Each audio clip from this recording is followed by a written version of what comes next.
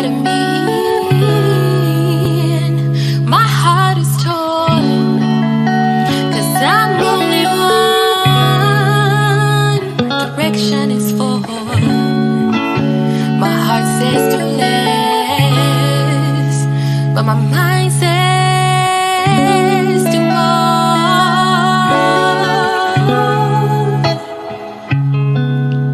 I pull up in the candy coated 60 Riviera notice.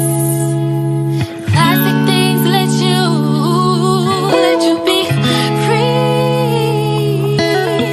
I wave like a gun that's loaded, the way to keep me hoping. Arrows always point back.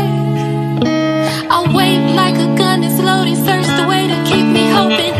Arrows always point back at me. So if I ever lose myself, I know the way to go. When the tears fall from my eyes, I follow the arrows. You can leave me in the dark, I know the way to go. And I follow the arrow. Follow the arrow.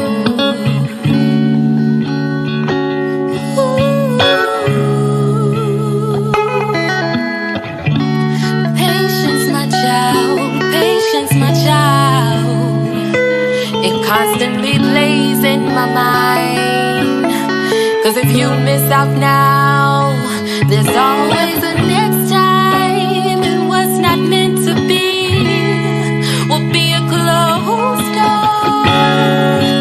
And my heart says to less, but rejection makes me do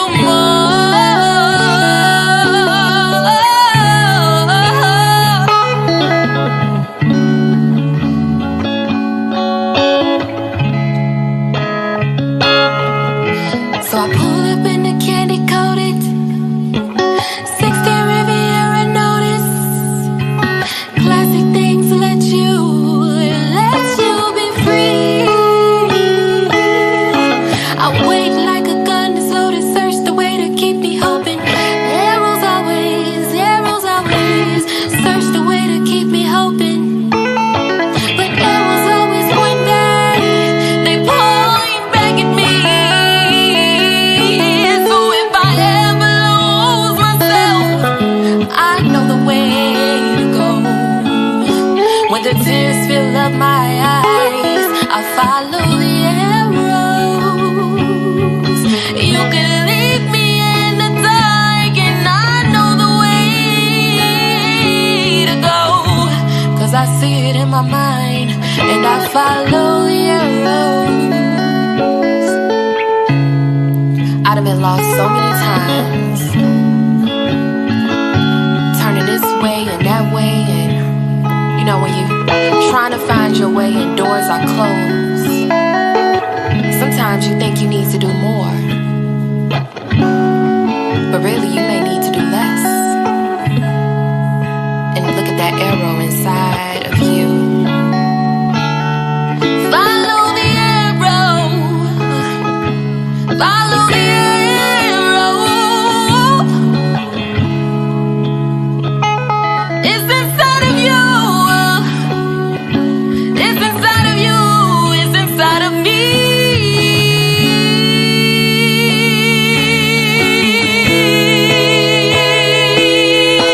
I pull up in the candy coated 60 Riviera notice. Classic things let you be free.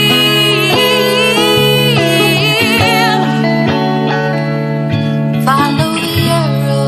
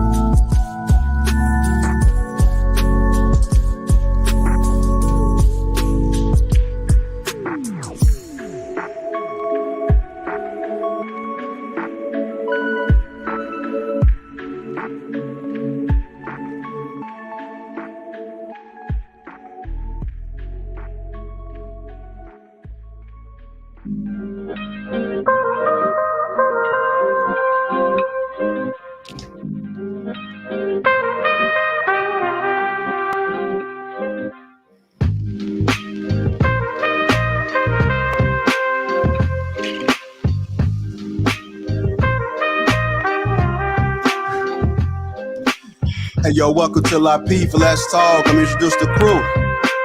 We got Rilla. We got Anton. We got Courtney. We got King. We got Kay. And me, myself, I'm Lapeef JR. Welcome to Lapeef. Let's talk. How y'all doing, family? How y'all doing? Hi, Dad. Everybody always quiet. Hi, everybody. Man. I'm trying to figure out what it is. Hey. All right, see Anton corporate thugging. Really got the black on. I see you, King. What's up? I see the ladies looking lovely. Thank Kay got a new dude. Thank you. What's going on, Kay? This is a dude that I've worn multiple times, JR. I don't know. Anton, you look handsome today. Thank you. I like what you got with the all. You look very handsome.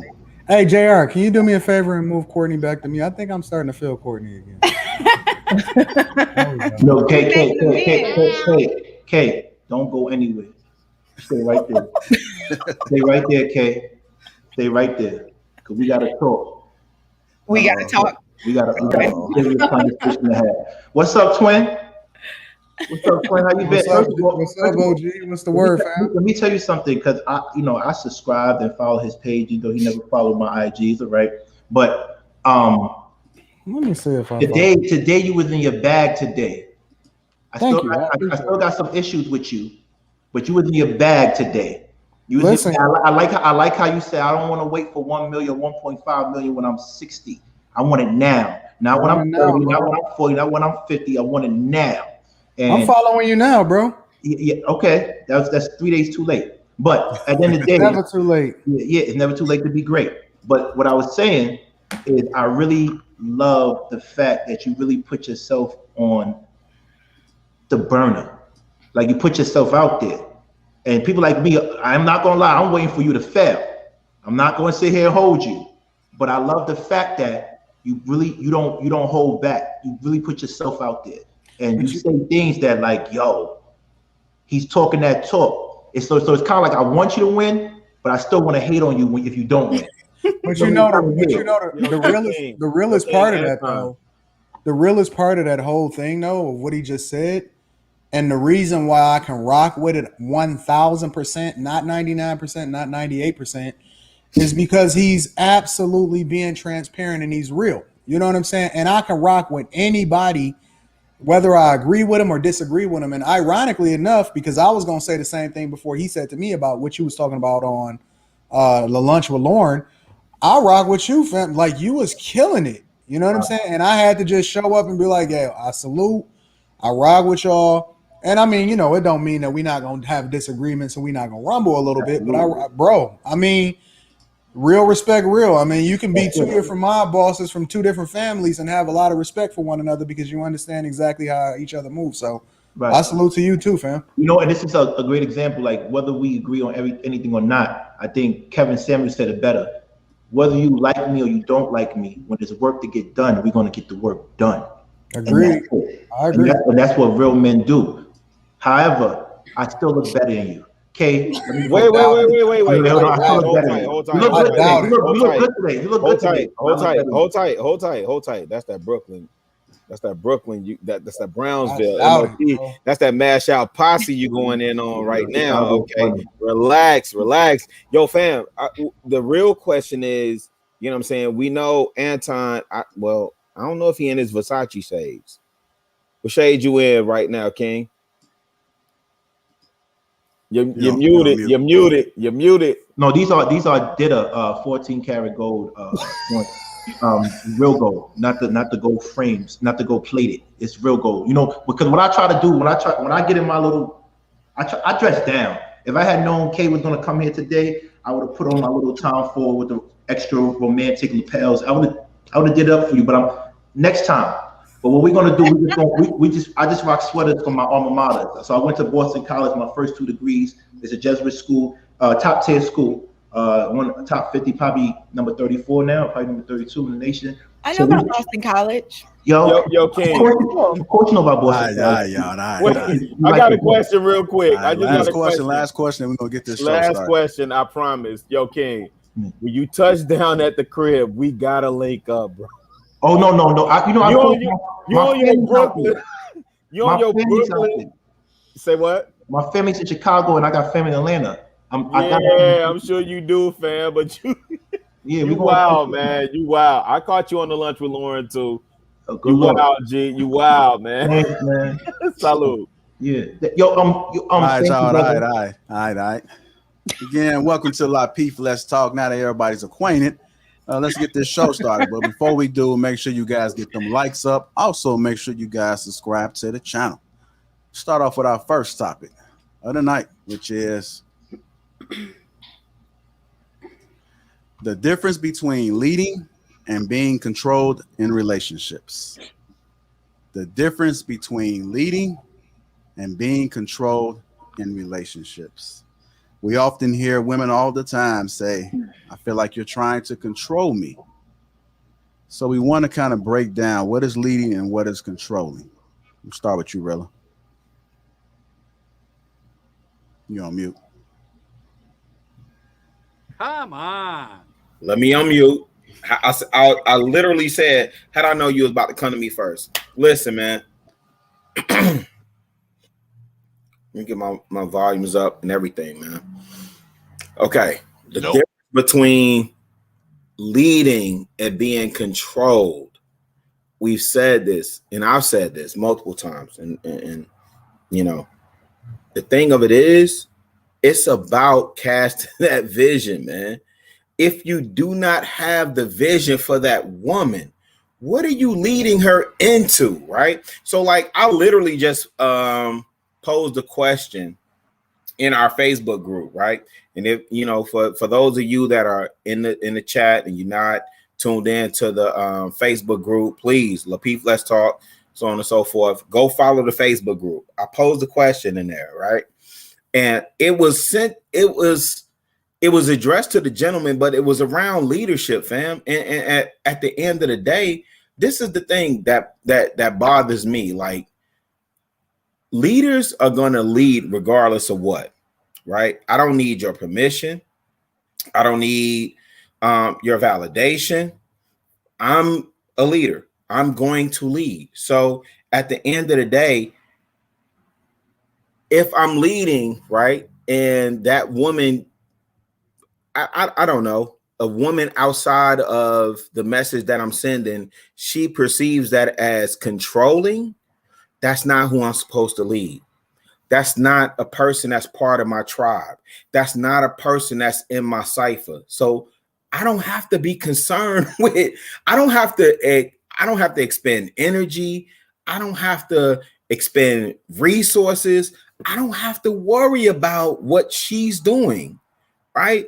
I just have to focus on my purpose and do what I'm supposed to do, which is lead. And to me, that's the difference. Like, women need to understand when a man is leading you, he's leading you in the best interest for yourself, the family, the community, the neighborhood, the nation, so on and so forth, right? And if you're under a jurisdiction where you feel like you're being controlled, then you make your adjustments, but understand that man is going to make adjustments as needed as well. Okay. King, the difference between leading and being controlled in relationships. You're on mute, brother. You're on mute. Yeah, here's what it is with me, and I'm going to be real honest with you.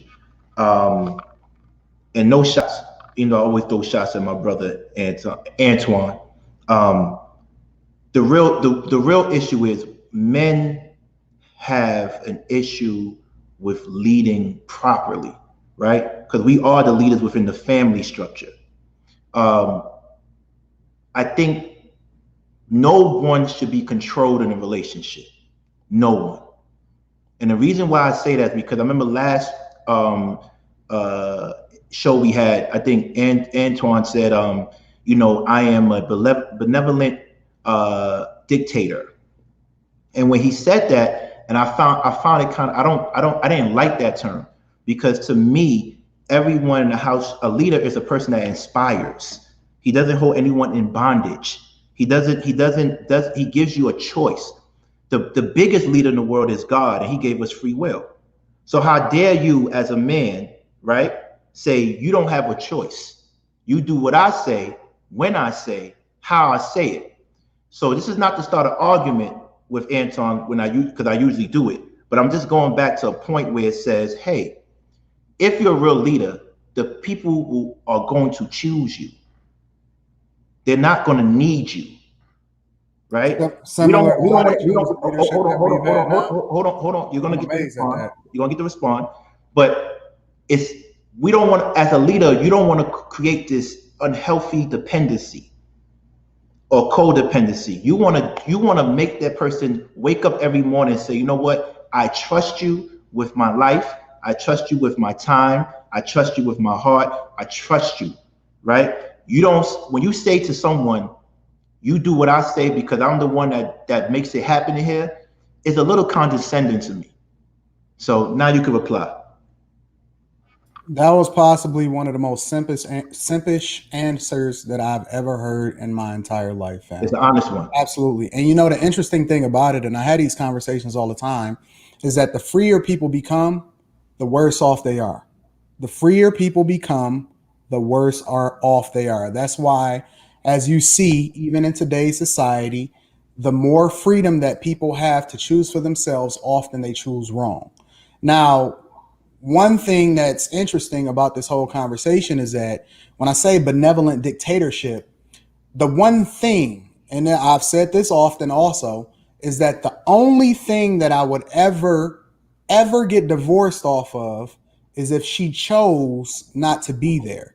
Now, the difference is that you're not ruling with an iron fist and that you're preventing people from coming and going as they please.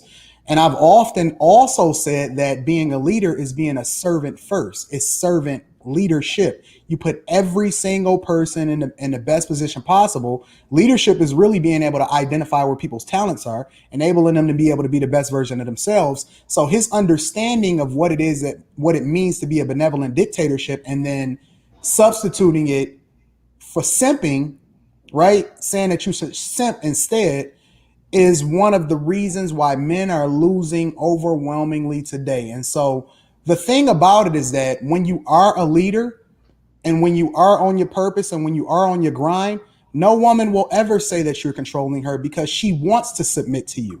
She's just looking for the right person to do so. And because you're not the man that you're supposed to be, often at times she labels it as controlling because you want to control a situation that you're not prepared to lead in. And that's the difference between leadership and controlling. I lead my people and they willingly submit to me because they understand that I'm putting them in the best position possible. But the other side of it is that you then become controlling when you're in a space where you're not the man you're supposed to be, but you still want people to submit to you. That's the difference. And that's why I'm a greatest leader of all time, especially when I identify myself as a benevolent dictatorship, because this is not a democracy. And you can't let people that don't even know what's best for themselves choose who their leader is going to be. We've seen this over and over time in times of the Bible. People went, soon as Moses went up on the mountaintop, people went and chose their own leaders. They start to figure out what it is that they want to do. And then they find themselves in the worst position possible. You can't let people that don't even know they right from they left choose who their leaders are going to be, because oftentimes they're going to choose the person that they feel good and not the person that's best for them. It's right. silly. No, right. So you're right. When people choose leaderships and they're not informed, they pick based on likability, who they like, and not if they're capable or not, right? But for me, I've been blessed. I've been blessed to lead other leaders. And every organization I was in, I was blessed to lead other leaders. See, anybody that's around me, they are also leaders. See, I don't surround myself with incompetent people where I could talk to them like that and say, hey, you don't know what you're doing, so you need to listen to me. That's not the people I want around me. If you want to surround yourself with idiots and followers and then call yourself King Kong, go ahead. But when I'm around the best. So when we make a decision together, but I'm the one to execute or lead the discussion to a better solution. Go ahead, Riley. You want to chime in?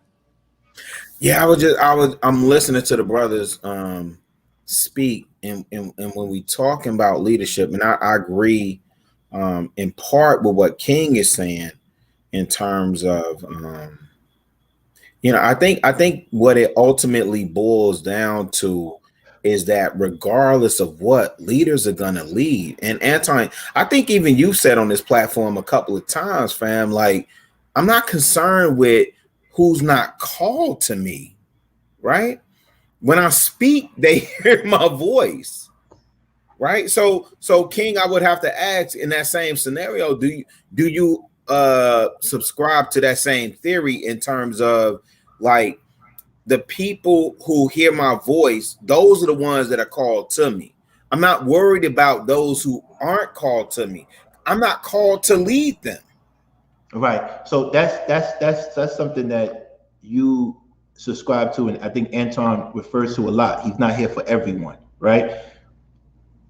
I'm a person where it's that my job is to put the message out there and understand that not everyone learns at the same time at the same speed. This is what's called grace. This is what's called being graceful as a leader, right? And then within a relationship, not every time I speak or say something, my wife or my girlfriend is gonna know where I'm coming from. It's up for me to be graceful. You could call it simping, but I call it grace, right? For someone that you love, right? I'm not dealing with someone that I'm not intimate with, right? I want to show respect to the person that I'm intimate with, within the confines of a relationship. So why would I just say it's my way or the highway? This is a partnership. This is what you're forgetting. But King, I gotta push back a little bit, man, because hey, real after you, I'm gonna get to the ladies, okay? Yeah, and I apologize. Like, I gotta push back a little bit because even when I've heard you speak on multiple platforms, you have talked about, what I'm saying, like, I'm out here. You know what I'm saying? Mm-hmm. Like, I'm out here and I'm in my Prince Akeem mode. You know what I'm saying? Coming to America mode. Like, I'm 41, no seeds. But I've been a benevolent dictator amongst many women. No, right? I never said that. I never said never dictate. I'm interpreting. Okay, I never said that. Okay, you could clarify, but right. I'm interpreting based on what I heard from you. Okay, right. I've been amongst many women. Right. Many women. Right. Yeah. Right. I mean, why? I hope so. Every single man does. I hope so.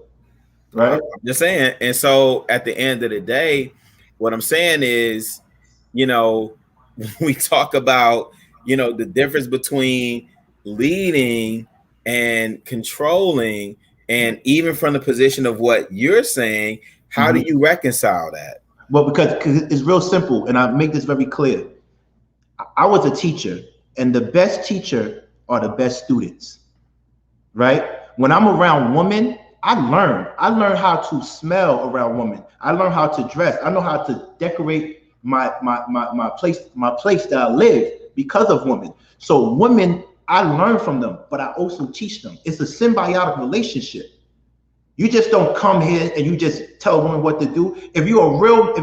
Most of the flyers dudes that get the chicks, they learn from a woman. You learn from a woman. Don't you have a mother? You learn from a woman. Right? But see, what happens is we as men, we get into our ego. We want to be Godzilla and King Kong. But the realest of the real, they know how to make a woman feel equal. So they know how to lead without controlling her. Is it going to kill you, Anton, to tell your wife, baby, would you mind please passing me some water? I'm a little bit thirsty. Instead of saying, yo, go and get me some fucking water. It's the same thing, but one is Who talks like that? No. I'm not saying you talk like that. I'm not saying you talk like that. I'm saying it's gentle though. It's tactful. It's graceful. So this whole controlling thing is not something that I rock with, because I'm really out here. All right. This is the biggest word salad ever, and he did not answer the question on what's the difference between being controlling. I just said that. I just said when you lead. The people that when you lead is to inspire the people that are looking up to you for guidance. When you're controlling, you're creating a dependency, and that's not healthy. I've been said that. What part you didn't hear? It's the worst answer ever, bro. Derek Jackson 2.0. Okay. The difference between leading and being controlled in relationships. You know, I actually agree fully with what King said. I think there's a huge difference between leaders and dictators, right? One inspires and one makes you just want to fall into whatever the plan is. You're down with what they're doing. It's easy. It's motivation. Not always easy, but it's motivating. They're showing you the way, right? Controlling is like telling you the way, leading with fear, antagonizing. It's just not, to me, the best or healthiest way to be in any type of dynamic with anyone. Like even with students, children, significant others, whoever, I think it's better to be that motivational, inspirational leader who shows grace, who shows understanding, who knows how to work together and collaborate, who values the people that follow them versus this ego-driven dictatorship controlling situation. So yeah, there's a huge difference between the two. One is comfy and one is like creepy. Okay. Let me respond to that real quick, JR, because no. Let's before you respond to that, I want you to understand. Hold on. Let's be clear. Let me respond to that really quickly, because the one thing that you'll often at times hear people do in order to try to validate their point is they create two extremes, right? They won't say something like, okay, well, the leader inspires, and then the other one may be a little bit more stern. They'll say, and he's crazy and all, like they'll use these crazy words in order to try to, not saying that they said that specifically, but they'll create a narrative to make it seem so extreme on the other side, when in reality, like for example, right? Because I'm a man of the cloth and I believe in the Bible wholeheartedly, there was a healthy level of both, of love and fear. You have to both help people to understand that there's going to be consequences, and even at times you gotta extract the bad apple and make an example out of them in order to illustrate to people that, hey, there is a healthy level of love, and as long as you do what you're supposed to do, it's going to be love, but it's bad on the other side of that fence. And if you've read the Bible, if anybody's read the Bible, there have been instances time and time again that highlight and showcase that God is both.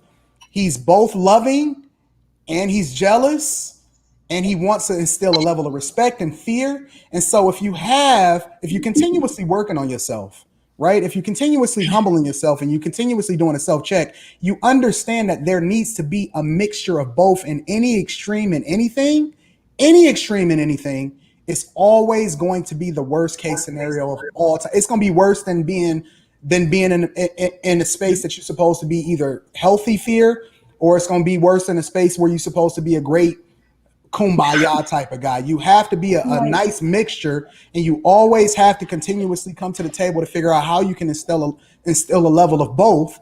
Because even in the Bible, it say the fear. Come on, man. Hold on before you guys respond. Just hold you guys' thoughts and let y'all respond. Let's go to Courtney first and get her opinion. Yeah, the difference between leading and being controlled in relationships, Courtney. Okay. Well, I want to say that too. And that's fear of God. I have to fear myself. Hold on, Courtney. Courtney. So if you could explain that fear. Your thoughts. You're breaking up. You're breaking up. Hold your thoughts.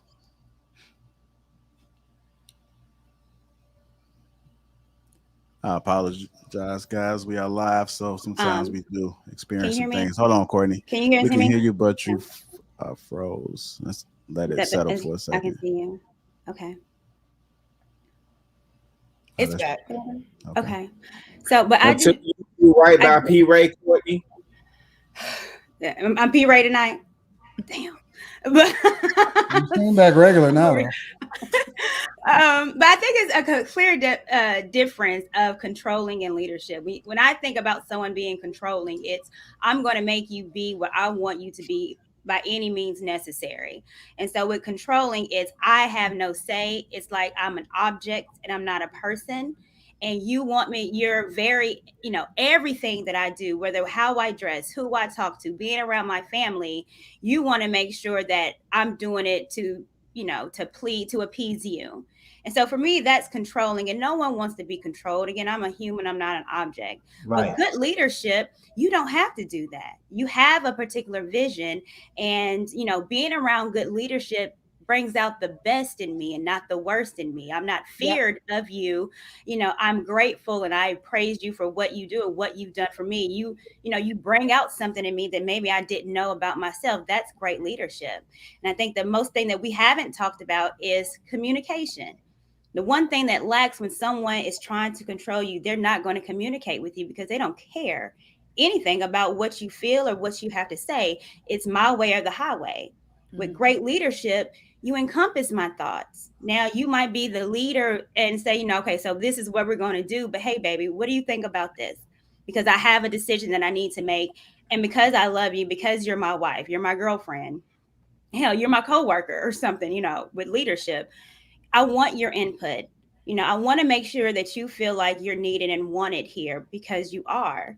And because you are a person. So I think the thing that we haven't talked about is communication. And communication is as important in any leadership. If you work and I did hotel management, what made me, or what I try to do to be a good communicator was, tell me what you guys think. What can I do better, as a manager? These are my expectations. Tell me, what do you expect of me? So you feel included. Well, Courtney, I'm glad you said that. I want to go back to my baby K, what she said. My baby K said, she said the key word about Anton. She said creepy. Very creepy. Because Anton's a great businessman. And he knows when you have employees or investors, they have to feel a sense of ownership in your vision or your company. You have to give them a sense of equity. Whether they really have it or not, they have to feel like they're going to work every day and they're building their own company, even though you might be getting all the profits. So for you to say that you want to have a dictatorship, that is completely crazy. Because as a great businessman that you are, that I know you are, you're saying that you don't really have a succession plan after you're gone, right? Because what happens is if you notice, I'm from Africa, right? We have a lot of coup d'etats. It's because dictators, they don't pass on the power. They try to keep the power as long as possible. And that's unhealthy. A real successful organization, nation, or partnership or relationship, the relationships are symbiotic, equally sharing. Sometimes you might be better in cooking, so you get to cook. I might be better in cleaning, so I get to clean. But it's not you tell me what to do, it's who does it the best. And that's the person that takes the lead for that particular department. But what you're saying is, I'm a creep, and I want to make sure that you fucking listen to me because I'm a creep. I'm not really a leader. I just want you to do what I'm saying because I'm a creep. King, so can I ask you something, King? Yeah, talk to me.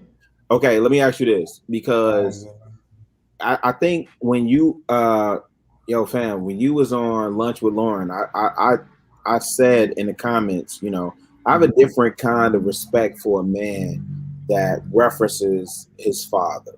Mm-hmm. And everything that you and Anton talk about, me and JR, we a different breed, right?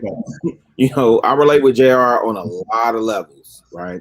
And even when we did King Talk and we had Larry on, I was like, dang, I found myself like, dang, that was something different that I didn't experience, right? Whatever, woo-de-woo.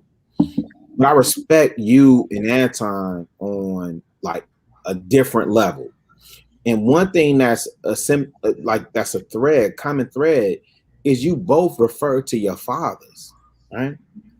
And so because Anton says, hey, my situation is benevolent dictatorship. And I assume that, because of the content that I've consumed from him, and I understand in part, what he said, which is before all of us, and Anton can correct me if I'm wrong, his father was a benevolent dictatorship.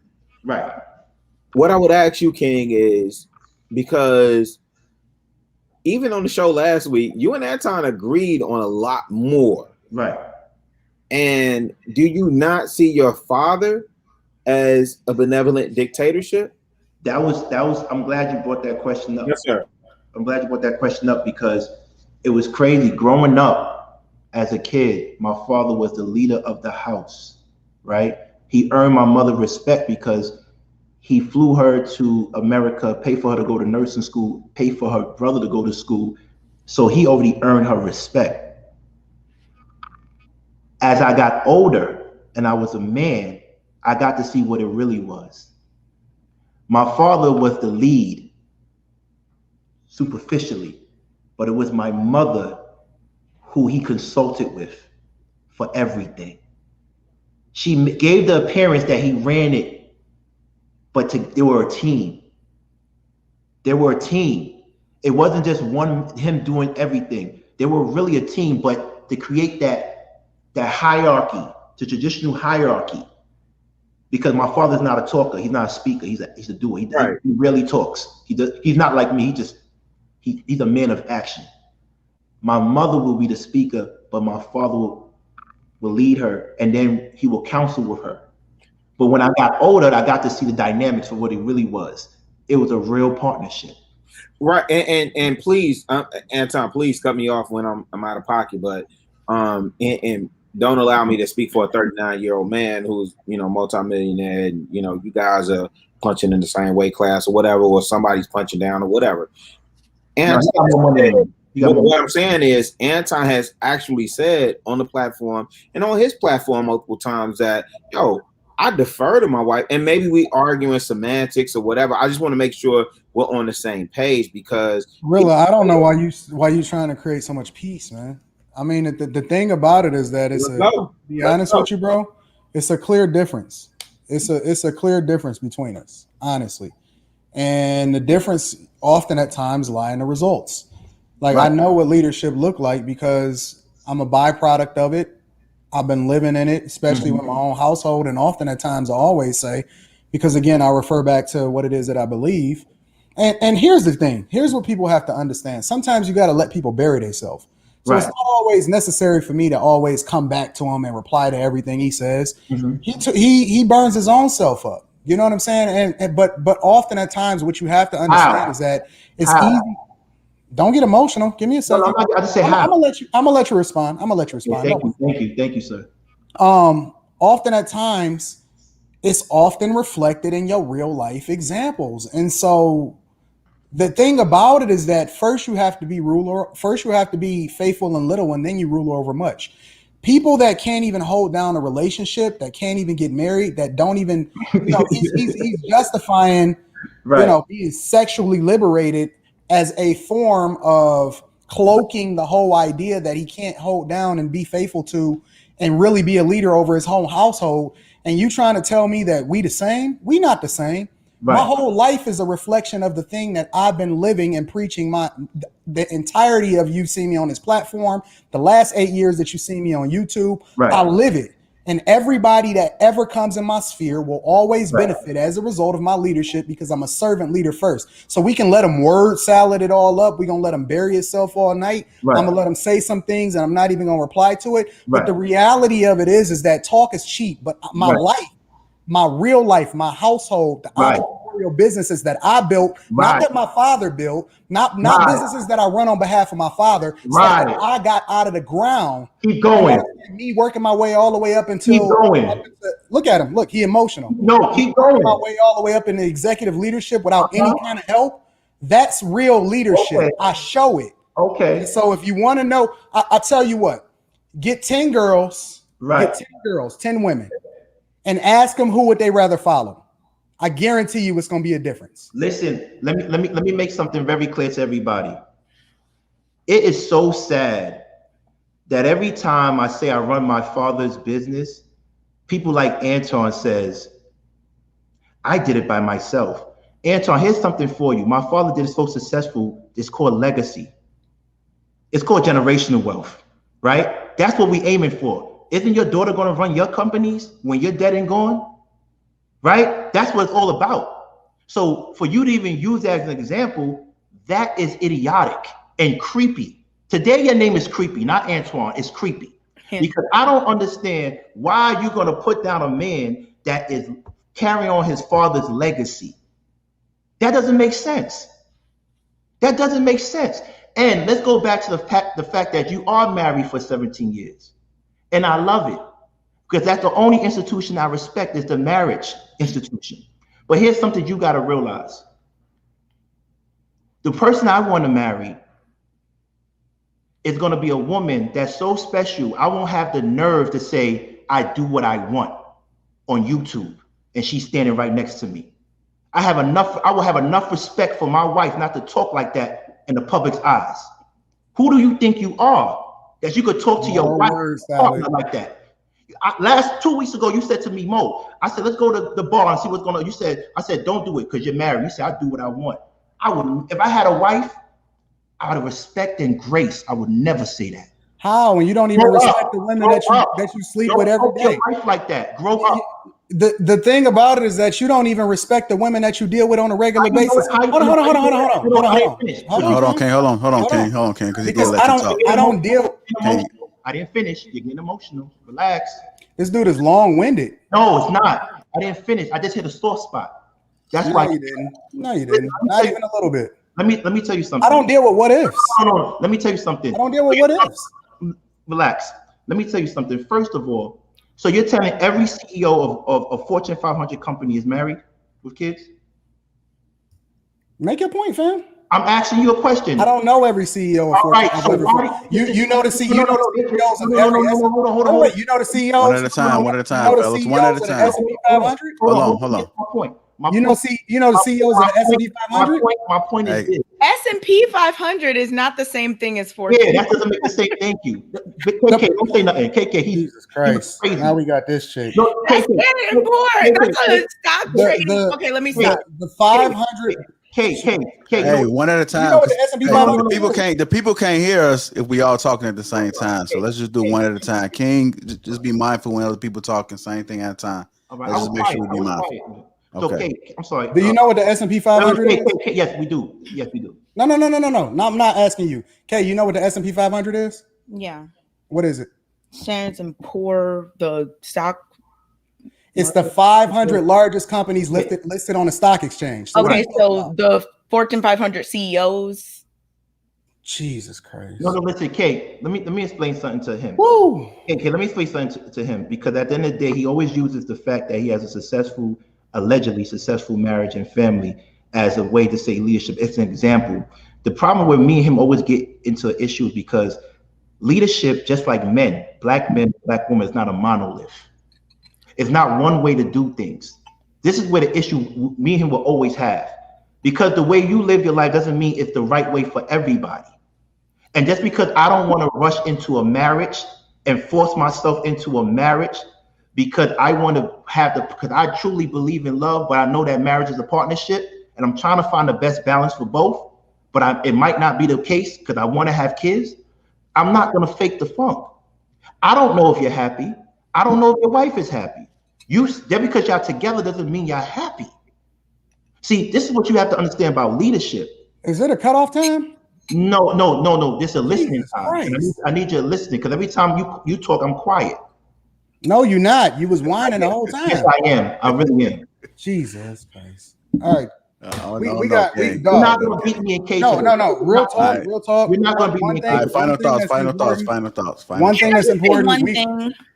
Go ahead, no, the one thing that you said is you don't even know what the S&P 500 is. So give me a second. This is men talking. Oh, shit. Okay, but after him, can I say one thing? Yeah, that's fine. Okay. We gonna have to figure out what the talking time is, because realistically, honestly, if he was actually saying something of substance, it would make sense. Like, we would be listening. He not teaching nobody nothing. The reality, look at you. Look, you just did it. You just said you didn't interrupt me. You do it all the time. But anyways, the point that I'm making is that his life, every aspect of his life, and he can sit here and he can do the little trolling. We know what trolling look like. We've seen that happen. I don't know if your wife is happy. Stop it, fam. Let's be clear. I'm the only person on YouTube that's actually letting his wife, and she could say whatever the piss she want to say. She's the only wife of any content creator on YouTube that's even participating on these platforms. I'm the most transparent dude that you've seen on YouTube, bar none. There is nobody more transparent than me. That's A. But B, we know what a troll look like. Just because he uses a bunch of word salad, but he doesn't qualify a statement. The real work comes from, and the real transparency comes from your life being a reflection of the thing that you advocate and preach. And so you can say anything you want, but the reality is that you have not been able to create anything where you've been able to demonstrate how leadership is supposed to work. But just because you use a bunch of word salad in order to try to illustrate your point does not mean that leadership is a thing that you are. I gotta say, why are you interrupting? Please, JR. What are you doing? Hold on, King. Hold on. What are you doing? Hold on, King. Please, I didn't say anything. Please, what are you doing? 24 karat glasses? Come on. All right, go ahead. Doing, go ahead, Kay. Go ahead. Okay, so first of all, Hold on, gentlemen. Go first ahead, of all, final thoughts.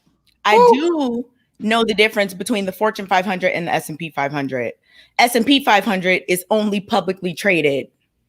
Fortune 500 is public and private. Google is free. Anyway, so what I was going to say was that Anton brought up earlier, like, two extremes, right? Which I get. Like, sometimes people do bring up extremes and be like, what if they do this? And then the other thing is like some thing way off in the distance. The question is about leading and being controlling. Being controlling in and of itself is an extreme. So that's why people were answering based on that. And Anton, come on. You should know S&P 500 is only for publicly traded companies. I'm glad you just looked that up. So I just explained that. I didn't look. You told me. I just told you specifically. You told me it was the 500 largest publicly traded companies. I just told you that. One at a time. You told me it was the same. Run the tape back. Yo, he's gonna get it tonight. You got me and Kay together. I'm already waiting. For tonight. I'm absolutely. We'll move on to the next. I am absolutely destroying you in every way, shape, and form. You just said they were the same. You know what the worst part about it is? You know what the worst part about it is? JR, you know what's crazy? Simmer down. You know what's crazy, JR? The crazy thing is that he always says you haven't displayed any form of leadership. One thing about me, I never tell people what I do or what I have. But when you ask me, like when he asked me about my glasses, then I go off. I don't tell people what I have and what I do. But when you ask me what I do, and I will go off. Matter of fact, do you get it? Hold on. Put my name on Google search, my full name. Anyways, like I was saying, the whole point is he tries to use himself as an example when he's trying to illustrate his points, and they fall flat because then I poke holes in that argument, and they don't stand up to nothing. They never stand up to anything. But the one thing about me is everything that you see is real, and that's why you waiting for me to fall. Every time that he come on this platform, JR, every single time he speak, even when he was on Lunch with Lauren, the first thing that he leads with is, I can't wait to figure out where your holes is. I can't wait till you to fall. I can't wait to find out if you got any illegitimate kids. He's waiting because I'm so motherfucking perfect in his face. I'm the most awesome dude that he's ever seen in his life. You are so perfect, but you just got S&P 500 versus. That's why he's broken, and that's why he's gonna continue to use word salad because he has nothing to stand on. All right, y'all. We gotta move on. We gotta move on. If you're just tuning in, welcome to Lapeef Let's Talk. K, I love you. Hey, hold on. Make sure you guys get them likes up. Also, make sure you guys subscribe to the channel. Yeah, you always know I got that bonus question to throw in. I got a couple of them tonight. So I'm bonus. You better get your wife in here because I got K. Get your wife in here. You're gonna need all the help. Is this WWE? Like, what's going on? You got K, I got me. Exactly, dictator. You're right. And I'm a rule with an iron fist. All right, so here it is. Being overly independent is a defense mechanism from constantly being let down. Being overly independent is a defense mechanism for constantly being let down. That was by Mark Lee Jr. Let's talk about that real quick. What do you guys thought? Start with you, Rilla. Yo, man. Hey, thank you for coming to me first, man. I appreciate it. I'm gonna tell when all that. Hey, I'm so glad to see you back, man. Where the roaches? You know where they are. They're in their little cages. Let it up. They're in their cages. They're healthy. They're happy. And Courtney's looking glorious. Salute. So listen, man, listen. Who got that background noise? Chi-Town. I'm in Roseland. I'm in a loud. You know what it is. Hey, you sound like an echo. Sound like you're in the. How's it sound now? Better now. Yeah, that's because them fire engine and police cars is going by, man. Dang, now I forgot the question. Being overly independent is a defense mechanism. Constantly being let down. Okay. Here's the crazy thing. This is one of the things that me and my boo thing talked about off rip. Again, you know, me and my girl, we've known each other since high school, but we weren't romantically involved in high school or anything like that. We both have lived our lives. She's lived her life, and she has been taught to be independent, right? And with me coming into her life, and you know, even as I have grown into manhood, so to speak, right? It's a difference for her to understand how to relinquish some of her independence and lean into interdependence. And I think that's, you know, I think what King kind of leans into, which I agree with, which I more align with, is interdependence. And I think what Anton says most times, he kind of favors interdependence. I know you're gonna say, like, I'm trying to bring peace. I'm not. I am trying to bring balance. I'll say that. I'm not trying to bring peace. I do bring balance because I see it from both sides. And what I do understand it to be is I respect what my woman brings into the situation in terms of, you know, she was independent before me. She could hold her own shit down. You know, she's a successful woman, very successful woman. You know what I'm saying? And don't need me for nothing, right? In terms of surviving or being able to make a living, you know, to the end of her days or whatever. That's what she chooses to do or whatever. But when you talk about pair bonding, fam, and when you talk about living in purpose and what we were created to do and what we're supposed to be doing, and this is what we're in right now, then yeah, when I come in and I establish structure and order and I introduce her to things, there are things I've been able to introduce her to that she ain't never known, man. She ain't never known and she ain't never experienced, and that's a beautiful thing. Real talk.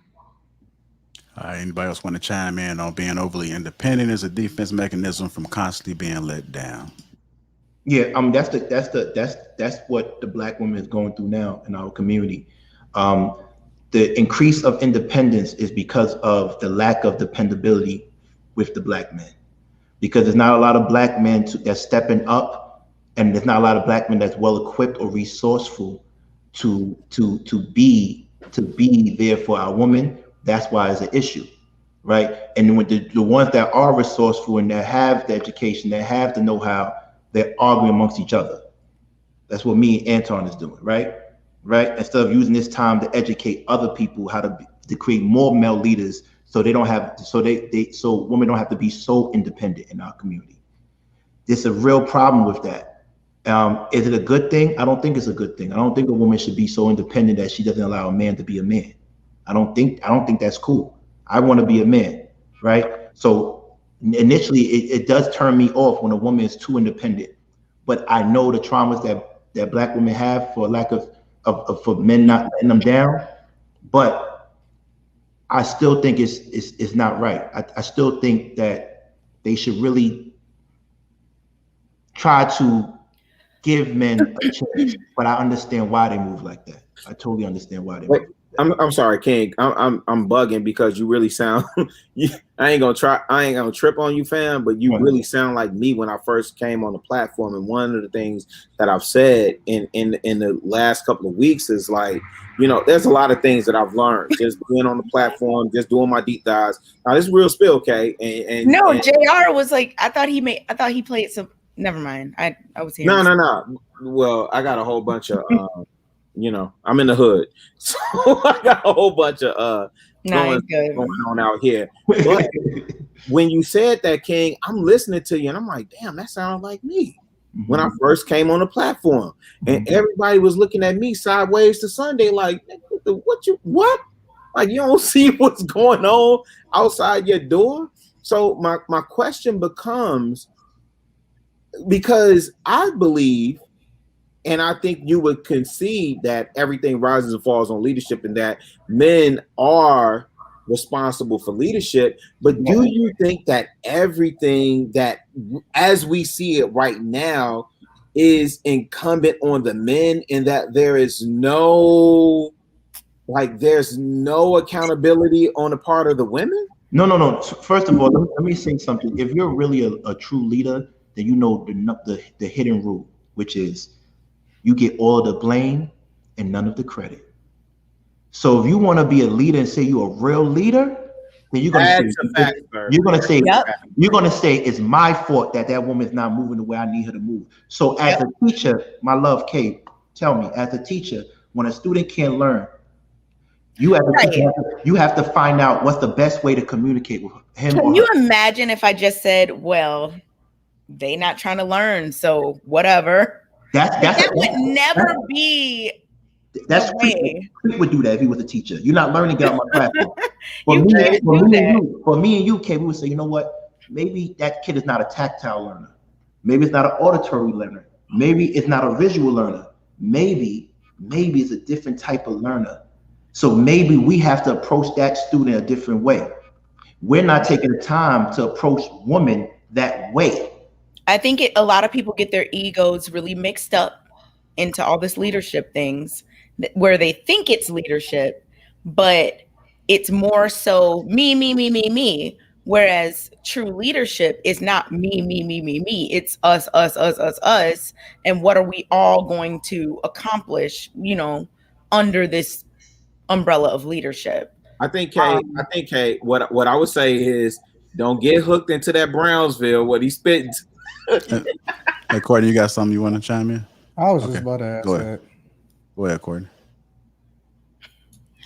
Yeah, I agree with the message as far as with independence is pretty much a defense mechanism, but it doesn't necessarily mean that because someone's been hurt so many times. I think majority of Black women is because we've learned how not to get hurt. So we had to be independent so we wouldn't get hurt. So that's what it is. So I've been doing a lot of reading. Shout out TJ, because she's been reading and doing some research with me. And so we looked at blackdemographics.com, because for me, it's always where was it that Black women felt like we had to be so independent? Because it just didn't happen out the blue. It had to be a reason, but no one is wanting to research and look at it. So when I looked at blackdemographics.com, they have an amazing chart. And the chart shows, we were all married, the 40s, 50s, the most marriage out of 80%, but then it declined. And it started declining around in, mid 80s to the 90s. The decline of marriage went absolutely down. But you know what went up? The incarceration of men. Black men, one out of three Black men were incarcerated. What that means, they were out of our home. Why were they out of our home? We never talk about the crack epidemic. Never. We never talk about how in the 80s it destroyed our families, took our Black men, made crack babies, and left mothers alone. Courtney, because if we talk about that, someone will say that we're victim Olympicizing, but or being victim. That's not a word. What it is. But we're in the victim Olympics. And I'm going to give accountability on both sides. So when the epidemic went up, men were getting incarcerated. 3 strikes you out, forever for a joint. Black women were left alone. So again, like me, that happened to me. I was born in the 80s. My dad left when I was 2 because the crack epidemic. So how I was raised was to be independent.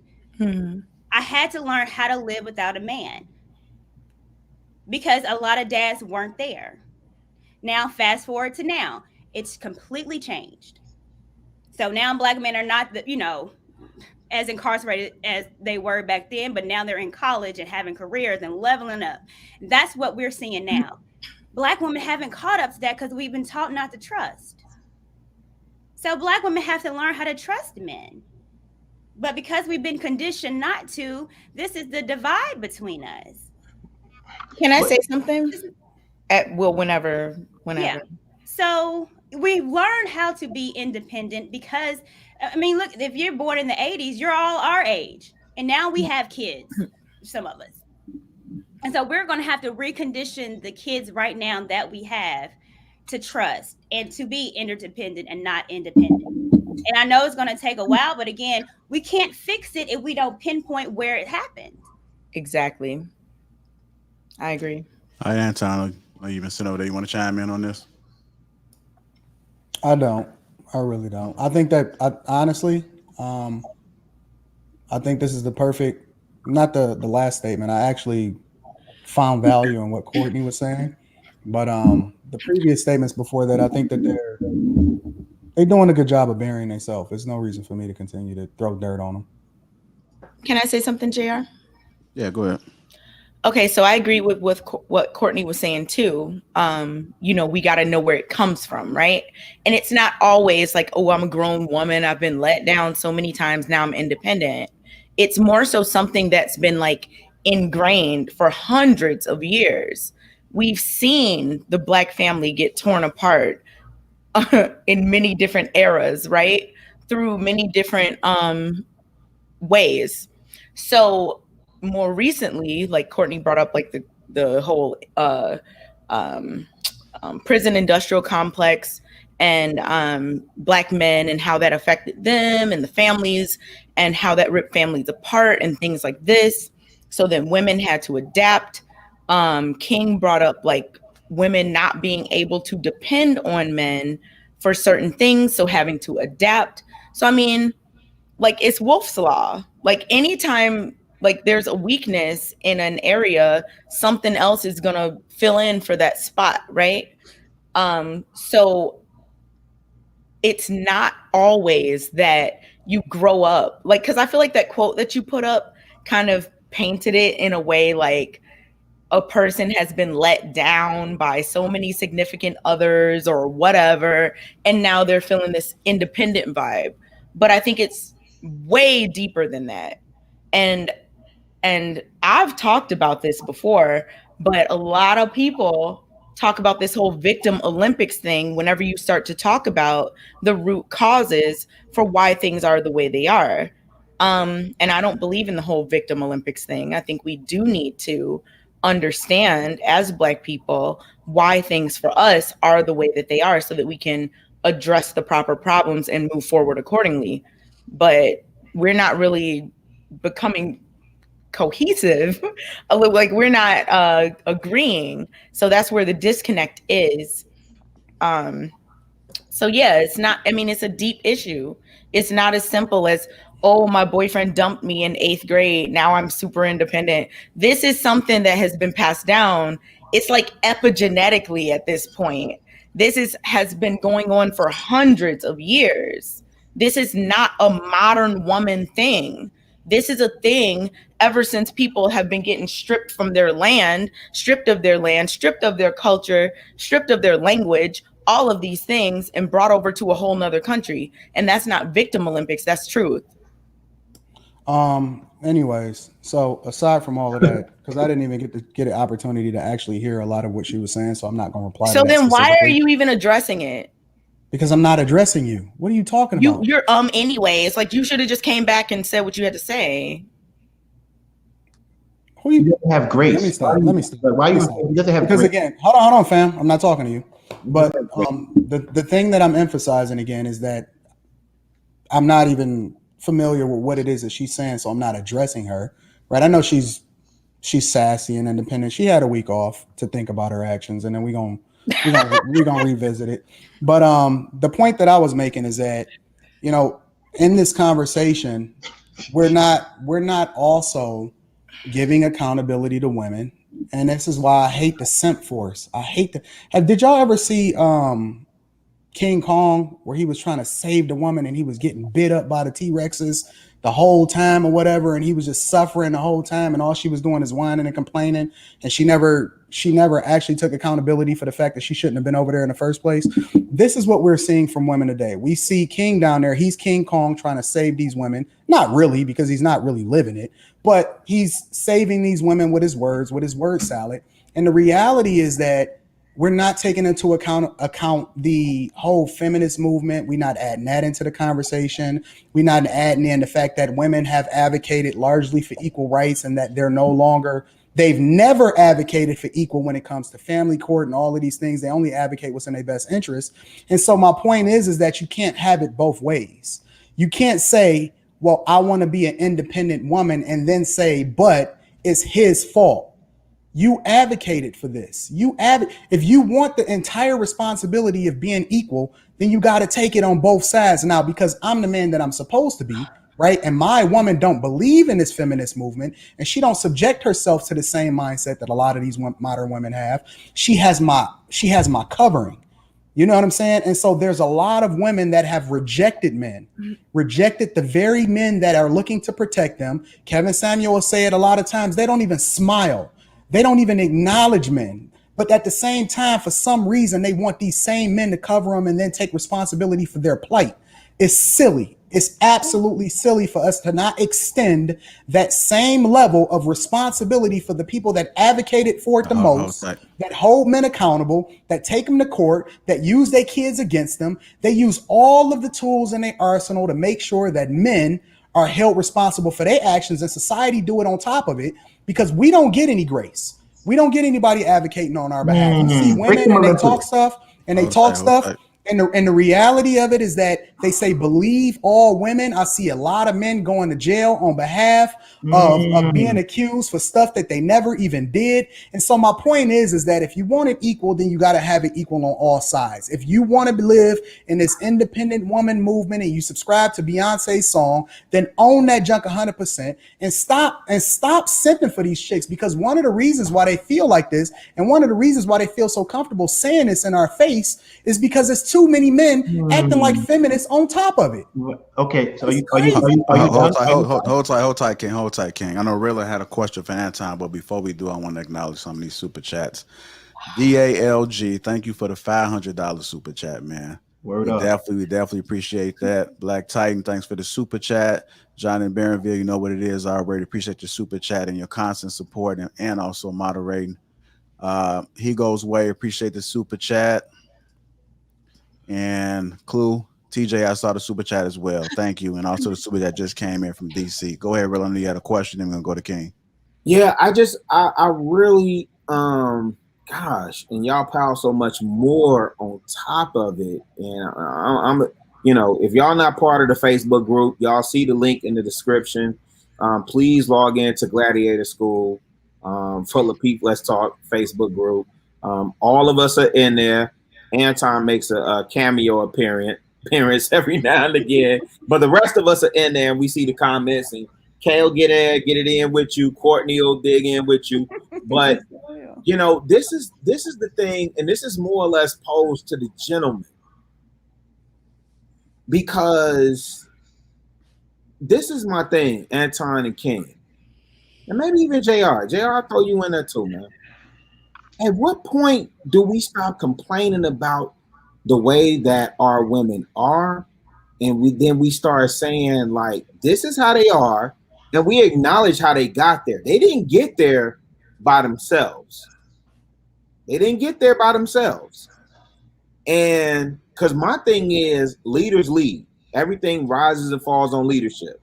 I am is it vociferous student? I don't know if that's the right way to use it. Okay, you can tell me if I'm wrong. But of John Maxwell, he is a thought leader on leadership. 21 Irrefutable Laws of Leadership, communication, and there's another book I got over there. But one of the things that he talks about and what I stand on, even in my everyday walk of life, and I tell y'all every day, I lead leaders for a living. I lead leaders, regardless of what y'all know me personally as, regardless of what y'all know my job title as personally, regardless of what y'all think I do personally. Y'all know I lead leaders for a living, right? And I know that everything rises and falls on leadership. So when everything is good, that's all on them. I give the credit to them, to the leaders in my building that I've cultivated, right, and developed, invested in. And so when we having these conversations around our women, and I've been the same. I ain't trying to be funny. I've been the same since I got on this platform in February, maybe March, whatever, woo. But I've been the same. And so now the question becomes, when do we get to the actionable items, and when do we stop pointing at like the women and acknowledge? And Anton, I know you do this. I do know that you do talk to the young bloods, you do talk to the brothers, but some of these conversations ain't even around the young bloods that we trying to reach. Some of the conversations, especially the ones that are in our Facebook group, are around the cats that should know better. So at what point? You know what the solution is, really? I'm gonna tell me. Well, I know exactly what you finna say, but go ahead. I know what you finna say. The solution is to continue to win on a men's level. Feminism has created an environment where men realize, where women start to show themselves as vulnerable, and they no longer are subjecting themselves to these type of women. And so what's happening is men are starting to level up, and they realize the more that they level up, the better choices that they have. They're no longer, once men woke up, because feminism has opened this whole floodgate up into men realizing that they no longer have to be subjected to what their options appear to be, but it's more or less, as you continue to level up and become the best version of yourself, you create more options for yourself. And they're getting away from being subjected to the environment that women are saying you have to be subjected to. And so the solution is for men to continue to win, level up, become the best version of yourself. And it's going to be a lot of these women that just get left behind, and you got to start all over. Some of them are going to recover. Some of them are going to get married. Some of them are going to become a part of a household if they can catch on to the wave soon enough. But we are starting to see every single day, a lot of these women are dying alone, and they living in these houses alone, and it ain't no solution for them. You got to start all over with the kids, and the men got to continue to lead and level up. All of this extra junk, we're not having no. But answer, I mean, Rilla, so I want to answer your question, because he just regurgitated what my frat brother Kevin Samuels says. That's what he's doing. Kevin Samuels, and I love Kevin Samuels, right? And I watched the interview with you guys and Kevin Samuels, and I watched it by himself, and he always says what Anton says, but he says one thing too. It's going to take a group of women to stand up for the real men. He says that. Mm-hmm. See, here's the problem. Is he does, and I can show you the clip too. It's going to take a group of women that understand the traditional ways of being for other women to change, to defend the men that's leading the way. He says that. This is a fact. So here's my thing. Anton is right. There's documentation that there were CIA ops within the feminist movement to destroy the black family. He's 100% right. He's 100% right in saying that it's easier to build a child than to repair a broken man, which is a quote everybody knows already, right? This is what I'm saying. People regurgitate information, and it makes me realize how elementary you really are. Because you're regurgitating information, you're not applying it. It's called wisdom, right? We need women to help us come up with a solution. We need women to help. We need everybody to come in and work together. No one should be feeling this false sense of independence that you don't need anybody else. Because when you think like that, you are the antithesis of the word community. When you think you can do everything by yourself, you think you are the opposite of what community means. Interestingly enough, the main way, and he don't even understand, the main way that you build up a strong community is by building up your own household first. He don't even know what that means because he don't have any kind of leadership in the household. The main way in which you build up a community is you first take accountability for yourself, and you take a household, and you take control of your household first. Okay. Facts. The other part of that equation is real men don't need women in a conversation amongst men in order to be successful. Men largely is men. I didn't say you did. Don't get emotional.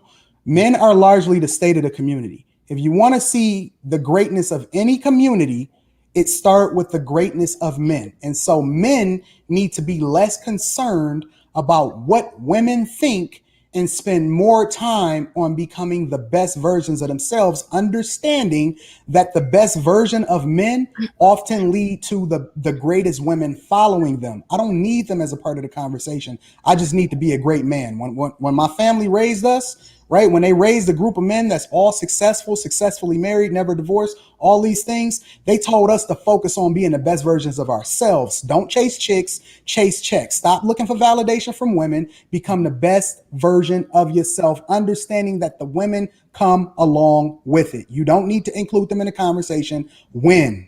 And then everything else falls into place. You know what is so crazy? Because if you listen, I'm sorry. Okay, this is the last one, King. You know what's crazy? If you heard everything that he regurgitated from what he heard from others, at the end he said, "Don't chase checks.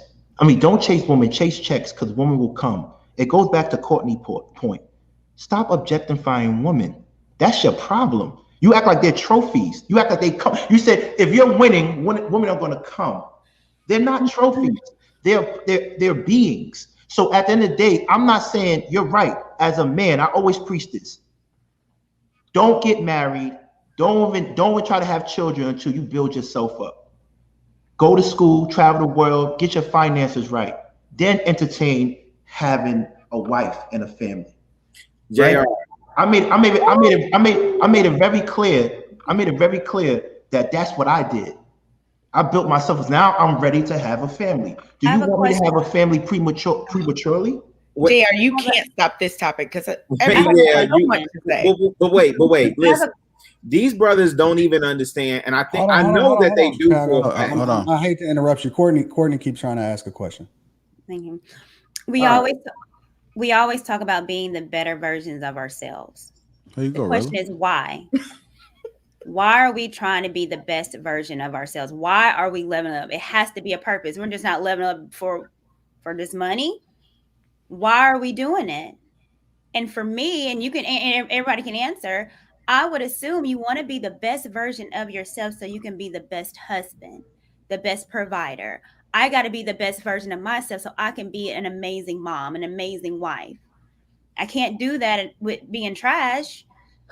So it has to be a purpose. Why are we leveling up? Everything level up. Okay, but why? And for me, it's so you can have the best family. And that's mama and daddy. So why? Who are you asking a question to? Anybody. I think it's Kay. Kay, it's your turn. Man, I got so much. So I'm going to try to keep it short because, man, it was all over the place. So first, I think that a lot of us get caught up. And it's funny that it's really easily recognizable when it's feminism. People will be like, oh, that's the white woman's thing, whatever.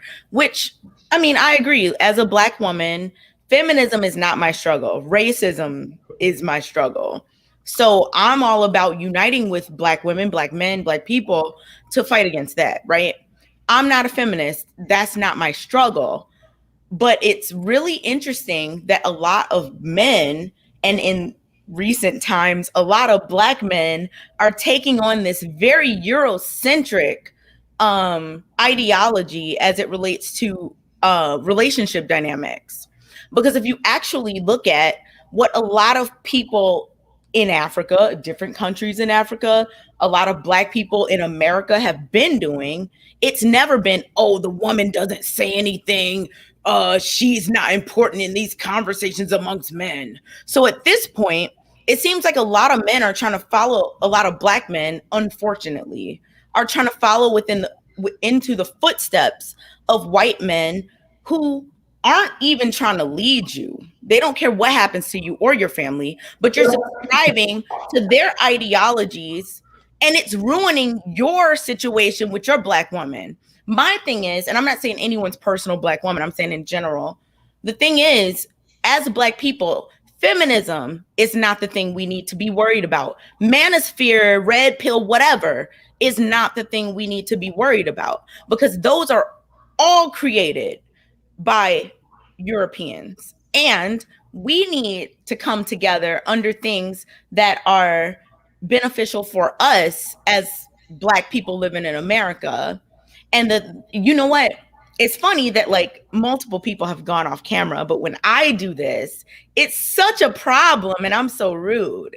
But I'm gonna keep talking. I think that it's a problem that Black people so easily fall into these things that white people put out for themselves.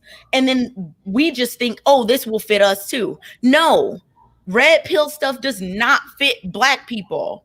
No, that is Eurocentric ideologies of whatever. That's them. Maybe it works for them, not us. As Black people, we need to be working together. As Black people, both people in a relationship, you know, whatever genders they are, need to be trying to be the best they can, build up the most that they can for the future. Think about 10 years from now, 50 years from now, 100 years from now. We can't get caught up in this, well, my family is good and it's right now. We got to get past that. We got to get to the point where we are working actively towards building something for after we're gone. And all of this trying to follow in the footsteps of white women for feminism, follow in the footsteps of white men for the manosphere and the red pill. I'm sorry, but that's not it. Well, you know what's funny, Kay? And I'm glad you said that. And I think you and Courtney, and I'm all about men stepping up and leading the way. Yeah.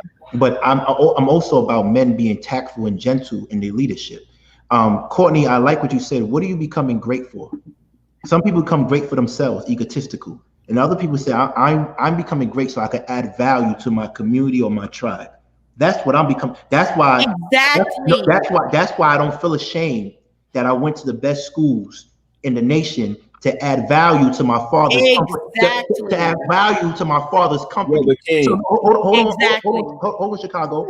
To add value to my father's company, to add value to my last name, to add value to Brooklyn.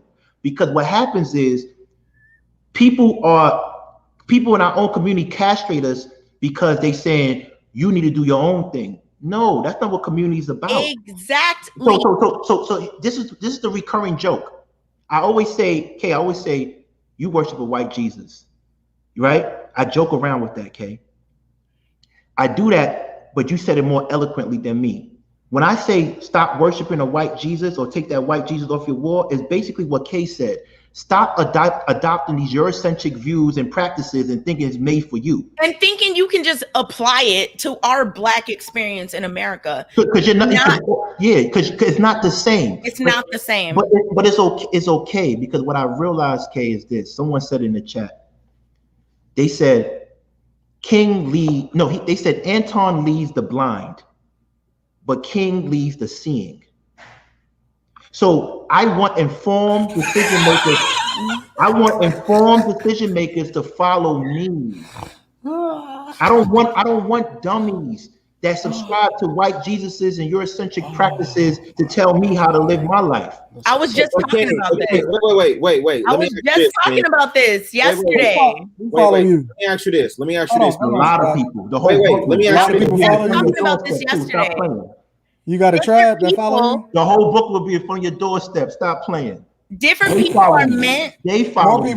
More people in Brooklyn follow me than follow you. Different people are meant for different things. I got more rule in your city than you do. You are lying.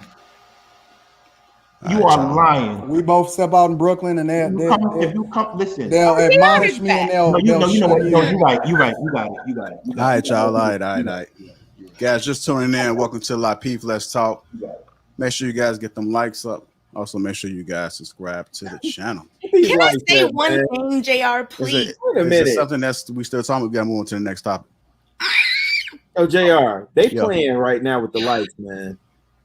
Oh, they playing with the likes?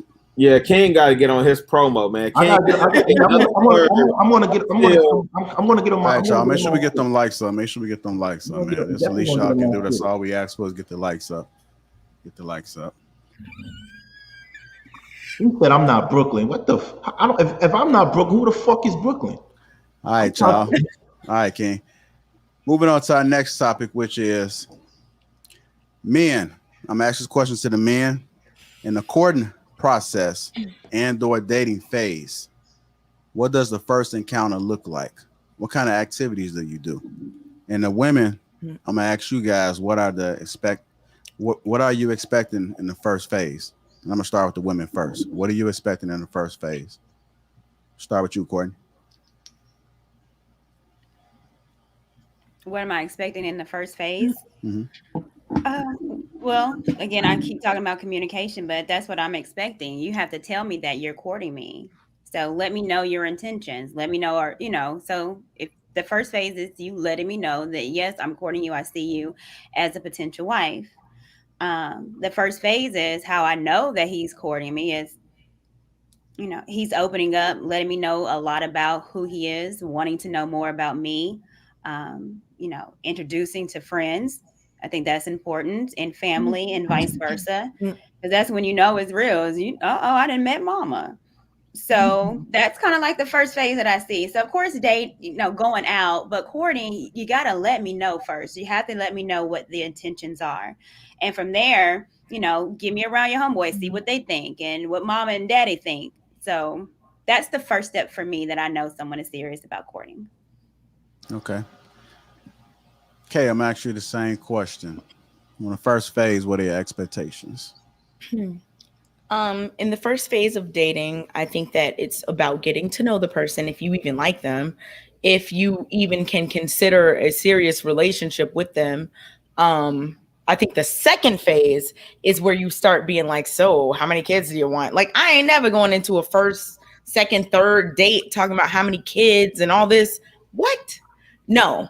The first phase is just getting to know each other, seeing if you vibe in terms of certain things, seeing if you're like basic, the word has escaped me, but your basic things that you believe in, I guess, are in common, that you like their personality, that they like yours, that y'all's quirks are kind of like, tolerable for each other. I mean, I think the first phase is very lighthearted, very much just fun, getting to know each other, seeing what's going on. After that, if that works out, then you start being like, so I'm trying to meet your friends and your mom and your daddy. When you trying to get married, like, you can ask all that stuff later, but I would never in the first phase of dating start doing all that. Well, that's a difference between dating and courting, though. And really, at my age, you ain't got time I don't have time to play. Okay. Yeah, I mean, what's your name? Good. What you want? What you trying to do? Courtney be like, hey, I like you. So when you trying to get married? No. Because I'm free next weekend. Right. Yeah. Courtney hitting him with the fleece. She said I like you and I want you. Do it the easy way. We can do this the easy way or the hard way. Now, Courtney, you said I'm free next weekend. Free next weekend, baby. Right. Okay, courthouse is open. All right, King, I'm gonna ask you the question. In the courting process and/or dating phase, what does the first encounter look like? Well, like I said, there is a big distinction between dating and courting. Dating is for the two individuals to get to know each other on an organic level, whether they like each other and want to move forward. But when you bring in this word called courting, you're talking about vetting, to hold court, to put in place of people in your life that you value. So courting deals with the integration or the possible integration of a couple or a person into your family and their values. So it takes time. If your family is the church, is the community, if it's the core unit of your family, that's what courting is for, to introduce them to your family and the people that you love in your community. And that takes a lot of time. But as for in the beginning, like I think Kay said, you have to find out, do you have the ability to mesh with that person organically? And then you can move on to what Courtney is talking about, to introduce them into your community of loved ones. But Courtney is right. At a certain age, you don't have the luxury to be playing with the dating as long as you want to at a certain age, right? If you want kids or you want to, pass on family values and legacy, whatever. So it becomes a little bit more transactional. You ask these questions and it might seem uncomfortable. It might be uncomfortable, but that's something you might have to deal with when you're dealing with someone at a certain age or has certain trajectory in a personal life. But I do believe that courting is a vetting process. For me, I have to be into you personally, organically, for me to introduce you to my family. If I'm not into you, I can't introduce you. And like I always make it clear, love and marriage is in my book too. Love and marriage are not synonymous, but they can coexist, but they're not contingent on each other. So I could love you, but I won't court you to marry you, because that's a business partnership and it has to be advantageous to my last name. So that's just me. Okay. I like that. I know you like that, Courtney. In a courting process and or a dating phase, what does that first encounter look like? It's a lot of word salad that I'm seeing on this platform tonight. It's a lot of tiptoeing around it. It's a lot of scenarios and what ifs and really real life hypotheticals that I see being spilled onto the platform tonight. But it don't really mean nothing. These people, most of these people that's talking, specifically King, he don't even know how to find a wife. If she was standing right in front of him, with a sign that said, "I'm a wife," I'm pretty sure he wouldn't even be able to read the bottom of that sign, the wife part, with his Columbia degree, bro. I'm just gonna be real, bro. I don't believe in dating. I don't believe in that at all.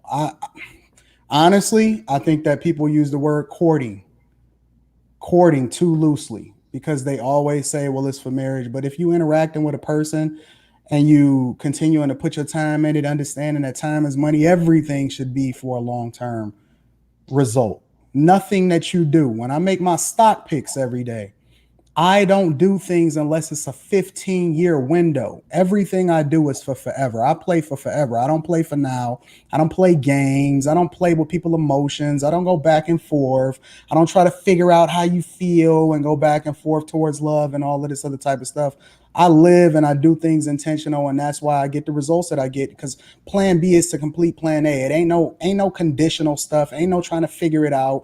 Ain't no first step. It's the step is to align yourself with people that's going in the direction that you're going in, and then you'll naturally be able to understand who's who, what's what they doing, what their mentality is, what their ethics are, what their principles are, whether or not you guys align as far as your spirituality or whatever. You align yourself with the people that's going in the direction that you're going, so you don't waste your time trying to put on a front in order to try to impress people that don't even care about you, and they just trying to get one thing out of you in the first place. People that's serious about marriage, people that's planning for forever, they don't sit here and date. They're not on dating apps. They're not trying to meet people at the bar. They don't do that. They're actually intentional with the people that they align themselves with. And so it's really 0 to 100. I was able to identify exactly who my wife was within 6 months of meeting her in high school. And you telling me these grown folks that got better sense and more insight because they have more lived experience can't figure out whether or not they want to rock with somebody long term, and they sitting here and playing these games back and forth trying to figure out whether or not they want to rock with them because of my last name? And that's bull crap. Any real man, as he keeps saying, men do this and men do that, but ain't actually a reflection of it.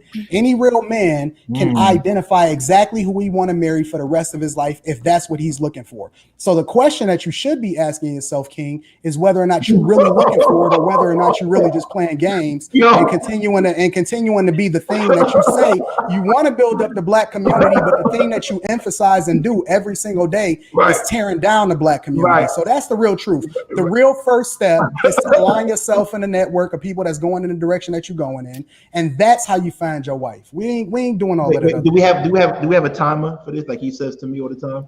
Do we have a timer for that? Listen. So I want to respond to that because I know Chicago got to go, but let me respond to that.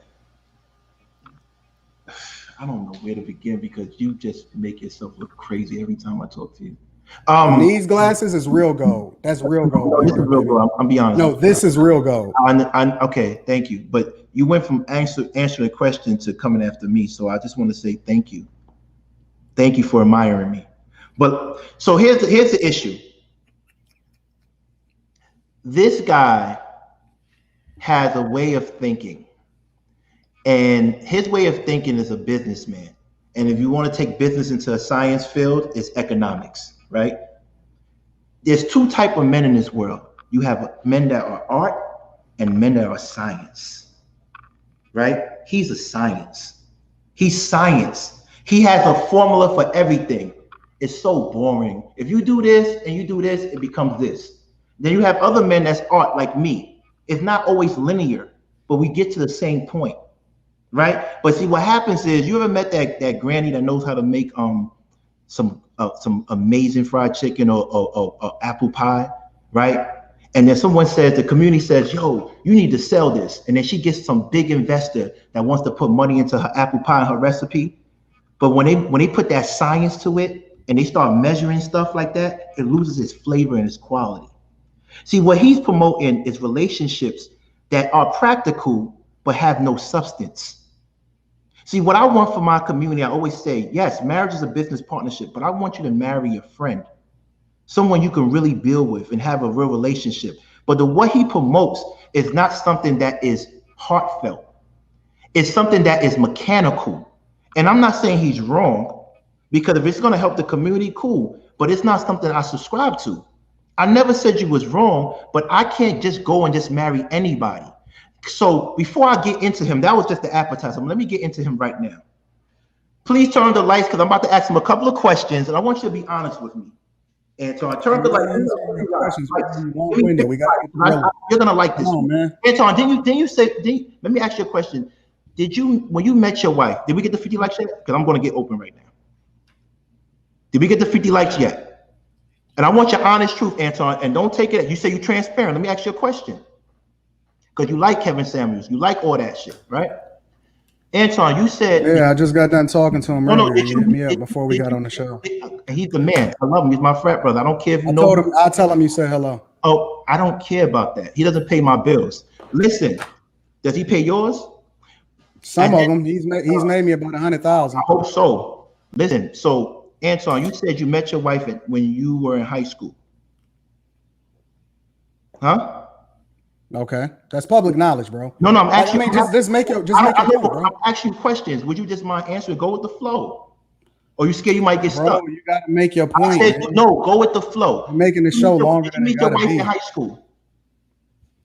Did you not say she was pregnant? She had a baby? What the fuck is this nigga talking? No, but let me ask you a question. What are you talking about, bro? I'm asking you a question. Is it yes or no? No. No. So, okay, my question is, you met your wife in high school at 19 years old. And I always he's been in high school for about 6 or 7 years. 18 years old, 19, same thing. If you met I was like 13, 14, fam. But come on. Come on, man. You met your wife in high school. I thought graduation. I'm sorry. I didn't think it was like that. So 13, 14, you met your wife 13, 14. You had a vision. You saw a woman that you wanted at that age. A lot of men are not at that level to pick a woman like that at that age, right? So this is what I keep on saying to you. You continue to compare people to your way of living. And comparison is a thief of all joy. I'm not here to live up to your level. I'm here to live my life. Oh, that was your hammer? What? That was what we turned the lights on? No. You're not letting me finish though. See, you cutting me off. Why would you cut me off? I don't get it. You said you was about to turn the lights up. We need 50 lights. Let me lead to it, but you're not letting me go. You interrupting me. I'm sorry. No, it's all right. At the end of the day, you met your wife at that age. You met your wife at that age, and she was a young woman, and you were a young man, and you thought that, listen, how many men can actually identify their wife at the age of 13 and 14? How many men are able to identify their wife at the age in their 20s? A lot of men are not capable of doing stuff like that. Did you hear what I just said after I said that though? I said, considering that I was able to identify that and successfully get married, how can a grown man not be able to make a more informed decision? You're not letting me finish. And this is you talking a long time. I'm waiting for the hammer to drop on me. You're not letting me finish. That's your problem. All right, come on, can you drop that hammer? So at the end of the day, my point is, Anton, you have to understand that when you become so egotistical and judgmental, you leave no room for growth and evolution in other men and other women. Not everybody learns and moves at your speed, and you're being critical. And that comes from a place that comes from a very selfish, egotistical place. And people like you get humbled in life. Because once again, you could be married for 17 years, but no one knows if you or her are happy.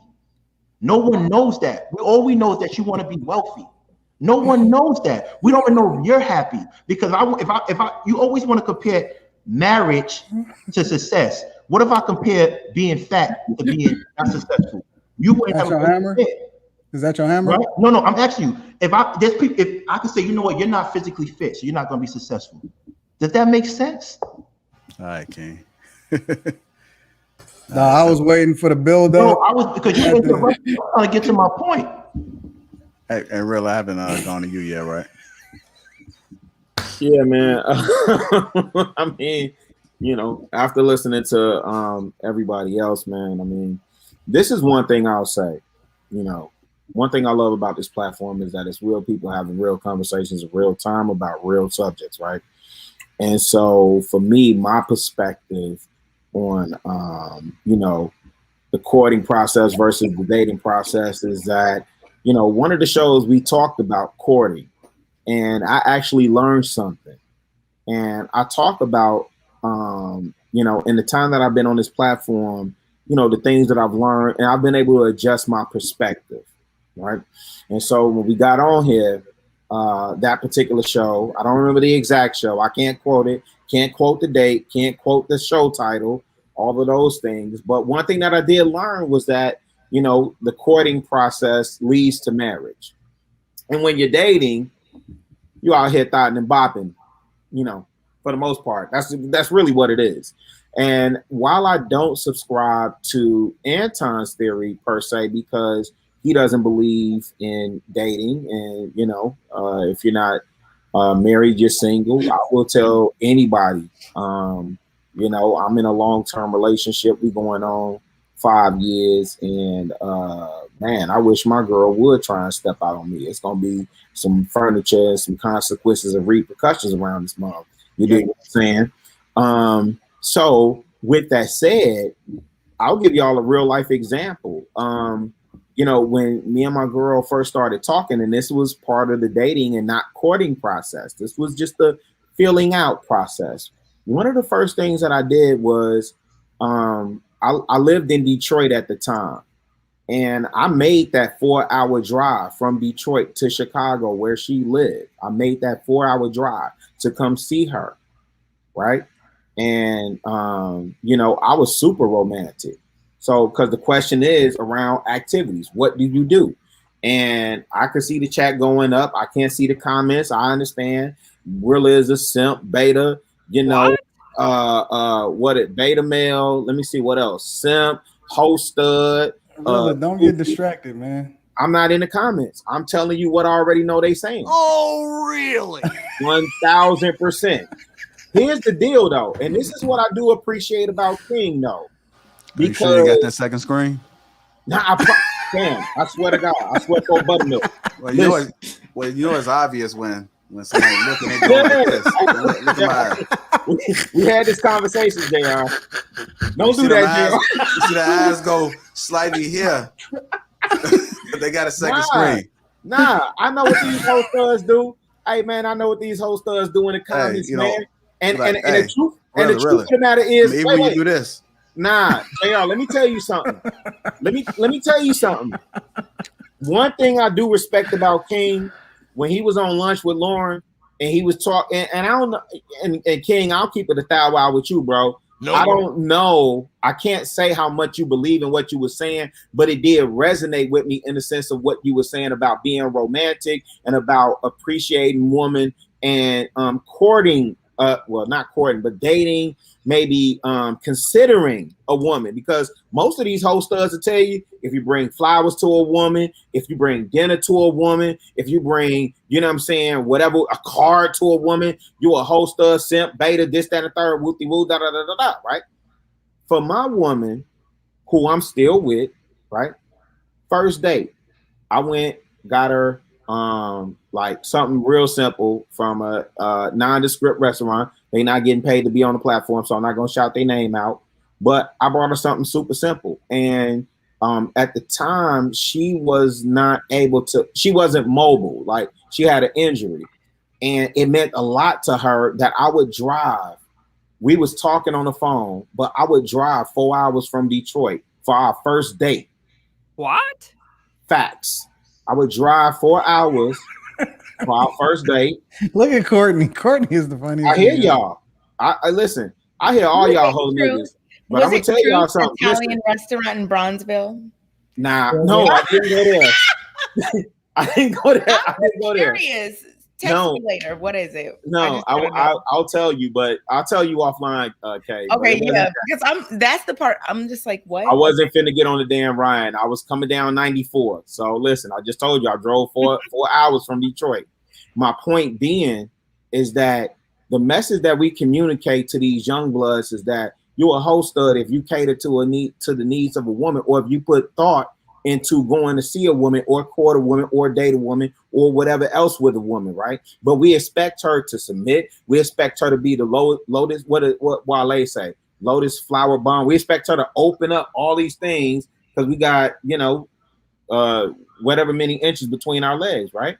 So for me, cut it out, Anton. I'm dead ass. Because Anton, listen, a lot of times if we listen to your story, it'd be like, yo, I'm the man. She followed me because I was the man with the plan, right? But I don't. No, she told you that. You didn't see her come on the platform and say that Anton is the man. What was her options? No, wait. I don't want to do that. Like, what was her options? Was Anton and who? Listen, I've heard Anton talk about that too. His woman was the good girl. So, but what was her options? Yeah, in Detroit, she had options. I'm gonna assume in Detroit she had options. Hey, you see how you ain't this funny though, Rilla? How whenever you see a good stand-up dude that actually married a chick and is staying married in modern times, that triggers him. I'm not saying that's not triggering me. Hey, Rilla, I wasn't even talking to him. I wasn't even talking to him, and it burns him up. Gentlemen. I think Rilla was talking. Get back to my story. Where, Rilla? I'm trying to get to Rilla's story. And look at him. It burns him. No, it don't burn me. It burn you to a soul. Burn you to your soul. Rilla, go get back to your story, man. Yeah, let me get back to something. Do you realize, King? Do you realize that you got a community college I'm trying to hear the story. Defeating you? I'm defeating you in every aspect of life. Community college defeating you. JR. Hold on. Rilla telling the story. I hate that song. Oh my god. But Rilla loves it though. Rilla loves it. Go ahead, Rilla. Hey, as soon as we get off, listen, man. This is what I'm saying. Oh my god. Because I know the young bloods that we talking to, right? And I hear you, JR. I know that wasn't me. That was Courtney. I know. But what I'm saying is because most of the message that we communicate, we would make these jokers. Like I love what I do appreciate what you said, King, the other day about hopeful romantics and not hopeless romantics, right? And what we do is we shame young bloods into, like you shouldn't be, don't, blah, blah, blah, blah, blah. So what I'm saying is for me personally, my first date with my girl, real talk, real spill. I drove 4 hours from Detroit. Brought her dinner, sat up here, we ate at her space. Because I brought it to her house because she couldn't move around. She was injured at the time. We was chopping up whatever whoop-de-whoop, brought it to her space, and then there was no sleeping in her bed. It was, you got the guest bedroom, right? That made me respect her more. She would never, even after all the conversation that we had, I was like, man, I'm coming here. I'm finna whoop-de-whoop. I'm finna, whoop 7 ways to Sunday. Nah, I wasn't finna be none of that, right? Made me respect her more, right? And so now, please ask a question. No, Kay, you can't ask. I have to. No, you cannot. No, ma'am, you cannot. Because I'm telling my Simp Nation story. Please, I gotta. It's not simp. No. It's not simp. It's not a simp story. No. Listen, I'm being sarcastic. The chat know what I'm talking about. I'm not tripping, I promise you. And I'm gonna end it up so y'all can do whatever y'all want to do after this and ask whatever questions. My point being is because a lot of times when we're talking about our truths, and one thing I'm gonna always do is represent the real, 1000%, right? Because there are guys that live like Anton, there are guys that live like King, And then, you know, saying they're players from the Himalayas like, you know, JR. You know what I'm saying? And there's guys that look like K. There's what? Guys that look like K? That live like K. Y'all know y'all think I'm masculine and whatnot. With that big energy, K? Nah, I think you're very feminine. Nah, K got very that. feminine.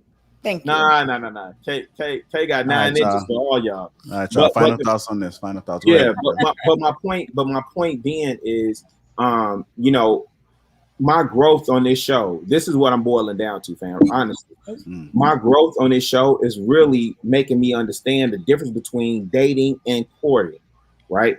And so even in this courting process, right, it's challenged me to look at the positions that and I've said this on the show. The position and the way that I put my girl in harm's way, right? So now we're having deeper discussions about what we need to do to move to that next phase. So that's all I wanted to add to that. So y'all could ask whatever y'all want to ask. I want to ask you this: today, would you drive 4 hours for her? I'm just talking about general. Just let's say you went with her. Would you drive far? You said you learned. You know what? I was homesick, man. To be honest, that was just added bonus.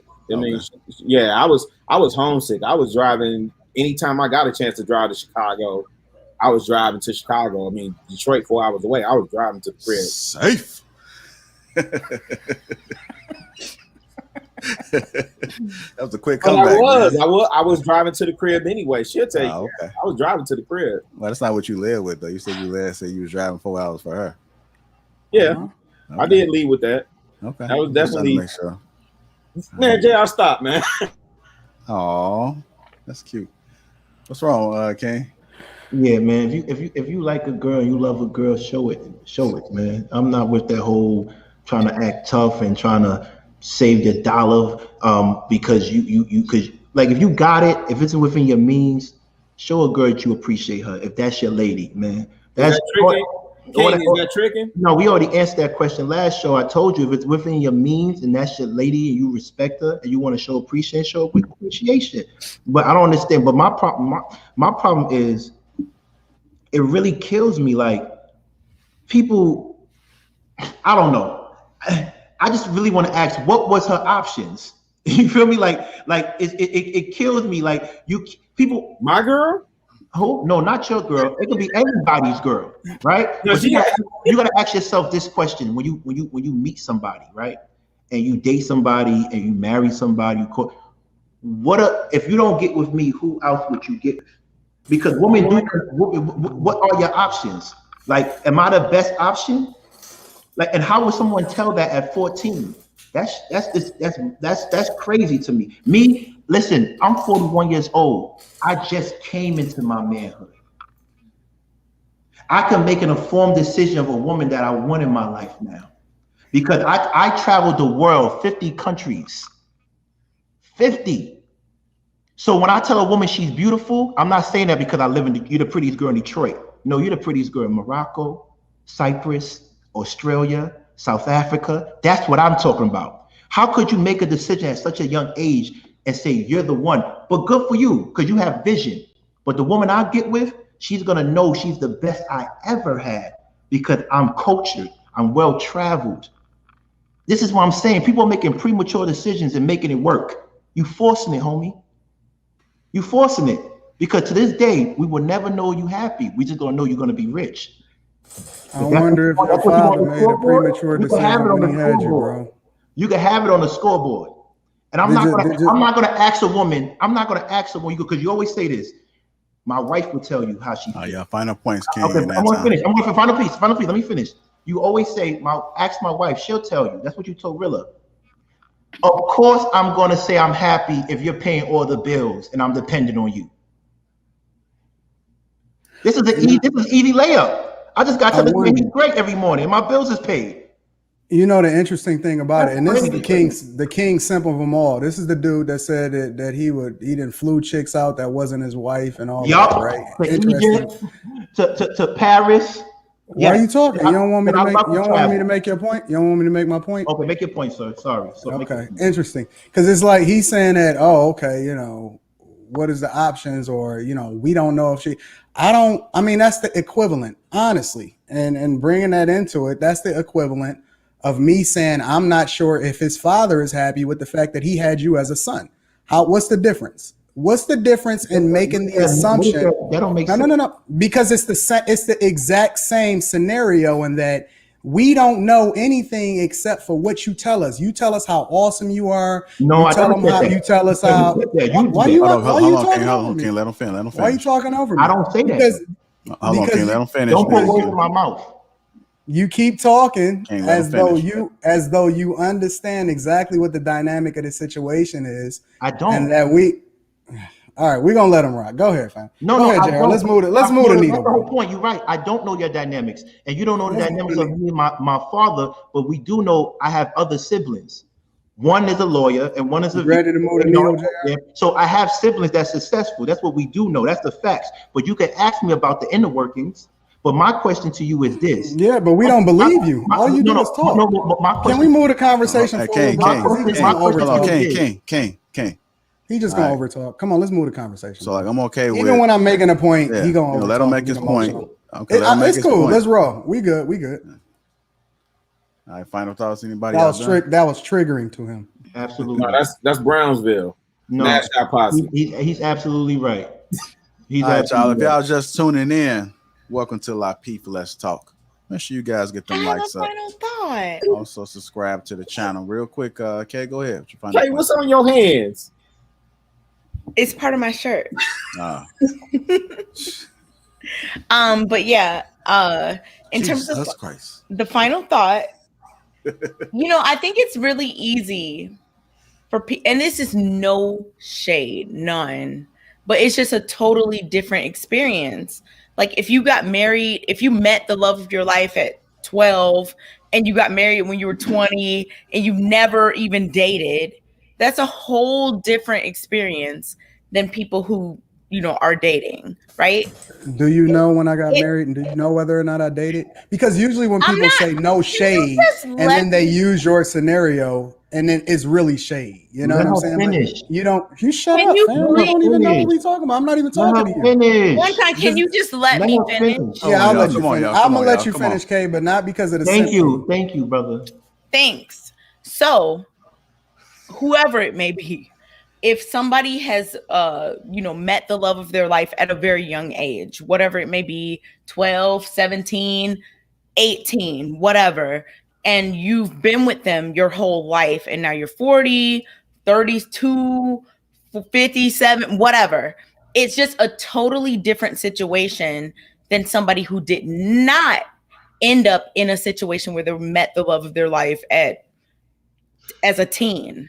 Now, it's so funny because it draws this direct parallel to me as people who be like, I'm all natural. I don't take medicine. I don't believe in, whatever. And it's easy to say that when you've never been sick. But if you get a life-threatening illness, you are going to take whatever the thing that the doctor gives you. It just reminds me of that because if you never had to deal with dating, it's easy to be like, well, this is what I'm doing. This is blah, blah, blah. But you've never dealt with that. So yeah, it's easy to say this is what people should do. But if you have not been in that situation, you can't really speak on it knowledgeably. And then to be unwilling to defer to people who are or have been in that situation just screams ignorance. How do you know I've never dated? How do you know that's the only person that I've ever dated in my entire life? Didn't you say I didn't get married at 14? I got married when I was 22. Okay, I but met her when I was 14. Okay, well, let me clarify. When did you start dating your wife? I didn't date. That's what I just said. When did you start I don't believe in dating. When did you? I told her 6 months before I married her that I wanted to marry her. I proposed, I got a ring, and then I married her within 6 months. So 21. I didn't court, I didn't date, I didn't do any of that. What were her options? Well, I was just wondering. Options. All right, Charles. So were you still like dating other people up until 21? No, you know the difficult part about having this conversation with you, Kay, is that you already made your analogy based off of your assumptions. No, if I'm you not. want, no, hold on, fam. I'm not because yes, you did, because you told me not. that I should. You told me that I should defer. Basically, because if somebody, what you're about to say, because that's not what I said. You told me that I should defer didn't tell to you. people. I didn't tell you anything. I said that when people don't defer, I didn't say you. Did I say, Anton, you did this or that? Tell me, run the tape back. Were you using my situation as the jump off point for your conversation? When you were speaking, it reminded me. Yes or no? It's a yes or no. No, it's not. When you were speaking, it reminded. I said, did you use my situation as the jump off point for making your point?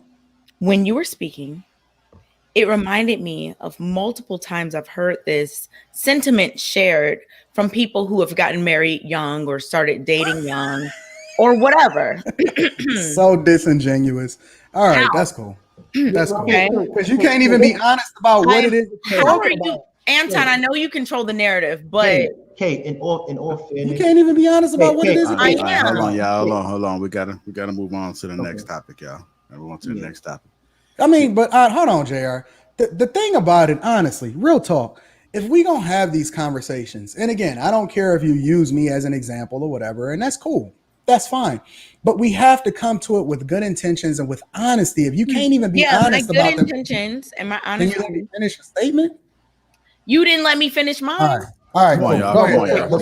Hold on. Okay, we good. Let's rock. You guys, a few more topics. How you gonna be mad that somebody come in when you came in? I'm not mad. I'm just saying there's no point in continuing the conversation when we never going to make any inroads. If you guys are just tuning in, welcome to Lapeef Let's Talk.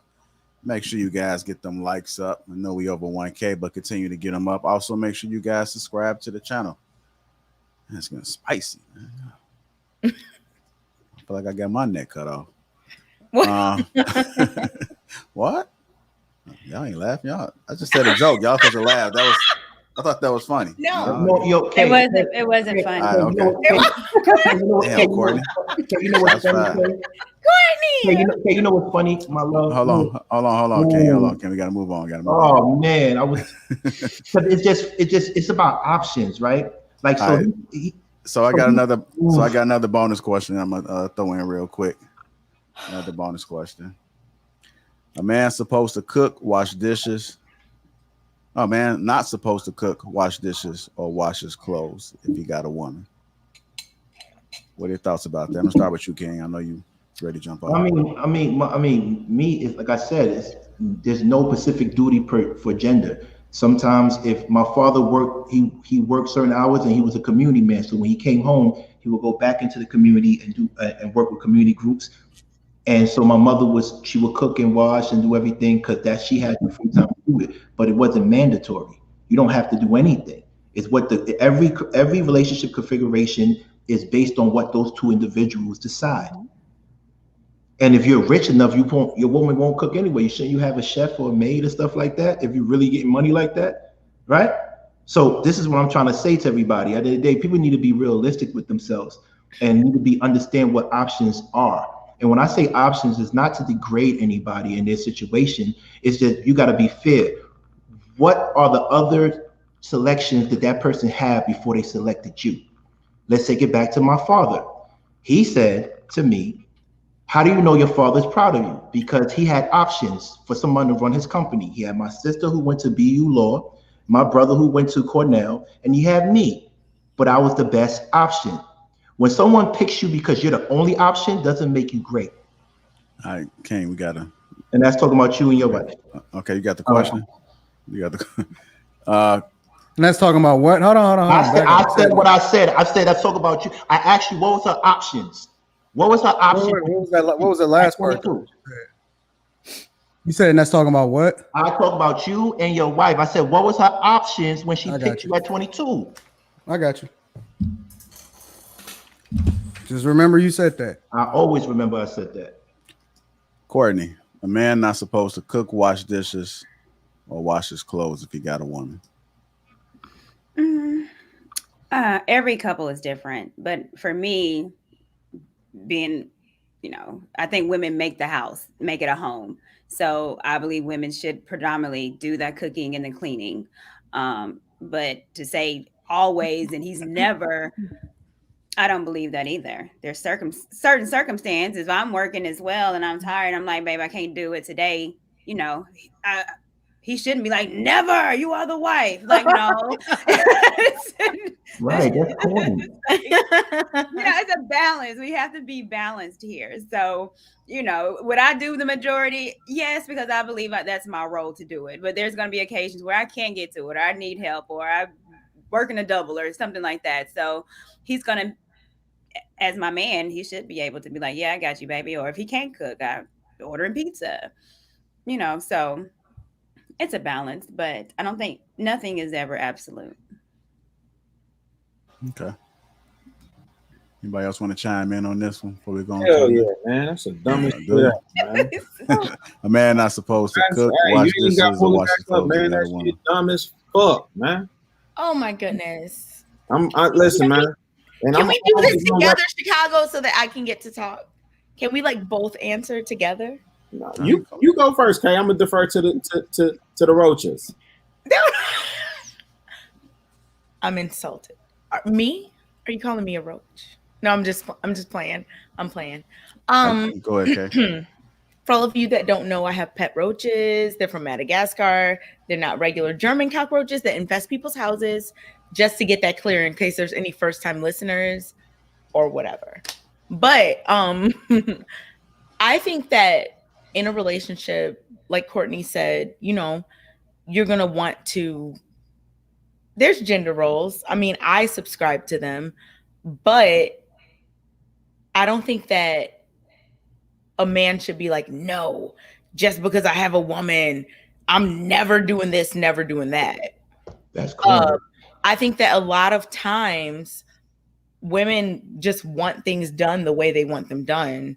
I mean, I'm not saying that, I'm not citing any sources, but, you know, like for me personally, I like to cook, I like to clean, I like to do the laundry because I do those things a certain way. And I wouldn't even want a man, like I wouldn't want my man. Never in my life have I wanted a man to do those things because I have a special way that I like to do them. So I don't know.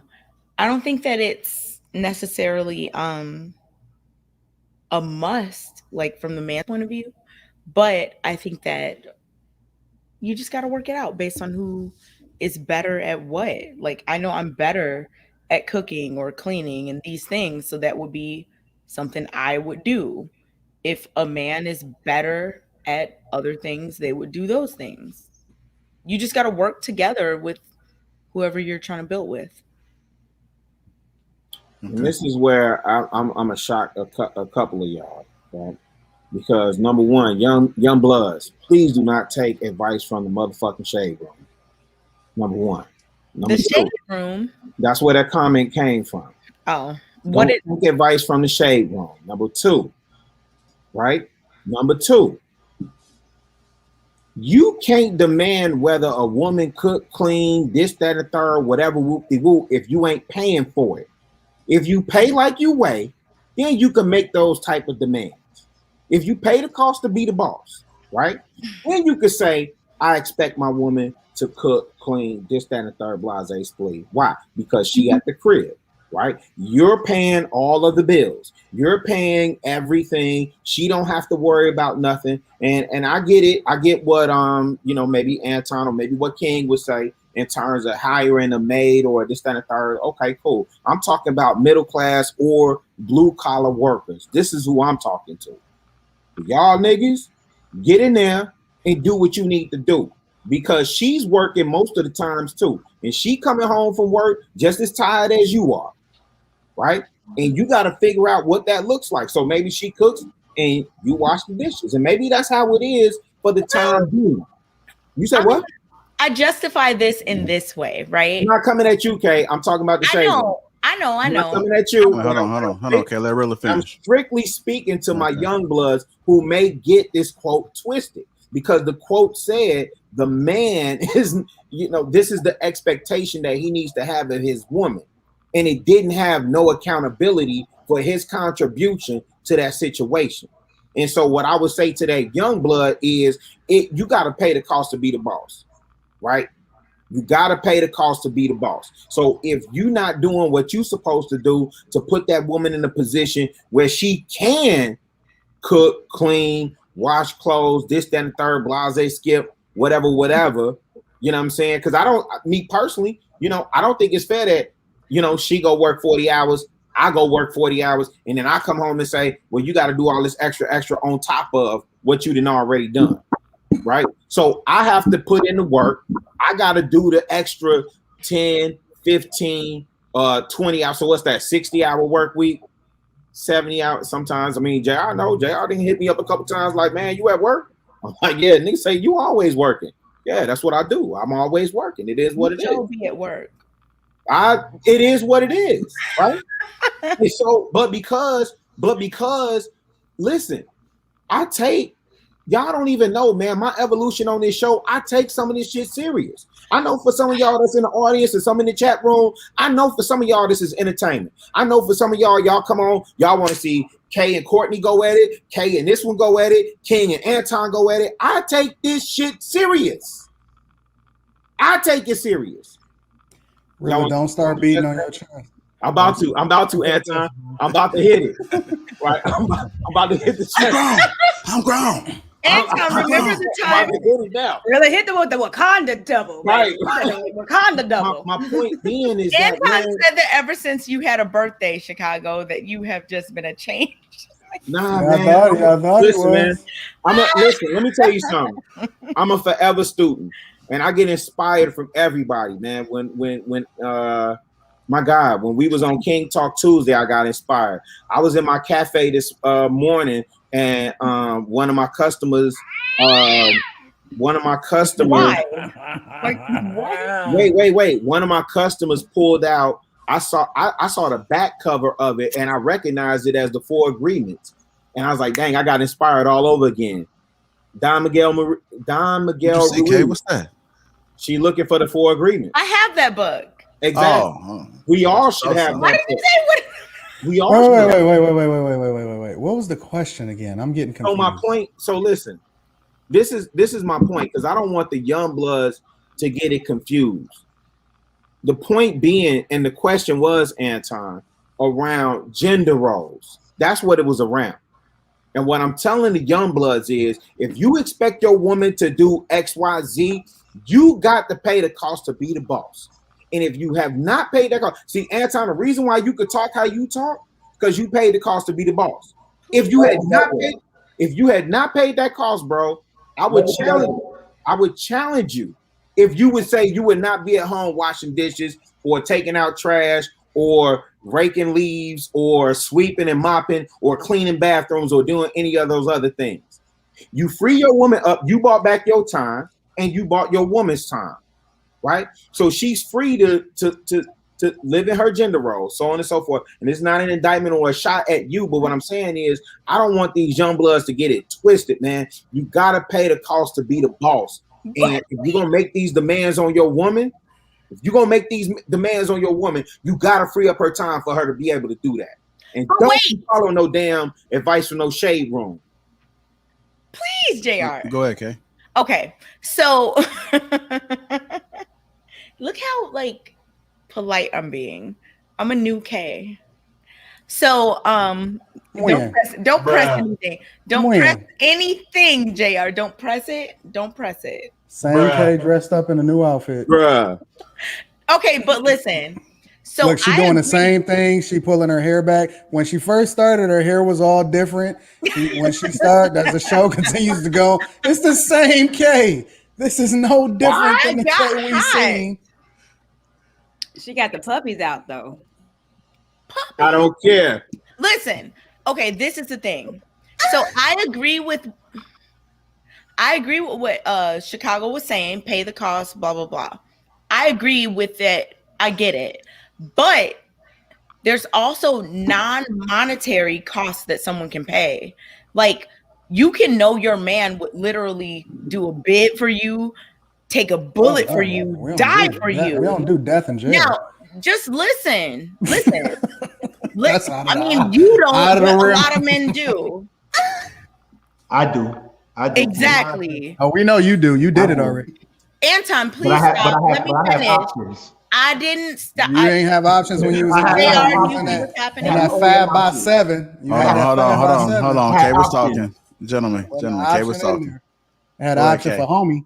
Go ahead, Kay. That's why you be holding your hand on your Kay talking. Hold on, Anton. Kay talking. I seen it, bro. Hey, gentlemen.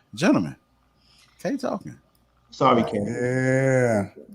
So there are non-monetary things that a man can do that lets a woman know that like she feels protected, safe, whatever. And even if a woman works and a man works, and you know what I'm saying, let's say in a vacuum, they make the same amount of money, they're, whatever. But the woman knows that this man will do anything for her. The woman, or at least me, I'm going to be more inclined, like, because I like domestic duties, to be honest. Like, I don't have a problem with them. But I don't feel salty about a domestic duty if I know my man is going to jump in front of a bullet for me, if I know he's going to go to jail for me, if I know he's going to do all these other things for me. Like, it doesn't have to be him paying the cost monetarily. It could just be me trusting in the fact that he is doing what he would need to do and protecting me by any means necessary. Right. It's not always, you got to make $200,000. It's a man that could make probably $20,000 a year. They got a woman making $100,000. Anything for him. Not 20. What you doing for 20? Whatever. Who paying you 20? Whatever. It's a joke, Kay. Relax. It's just a joke. Yeah, okay. But the thing is, between two people making 120, 140 a year, that's more than average two people. So I'm just saying it's not always about the money. It's about character traits. It's about a lot of other things besides money. That's all I'm saying. All right, go ahead. Take us home, Courtney. Well, I just wanted to comment because I think we are also forgetting when I say I prefer doing the domestic things in the house, like the cooking and the cleaning. Mm-hmm. That's not the only thing that runs a house. Exactly. So we're forgetting about that. I'm not cutting grass. Me either. I'm not pressure washing my house. I'm not even filling up my gas tank. Oh, bro. Can we just let Courtney speak? Can we just let Courtney rock for a minute? No, I'm rocking with Courtney. I'm agreeing. I know, but we got to let her finish. No, I'm giving her You got to let me talk. You gotta let me talk. I do say that. Are you mocking? You gotta let me talk. Please. You got to. Courtney, I was just being your cheerleader. Please, Kay, please. Kay, you gotta let me talk. You gotta Don't mock her. Don't mock her. That's cool. I got you later, man. But, there's other things that run the house. It's not the cooking and cleaning. So I don't mind that because I'm not taking out the trash. There's certain things that I believe a man needs to do. And if we're working, both working in the household, those are my jobs to make the household run. Those are his jobs to make the household run. Nope. So we're not putting those things into context when we're talking about running a house. Like, I don't live in an apartment, I live in a house, and there's other things that has to be done. And a majority of that stuff, the hard labor, sweating, he got that. Hold on, JR. Nope. I know. Of the 6 of us, who are in relationships right now or have been in relationships where it would be considered equal partnership in terms of you're both contributing to the finances, you're both contributing to the bills and the necessities of the house, and then you're splitting the domestic chores. But wait a minute, can I Nope, I'm just asking. Nope. No qualifiers. I can't clarify what you're asking. Sure, go ahead, clarify. Okay, so just to be clear, are you saying that every chore is split 50-50? Like, that's not what I'm saying. Okay. So what is one take out the garbage worth? One dishes and one laundry? I'm asking who's in a domestic partnership or marriage, right? Or who has been in those situations where you both are equally contributing to finances, right? You both work, right? You both contribute to the bills. Okay, are we clear there? Mm-hmm. You seem confused, Kay. I want to make sure we clear on the finance. The reason that I seem confused is because who the H word does all of this calculating with somebody that they're in a relationship with? Because I'm getting to a point. I think you're trying to make. I think you're trying to make a point. Okay, go ahead, Rilla. I'm just trying to clarify. I think you're trying to make a point. To be on the same page. So, who has been or is in a domestic partnership? First qualifier, Kay. You both work, right? You both earn income, and you both equally contribute to the bills in the household. That's the first qualifier. Second qualifier, if you both equally contribute to the bills and the finances in the household, you also equally distribute the chores in the household, whether it's mopping, sweeping, washing dishes, cooking, cleaning the bathroom, cleaning the bedroom, vacuuming, cutting the grass, whatever, raking, snowing. Who has been or is currently in those partnerships? That is my question. I have never been in such a tit for tat relationship in my entire life. So no, not me. Mm-mm.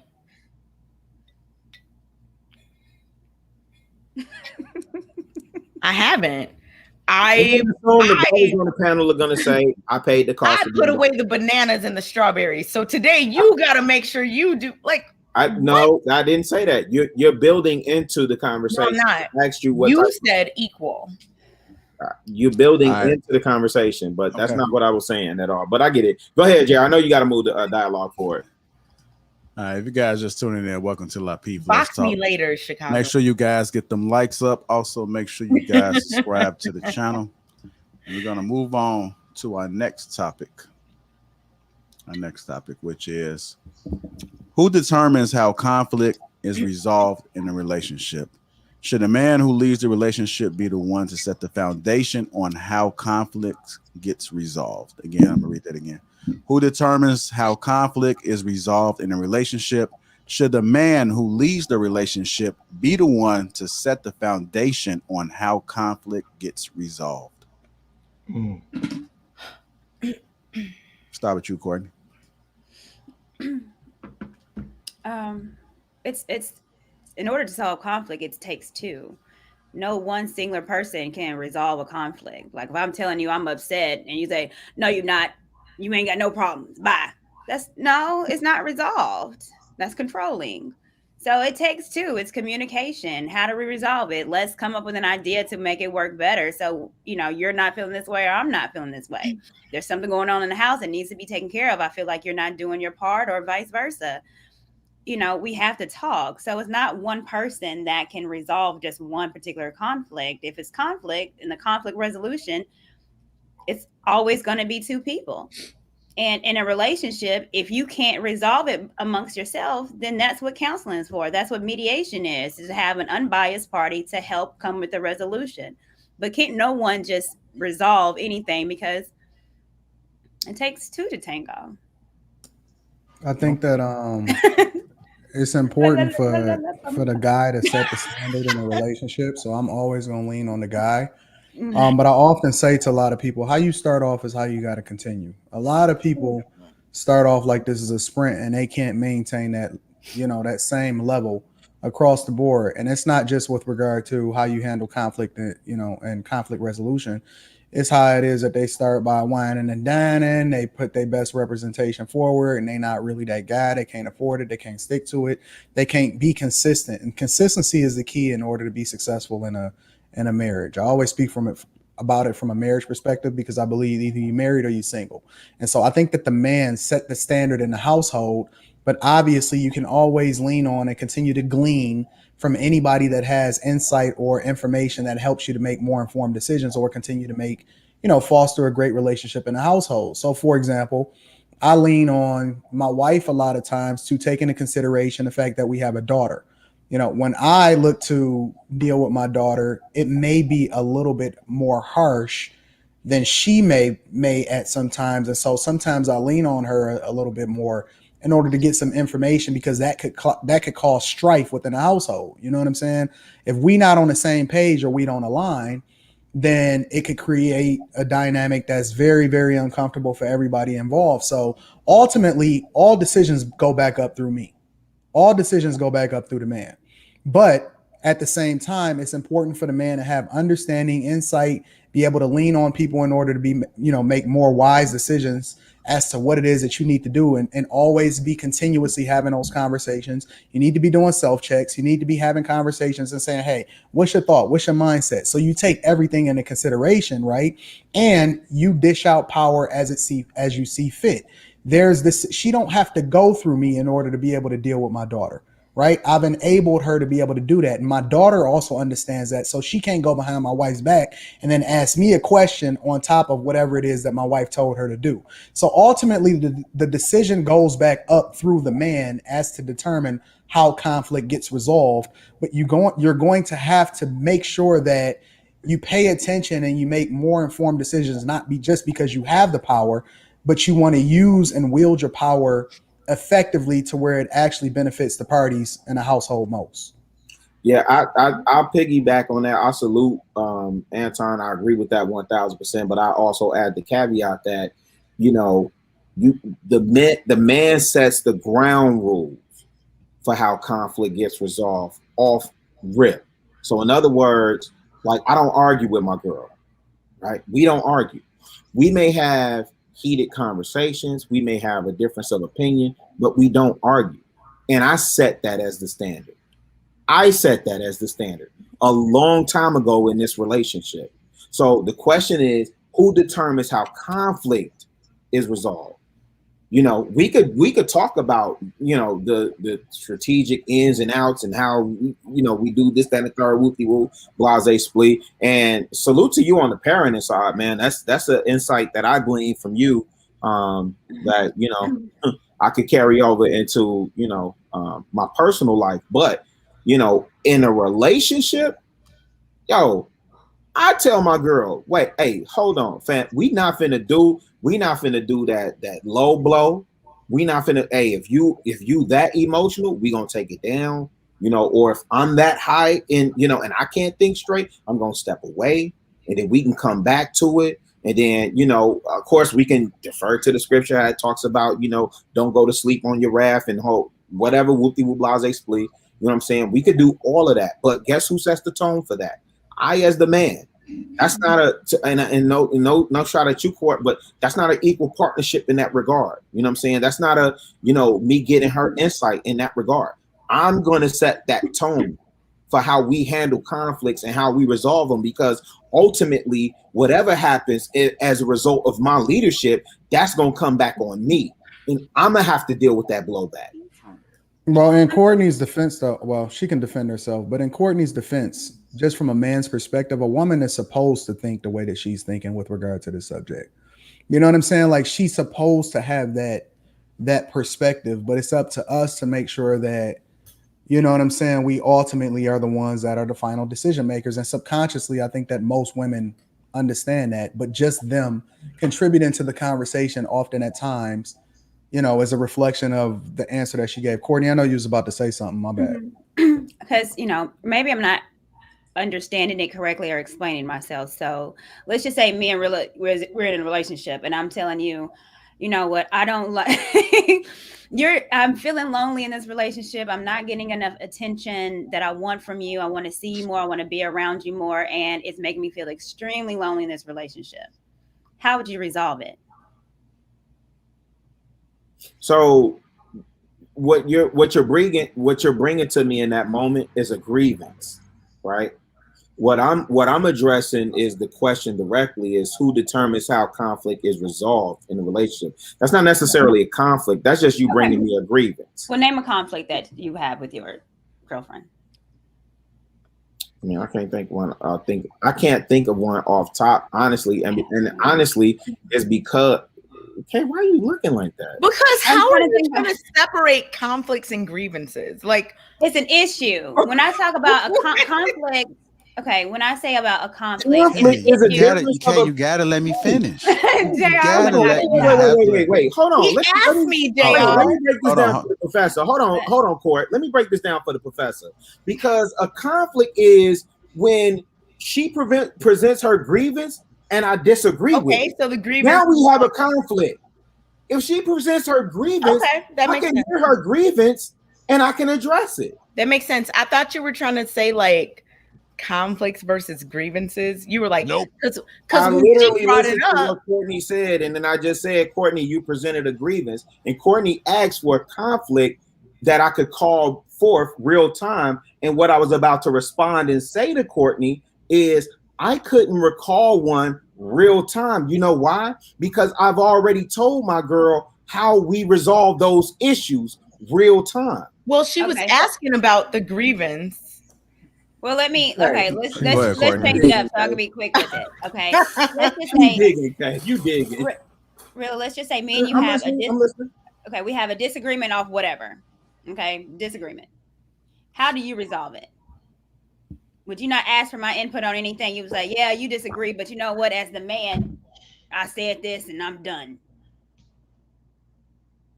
Courtney, I love your voice, the way it gets anytime that anything is happening.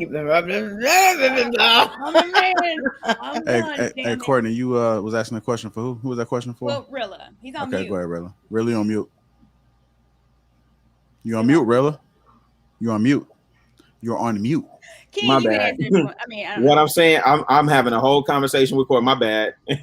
What I am saying, Court, is that when we do have those conflicts and when it does come to resolution, I'm laying the groundwork of how we're going to resolve that, right?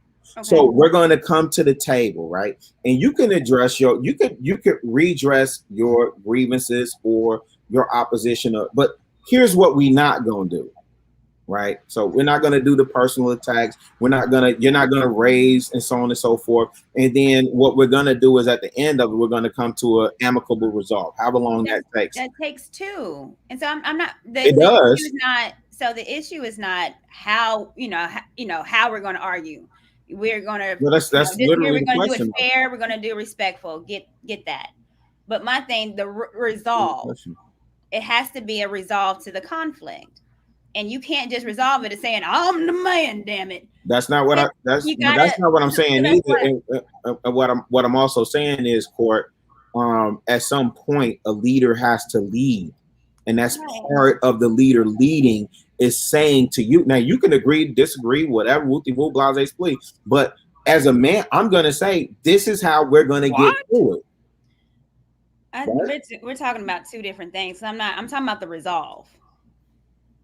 And the resolve is that, we have to come to an agreement together to resolve it. I'm not saying I'm going to do something low brow to you, but you're asking me what the issue is. Sure. And it takes us both. It's not, I tell you I have a problem. And then you like, all right, you have a problem. Well, this is what it's going to be. All right, damn it. Bye. It's no. What's your problem? That's not what I said either, though. But I know we got to move the conversation forward. Yeah, we got to. We may have a slight disconnection. That's cool. I get it. Go ahead, King. Yeah, so there's no one way to resolve the confrontation or the problem or grievances, whatever you want to call it, the issue. But there needs to be a tone of respect and love. See, that's what it is. There's no one formula to say, hey, when we get into an issue, this is how we're supposed to resolve it. No, both parties are supposed to say, you know what, whenever we get into something, we will have a tone, an undertone of love and respect. If that means we have to take a few minutes away from each other to calm down, or if it means maybe we have to just remove ourselves, or maybe we have to write down what's some of the issues that we have and exchange papers, whatever, list of what's going on, then do that. No matter what you do, if you're in a relationship, you should have an undertone of respect and love when you're dealing with conflict, because there's no right way to handle it, because it changes. Some conflicts could be nonverbal, right? And some conflicts would be really volatile, screaming at each other. Mm-hmm. But you have to have that undertone of respect and love and not get out of character and say something that you can't take back. You got to hold that. So whatever you say, stand on that. And make sure you stay on that for real, because at the end of the day, you definitely want to have to deal with it later on. Absolutely. I listen, King, I gotta push back, bro, because I hear you, and what I'm asking you is, and I hear Kay agreeing. I salute all of that. Who sets the tone for that? Because you're saying it's two people that come into a relationship together and decide what their boundaries, their whatever are. Wait. So really, you're gonna have to stand up for yourself, bro. You was talking to King. I ain't gotta stand up for nothing because I'm good over here. Wait, hold on. Let me say this to Anton. Me and Boot Thang is real good over here. And I'm being clear. Wow. I'm being clear, right? Because what I hear, Kay, I hear what you're saying. Cool, that's utopia. And what I'm asking for King is, in what world do two people come together and amicably say that without one person leading first?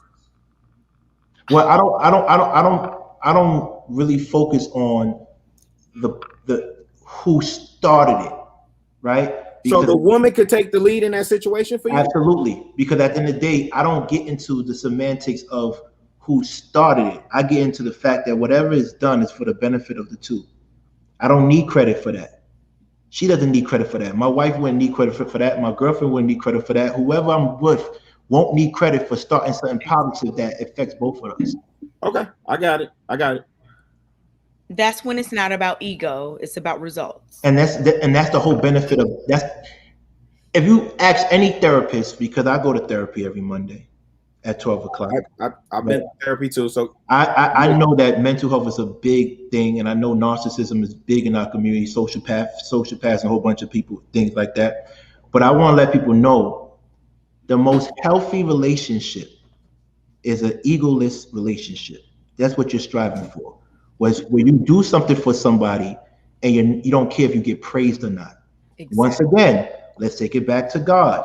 He does everything for everybody, whether you want to praise him or not. I gotta push back, King. I'm sorry, bro. I gotta push back on that, because now we're saying, it doesn't matter who leads in a relationship. And I do understand you subscribe. I don't think you subscribe to atheism, because I haven't heard you say atheism, but I do understand you don't subscribe to the Western concept of Christianity, right? But there is an order, right? Where the Bible says, let all things be done decently in order. And that order is God over man, man over woman, woman over children. Yes? And if you subscribe to that, in what part of that order is the woman leading that conversation? Well, once again, in the Bible, I'm looking for it. I believe I want to make sure I give you the right scripture, so give me some time. But it definitely talks about a man's supposed to love his wife like he loves his own body. Yes. Right? Ephesians. Like Ephesians 5:6, 26, 22. I think it's Ephesians 5:22. Bolo will correct this. It might be 5:22. Right. So if you love yourself like you love your own body, we gotta bring this home. Yeah. So if you love yourself like you love your own body, at the end of the day, what does that say? That says I'm leading with empathy, right? You're leading but to empathize for someone, that means what? But listen. God is not looking for my input on his direction, right? If I'm Kay, please don't make that face, Kay. We just gave an analogy. If we keep it in step with the analogy of God over man, bring us home. God over man. It was 28. It's Ephesians 5:28. Okay, that's 20 seconds. 20 seconds. Okay, I got you, JR. I'm sorry. I'm bringing home for Jerome. I'm sorry. But if God is over man, at what point does God go to man and say, hey, man, I'm looking for you to give me your insight on how this should go? I never said that.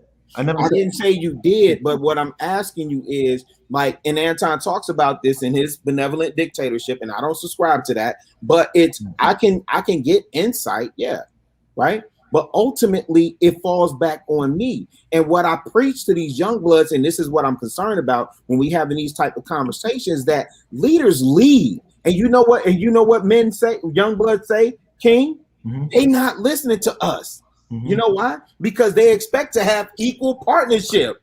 No, I'm gonna be real with you. The reason why King, we gotta. I mean, it's gonna just be a circle. So no, okay. I was gonna yeah. You know, we can say that for.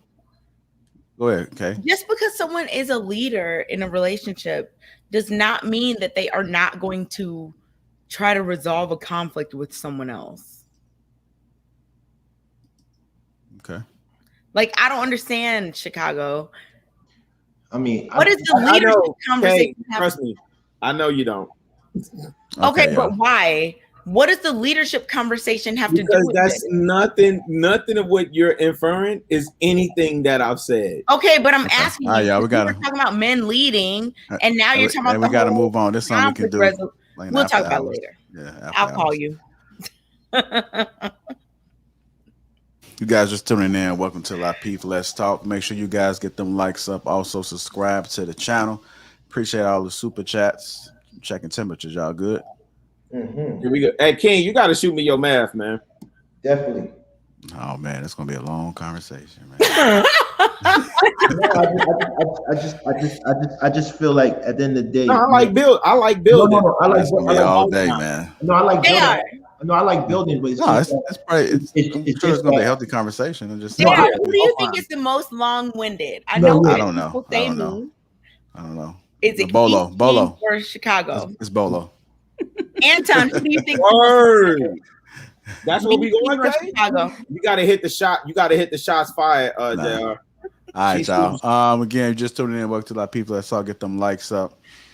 Also, make sure you guys subscribe to the channel. We're moving on to our last topic, and then we're gonna open it up for the phone line. So just refresh the browsers. I'm pretty sure somebody's gonna be first on. The link is not up there yet, so don't even try. It's gonna be like filter it in some point in time.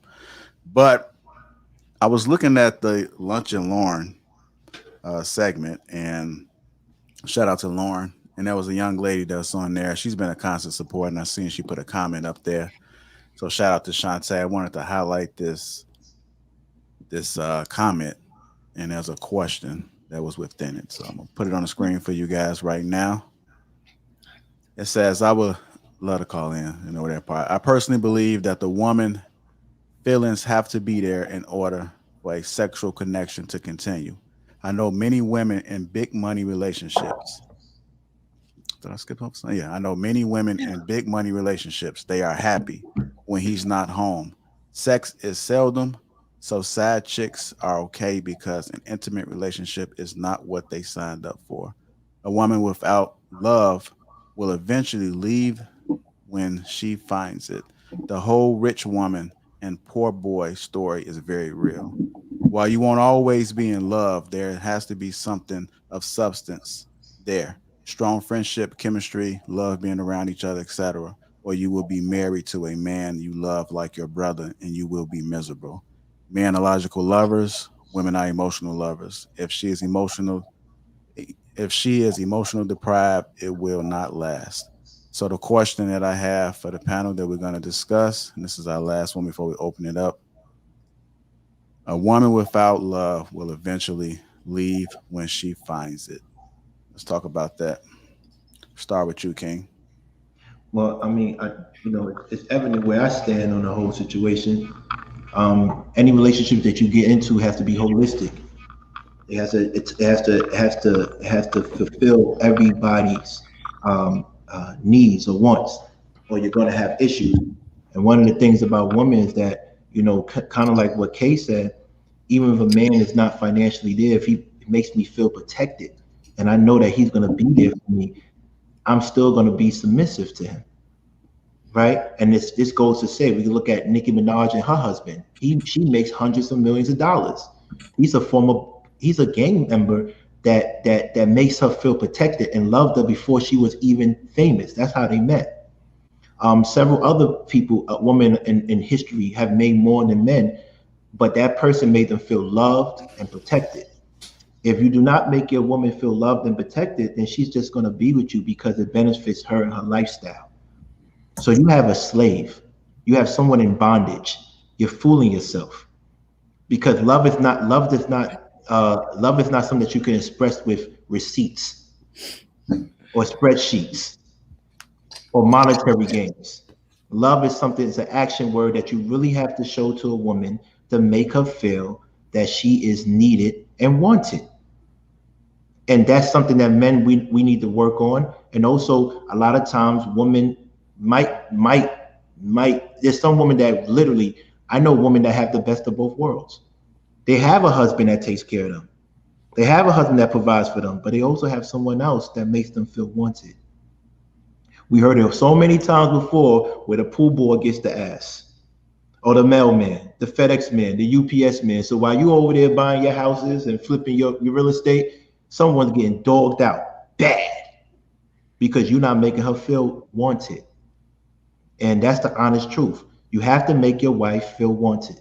You have to make her feel loved. It's not just about sex. It's about making her feel appreciated about everything she provides to you and to your work. That's just my thought. Okay. Got you. Anton, a woman without love will eventually leave when she finds it. What are your thoughts? I'm not sure that if she would leave. I think that she could possibly step out and cheat and something like that. But I don't know if that she would necessarily leave. I think that it's a possibility that she would leave, but more or less most women will probably they're so hypergamous that they always gonna focus on what's best for them long term unless they get too emotionally connected to somebody. So in a general sense, I think that because women are more emotional, because women are more nurturing, they do need that love. They do need to have something in their life that says that I'm paying attention to you. They need some level of attentiveness. So that is absolutely necessary in a marriage specifically, but in a relationship, it is absolutely necessary. But I'm not so sure that a woman would leave if she doesn't have love. It just really depends on her options. It depends on whether or not she's, over the hill, if she's young enough to be able to get into that type of situation, for her to be able to find something else. But I don't think that she would necessarily leave. Okay. A woman without love will eventually leave when she finds it. Not necessarily. I mean, it has to do with your commitment. Some people are in it forever, no matter what. Some people are, it just depends. But there was one part, and I wrote it down, of that comment that was there. It said men are logical lovers and women are emotional lovers. I completely disagree with that. I think a lot of men are very emotional. How you gonna say somebody is a logical lover? Love is a feeling, but whatever. But yeah, no, I don't think that a woman will necessarily leave if she doesn't feel a certain way. I always say that the best way to keep a woman around is to make her feel how she wants to feel. That's it. It ain't got nothing to do with anything else. No money, no nothing. If you make a woman feel how she wants to feel, that's it, right? So I don't know. If and Anton kind of touched on something else. If a woman is there for a certain reason, then maybe she won't leave, even if she doesn't feel love or whatever and whatnot. I mean, it's a complicated situation and it depends. Okay. Rilla, what are your thoughts? A woman without love will eventually leave when she finds it. That's some dumb shit, man.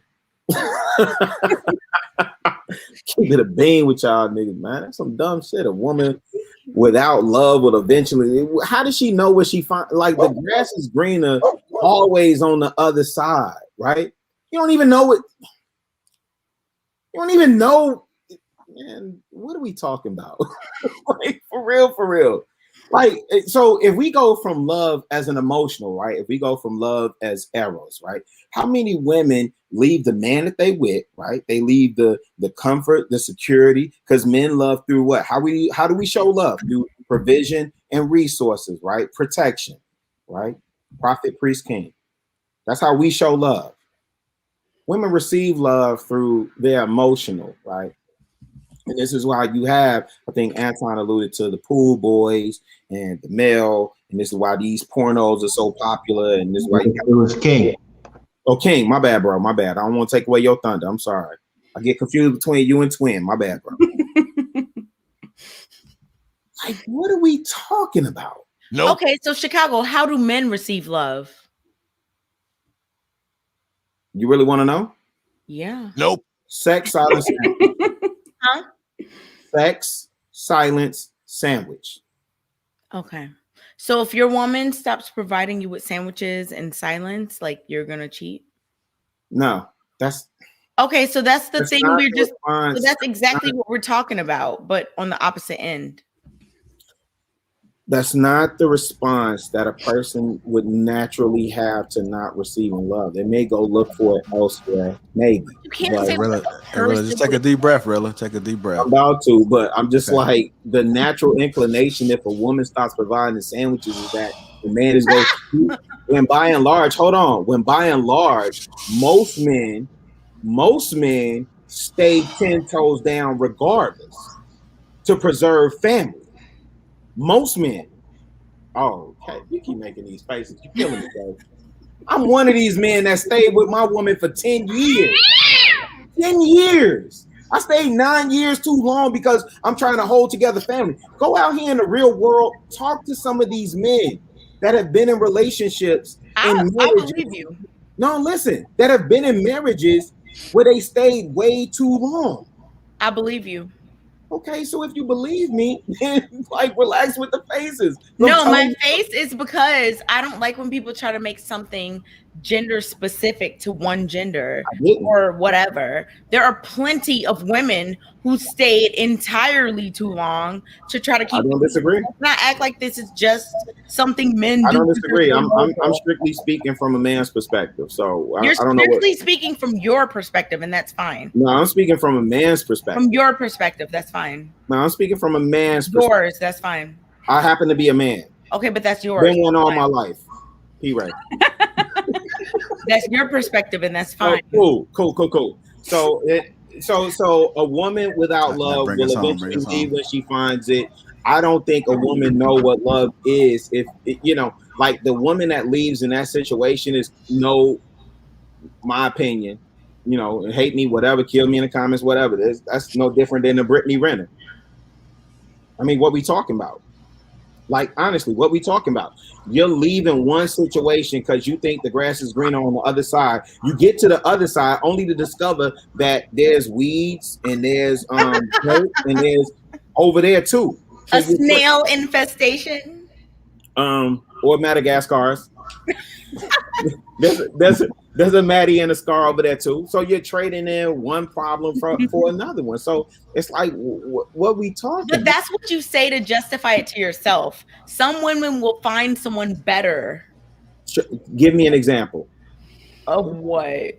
Okay, so do you think we've seen that? We got to get Courtney to respond, y'all. We got to get Courtney to respond. Okay. Go ahead, Courtney. A woman without love will eventually leave when she finds it. What are your thoughts? I'm a answer like you. They are. You don't mind. For our answer, get them likes up, baby. It's the greatest show on earth, baby. Get them likes up. Where we at? All right, now my answer. I'm gonna agree with Anton. That's my man's right there. We work together. Chicago, baby. I'm gonna agree with him.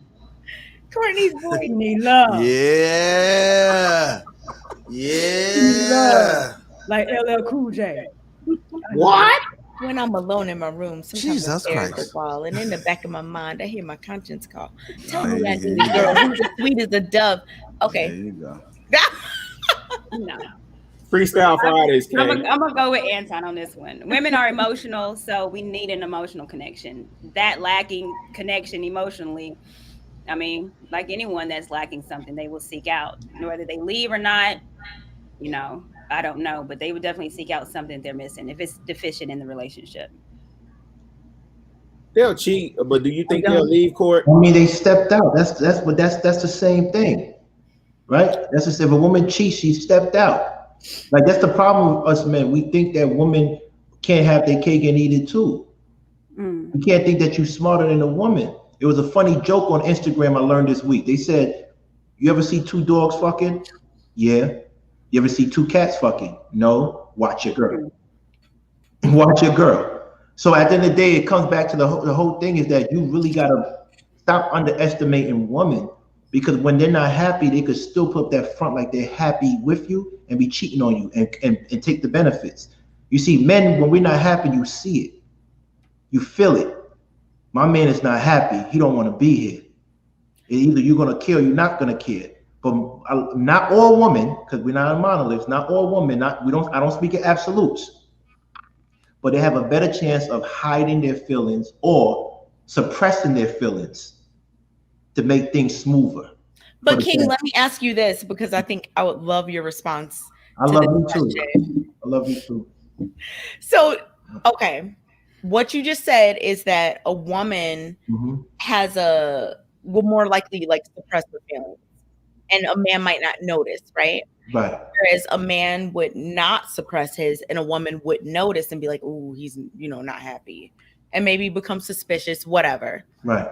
Do you think that that's because that's the case, or do you think that men are just not as in tune with women that they're with? Because in all my years of life, just navigating relationships, having friends that women that have navigated relationships, marriages, whatever. I feel like, in my observation, a lot of the time the women show extremely clear signs that things are off, but the men just be like. But that's once again, you said the word signs. Why didn't you just say it? No, I agree. No, I'm not saying you. I'm not saying you. Yeah. Right. I think me and you have a similar issue, where it's that we don't let things slide, right? And most successful relationships and marriages, they know the battles to pick. Hence why me and you might be single right now. We could get whoever we want, but because at the end of the day, we don't let anything slide, right? In any relationship we have, you got to know when to pick and choose your battles, right? What do you think? Is it that women aren't giving the signs, or is it that men aren't noticing them? It's both. And my thing is, I'm about transparency, and I'm about straight up. We should have that rapport where we can say straight up what we feel when we feel it.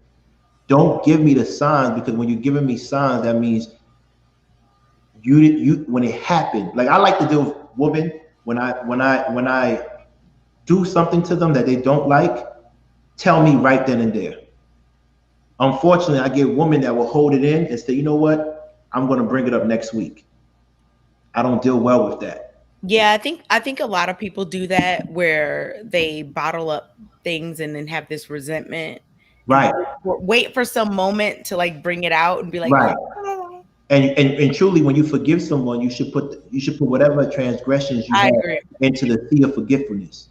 But we as people can't do that. Every time we get into an issue, we want to bring something up or attack somebody personally. But see, when you do that, it just shows how weak you are. All right, y'all. If you just tuning in, we are nearing. We about to take some calls. Make sure you guys get them likes up. Also, make sure you guys subscribe to the channel. I can see a lot of people trying to get in. The room is full right now. So as soon as somebody get off, then it would allow you to enter. So we're going to bring up our first guest, which was actually first tonight. E Black. Welcome to the show. E Black, what's going on? Courtney, why didn't we make the bet? $5. Oh, that's the what's the name you sent me? Okay. Yeah, man. I told you, man. I'm uncappable, man. You know what I mean? Did you just get that today? No, I had it made actually a couple of days ago. Oh, okay. I knew it was new. I'm like, wait a minute. All right, what you got for us, E Black? It was a great show. I enjoyed the guys' conversations. The back and forth and dialogue, ebbs and flows was beautiful. One topic I would like to talk about in particular was about leadership. Me being a de facto leader in most of the arenas that I've been in, whether it's been official or unofficial, I think I would like to ask the panel, are you born a leader? Some people are. Are you trained a leader? Some people are. Okay. So I mean, I think the conversation that you guys had was very good in regards to that, because essentially, you know, leaders make results, and that's what's been I've always found, is that, you know, you'll always be in a leadership position when you are providing results. So if you rule with a heavy hand, or if you rule with more diplomacy, as long as you get results, is a matter of how people will put you in these positions. So I really enjoyed that conversation. I just dropped my pen. But anyway, it was a great show. Shout out to you, Rilla. Shout out to Anton. Shout out to cousin Kay. I liked your little hand things. I don't know what you got going on there. Hey, that's Vanity from or Apollonia from I Purple know. Rain. That's bullshit. Oh man. Black, what kind of camera is that? I feel like you got a new camera. No, I've been using this Neutrogena, right? No, not Neutrogena.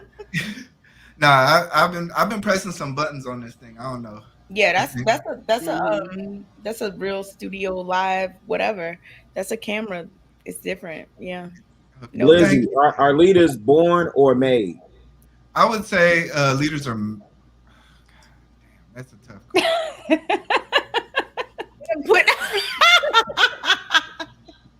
I would say I had a show about that. It never. I think that is a new camera or something. You Black. No, it's try to slide it in. I see you, man. No, I've been pressing these buttons, man. Ain't no buttons there. You got a little blurry background, man. You gotta. JR said, "Ain't no buttons did that." I see you, man. Yeah, hey, I've been putting that work in, man. But it's a tough question, because I've seen guys who walk into a room and everybody defers to them. I've seen guys who've worked their whole life try to be, you know, the leader role, and they fall flat. I've seen it on both ends. I think the world is definitely just a unique place in which whatever goes, and sometimes you just gotta let God be with. Mm-hmm. Okay. John Maxwell. All right, Black. Shout out to you, my guy King. What's up, baby? I'm cool, man. I'm focused right now, because tomorrow's a big day for me. You know, tomorrow's a big day for me. But I want to say thank you for coming on here and talking about leadership. You know, that's it. I don't got really too much to say. Not too much to say at all. All right, like, I'm gonna filter through these calls. Appreciate you. All right. Hey man, I got to get to New York, man. ASAP. What's going on, S-Bro? Is it S-Bro? You honestly, you can call me Shannon.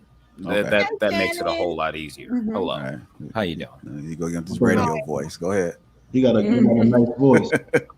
Yeah, Wapo, okay. Kosha, and we got Shannon. You heard me. It's like I'm kidding. All right. So I'm not gonna lie. So I only saw the last two topics. However, my wife was watching earlier, right? And she said I think it was something about the leadership roles. And she said, I'm not gonna lie, it was buzzwords. I heard K, red pill, and I was like, what did she say? And she couldn't reiterate it, so I wanted to know. I wanted to call in, and I wanted to know what exactly was the statement, or is this sounding familiar?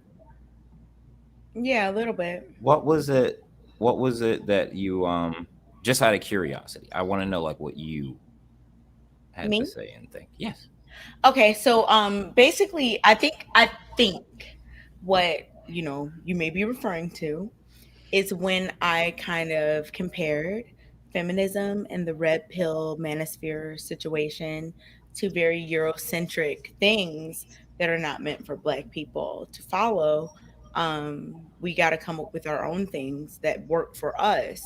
Like if you're looking as the people, Black men and Black women, some of the lowest earners in the country, we can't subscribe to a thing that says women stay home and men just work.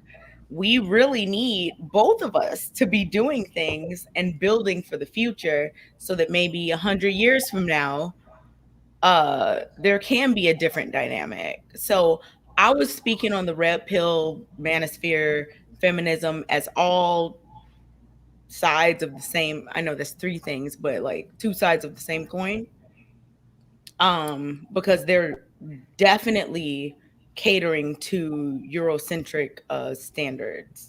And I think a lot of us as Black people just want to subscribe to a lot of things because it sounds good, it looks good, whatever, without really thinking of it and thinking about the future and what that will bring if we subscribe to those things that are not for us and were not created with our best interests in mind. So yeah, that's why I brought that up. Okay.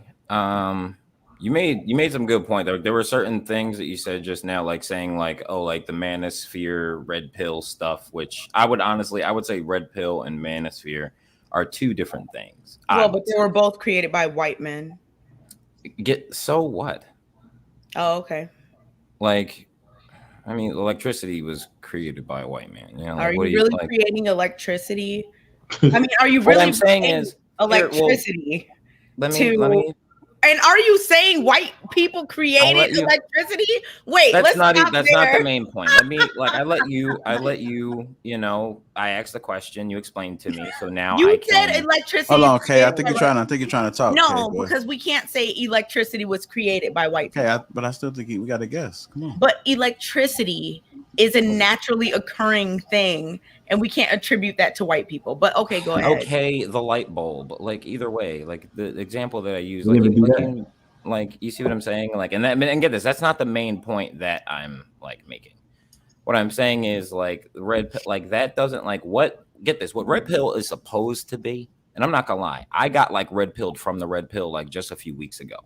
Like even watching this is like kind of new to me. The Fresh and Fit thing happened. I snapped out of a funk. I started watching After Hours, and then I got onto this. So like my whole I'm like red pilled from the red pill. However, it's a lot of good points, and the manosphere or whatever. Like I could see what you mean by like it being the opposite side of like kind of like feminism, because like, you know, a lot of people, like I've heard people be like oh, well, Kevin Samuels, that's Oprah for men, you know. But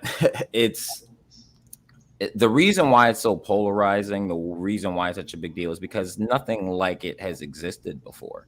And the points, the big surface level points that they're making, get this, like that's women in like hypergamy. That's not a race thing. That's not a race thing. Men being like shit on in like America, in like the US, that's not a race thing. Men in general, yes, white men are the big bad boogie white man. Okay, yeah, I know, okay. But what really like men in general are like suffering. And like, yeah, Black men, like we have our own there. It is a little different. However, I don't fully ascribe or subscribe to the, you know, like, oh, we're done and blah, blah, blah. Like, because there really isn't, like, it's not like how it was. And we're actually doing worse now than like right after slavery. So in a patriarchal society. Thank you. Oh, Christ. Here we go. I'm sorry. Please tell me. And I'm not talking about Black men. And this is why I don't think Black people should subscribe to these things, because we got a whole different situation. Subscribe to what? Human stuff? No, subscribe to these white things like, oh, men are suffering. What? Black men and white men are in completely different situations in America. Different stuff happens, but the big points that the manosphere, like what you specifically brought up, like are talking about, like guys in general. Like, I mean, the Black manosphere is like separate. It is its own thing. Shannon. You know, shout out O'Shea. No, Shannon. Yes, miss.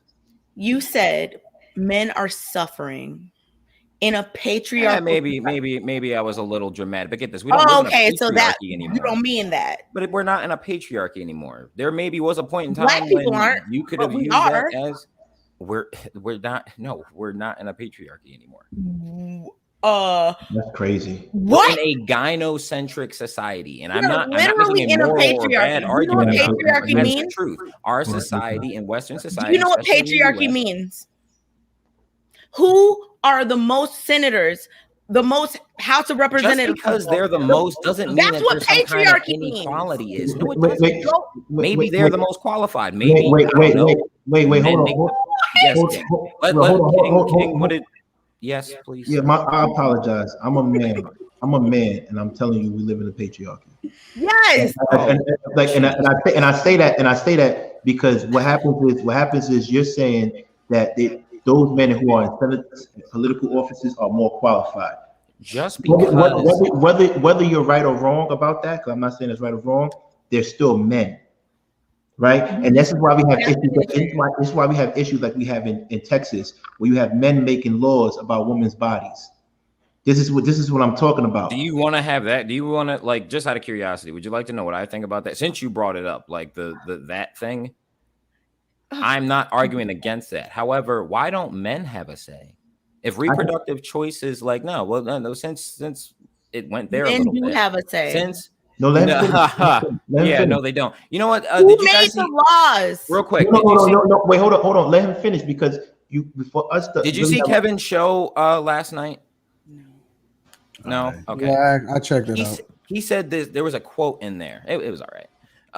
He made a quote, and I was like, oh my gosh. It said, "Women control who get laid and who's born." And what really stuck out to me was the born thing. Now we all know the laid thing. Women control access to sex. Men control access to committed relationships, etc. Right. But the reproduction thing really stood out to me. Now, if you want to know my personal opinion as far as the A word is concerned, then that's another thing. However, logically speaking, hold on, y'all. I gotta put a stop to this one because we'll get flagged. Even if we don't mention certain buzzwords, we'll get flagged. And so I do rock with you, bro. But just this topic specifically, I gotta stop it because we done already got some warnings on certain things. Even if we don't mention certain words, we still be getting flagged over certain subjects. So we want to make sure that we don't torpedo the show just to be able to have certain conversations. So certain things we just can't even kick it about. Just because more men are in power, as it were, doesn't mean that we're in a patriarchy, and not in patriarchy in the way that you're using the word. Because Kay, we know what you mean when you say patriarchy. Look up the word. What does it mean? All right. Hey, would you like to? No. Yeah, look it up. We got some other callers. Look it up and tell me we're not in one.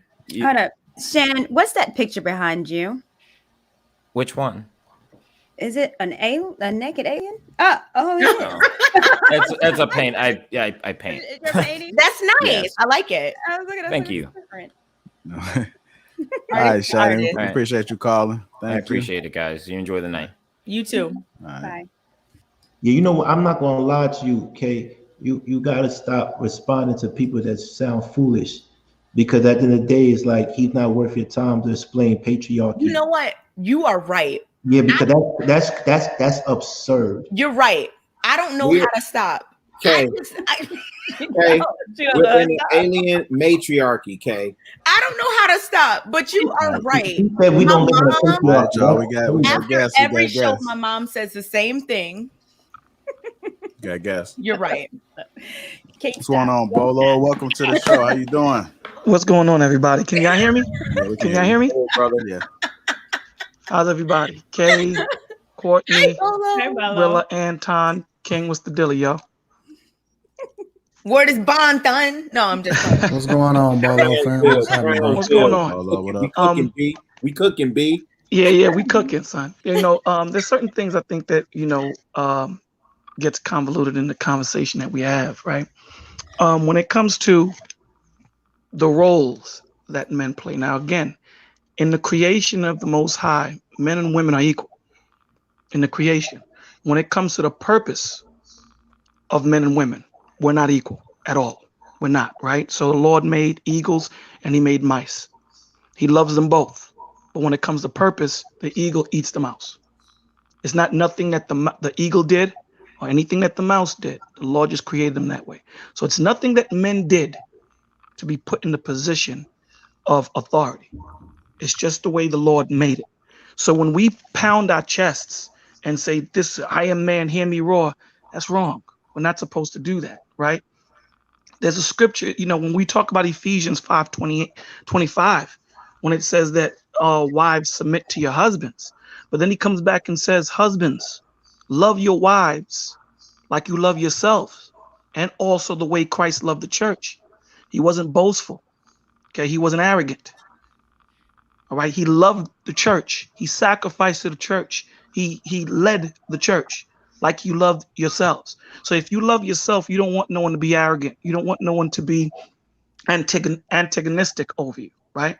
Here's the thing that I think in this manosphere thing that we talk about, that, you know, I understand the pushback that the manosphere gives towards feminism, right? I understand it. And this is not all men in the manosphere, but this is 1 Peter 3:7. When I hear certain men in the manosphere say that women are not important, you guys better y'all better temperature check yourselves. You better temperature check yourself. Understand what's going on. Talk right? about it. This is 1 Peter 3:7 when it says, husbands, in the same way, be considerate as you live with your wives. Okay, so he's telling you, live with your wives in a considerate way. Be understanding with your wives, okay? And treat them with respect as the weaker partner. Now, here's the key to the scripture. And as heirs with you in the grace of life. They're joint heirs with us. They're joint heirs with us. So when you men are talking about, and I'm not talking about you guys on the panel, but when you hear this manosphere thing saying that we don't need women and women need to be, you guys better don't get it twisted. Now, here's the key to why the Lord tells you to treat women this way, so that your prayers will not be hindered. So if you treat your woman like she's nothing, and you treat her like she's just a piece of dirt, your prayers ain't going to be hindered. They're not going to be answered, because what you're doing is you're disrespecting the church. You're disrespecting the temple. The Lord put her with you as a partner, not in the aspect of we do things equally. No, there's nothing equal. There's no people equal. There's no person equal on this planet. You can't name two people equal. We can try, but they're not. Someone is always above another, or whatever the situation might be. And we don't look at it as being above another. We look at it as the position that women are supposed to play, opposed to the position that men are supposed to play. Now, again, I cook in my house. So I don't look at me being a weak man because I cook. See, we get caught up into what women's roles are opposed to what men's roles are. And it's not caught up into them cleaning or cooking. Is that something that they could do? Sure. But what if the man likes to do that? So what does that make him? What if the woman likes to work with her hands and she likes to fix cars? What does that make her? My position in my home is not regulated to how I run my home. It's regulated because of the man that I am in my alignment with the Most High. So my woman doesn't have to be afraid of me, right? She doesn't have to be afraid of me. Why? Because she's afraid of the Most High. See, the one thing that the Lord tells you is that when I'm in alignment with her and I'm with him, and he is in alignment and she is in alignment with her, he is the one that keeps us in order, not me. I don't keep my woman in order. She knows that there's a certain decorum and certain respect that she is supposed to keep, same as I. And that's what keeps us in alignment together. That's how we move. We have to stop looking at the Bible as just as instructions, as just black and white words on a piece of paper. That's what the Old Testament guys and the Pharisees and Sadducees looked at. Christ came to bring you understanding. He came to bring you the connection to the book. It's not just about reading the instructions. It's about treating people the way you want to be treated. It's about honoring your woman. Your woman is very important to you. Your woman grounds you in emotion. The same thing that Anton said. He talks to his wife, and his wife gives him insight on how to deal with his daughter. We have to understand that that's very important, because a lot of the times we can be very emotionless. So it's very important that both of us have that symbiotic relationship. They're very important. The problem that we have today is you have the feminism, you have the manosphere, and they're pushing back. And it's the same thing. You have men being emotional the same way women are being emotional. And they're continuing to tell people to move in their dysfunction. And we have to stop that. Understand that women are joint heirs with us in this kingdom. Thank you for having me on. I love you all. God bless you. Good night. That's what I'm talking about, Bolo. But Bolo, you know, Bolo, you said a lot of great things, and you always say great things since I've been hearing you since last thing. But once you said symbiotic, the definition for symbiotic is equally sharing. It's the opposite of parasitic, where someone is benefiting from another person that's not equal. So once you use that word, and the reason why I don't subscribe to the Bible so much, because the Bible was canonized. That means they selected 66 books to put in there. Who selected it? We know who. The Vatican. Who did? Well, listen, that's another conversation. But here's the thing. Hold on. Okay, go ahead. I'm sorry. Hold on. The people that selected it didn't look like us. It was also rewritten by some say Shakespeare, right? So we have to, before we start attaching ourselves to documents and literature, we have to make sure it comes from us, right? So here's another thing I want you to realize too. When I say we are equal with our woman, if you said no one's equal, I don't mean that we all look the same. I mean we are equally valued.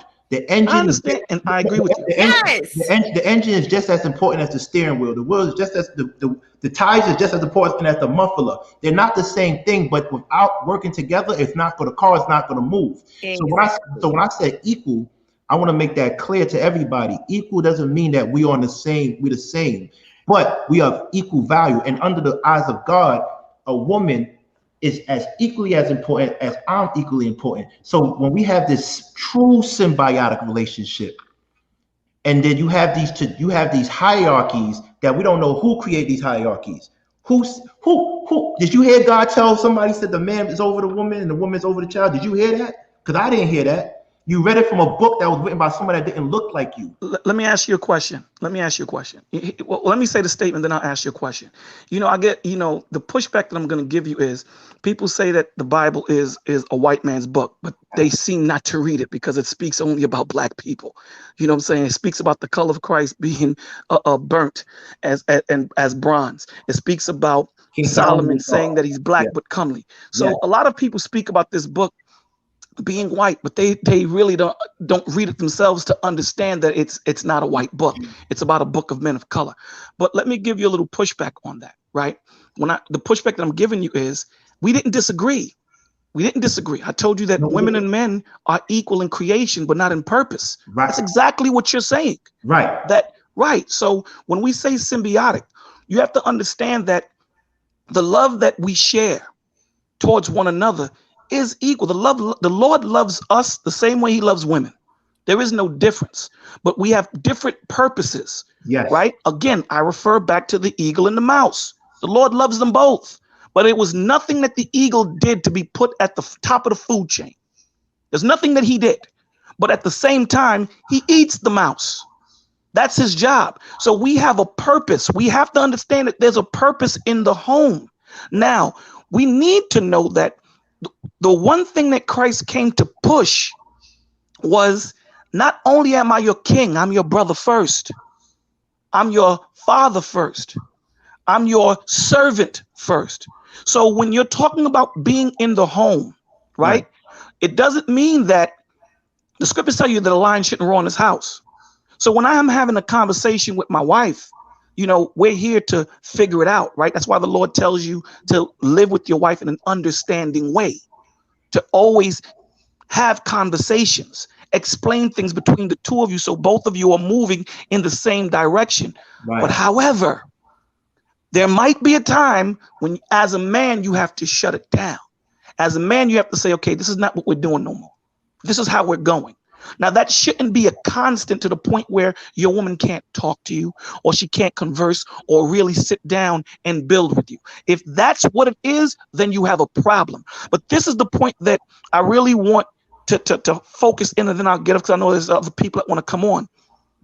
When us as men are speaking, we have to understand that it's good to have the banter, but there's youngins that are listening. There are young men that are hearing. Now, I know we always talk about women this and women that. The onus is on the men to get this together. It's on us. This is why when Eve messed up, the Lord didn't come yet. He came when Adam messed up because Adam was the head. So we have to take that responsibility and say it starts with us and start giving these young men milk, because the conversation that you guys are having, there's a lot of meat in there. And a lot of these youngins get lost.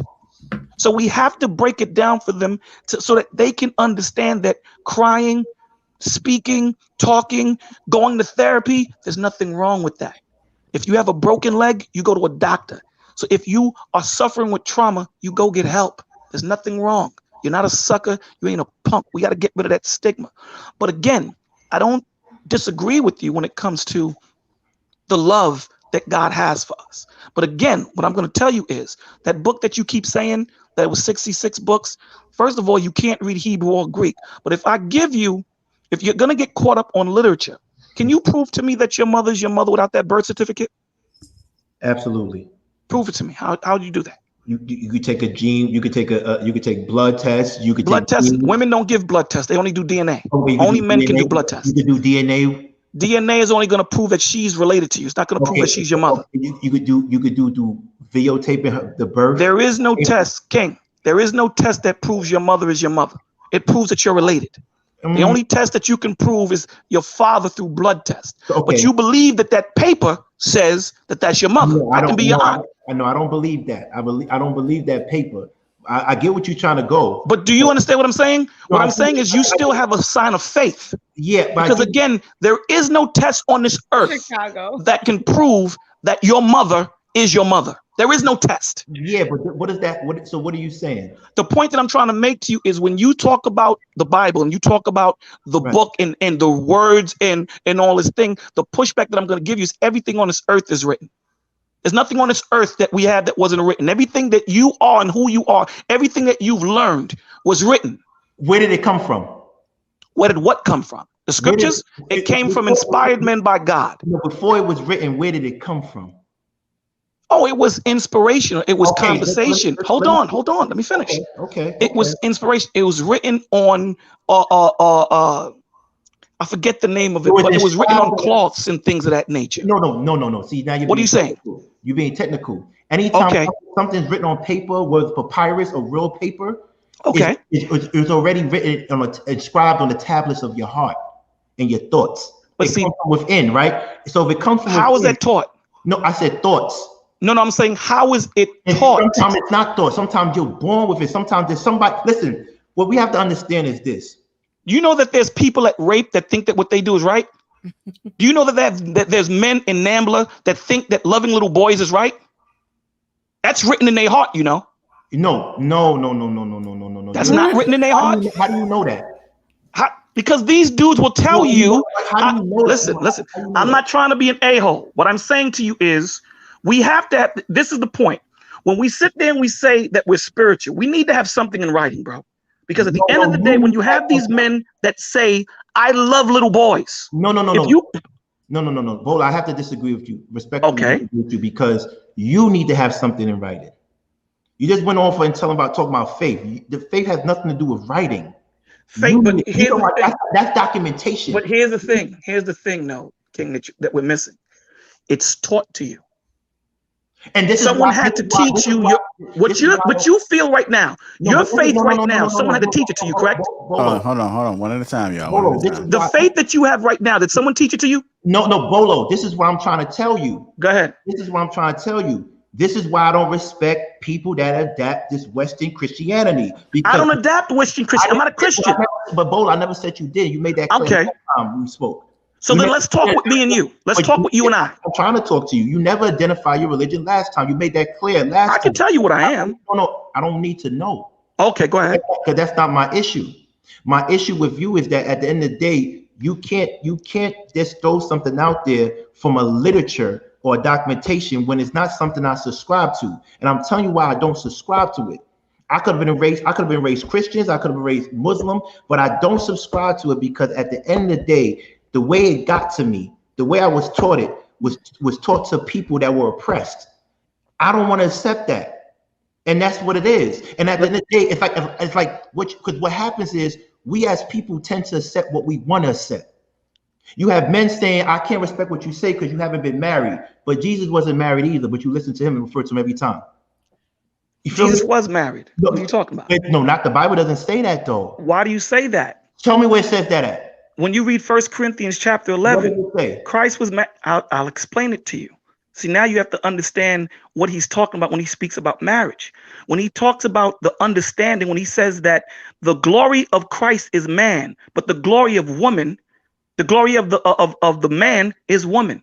The man was married to Christ. The man was the church. He was married to them. Hold on, brother. Hold on. He was married to them figuratively. How? He led, he provided, he teached, he nourished, and sacrificed. That's why he tells men, love your wives like I love the church. Because when you read the scriptures, he says the church of God is with men. It's with men. Now that's not a gay thing.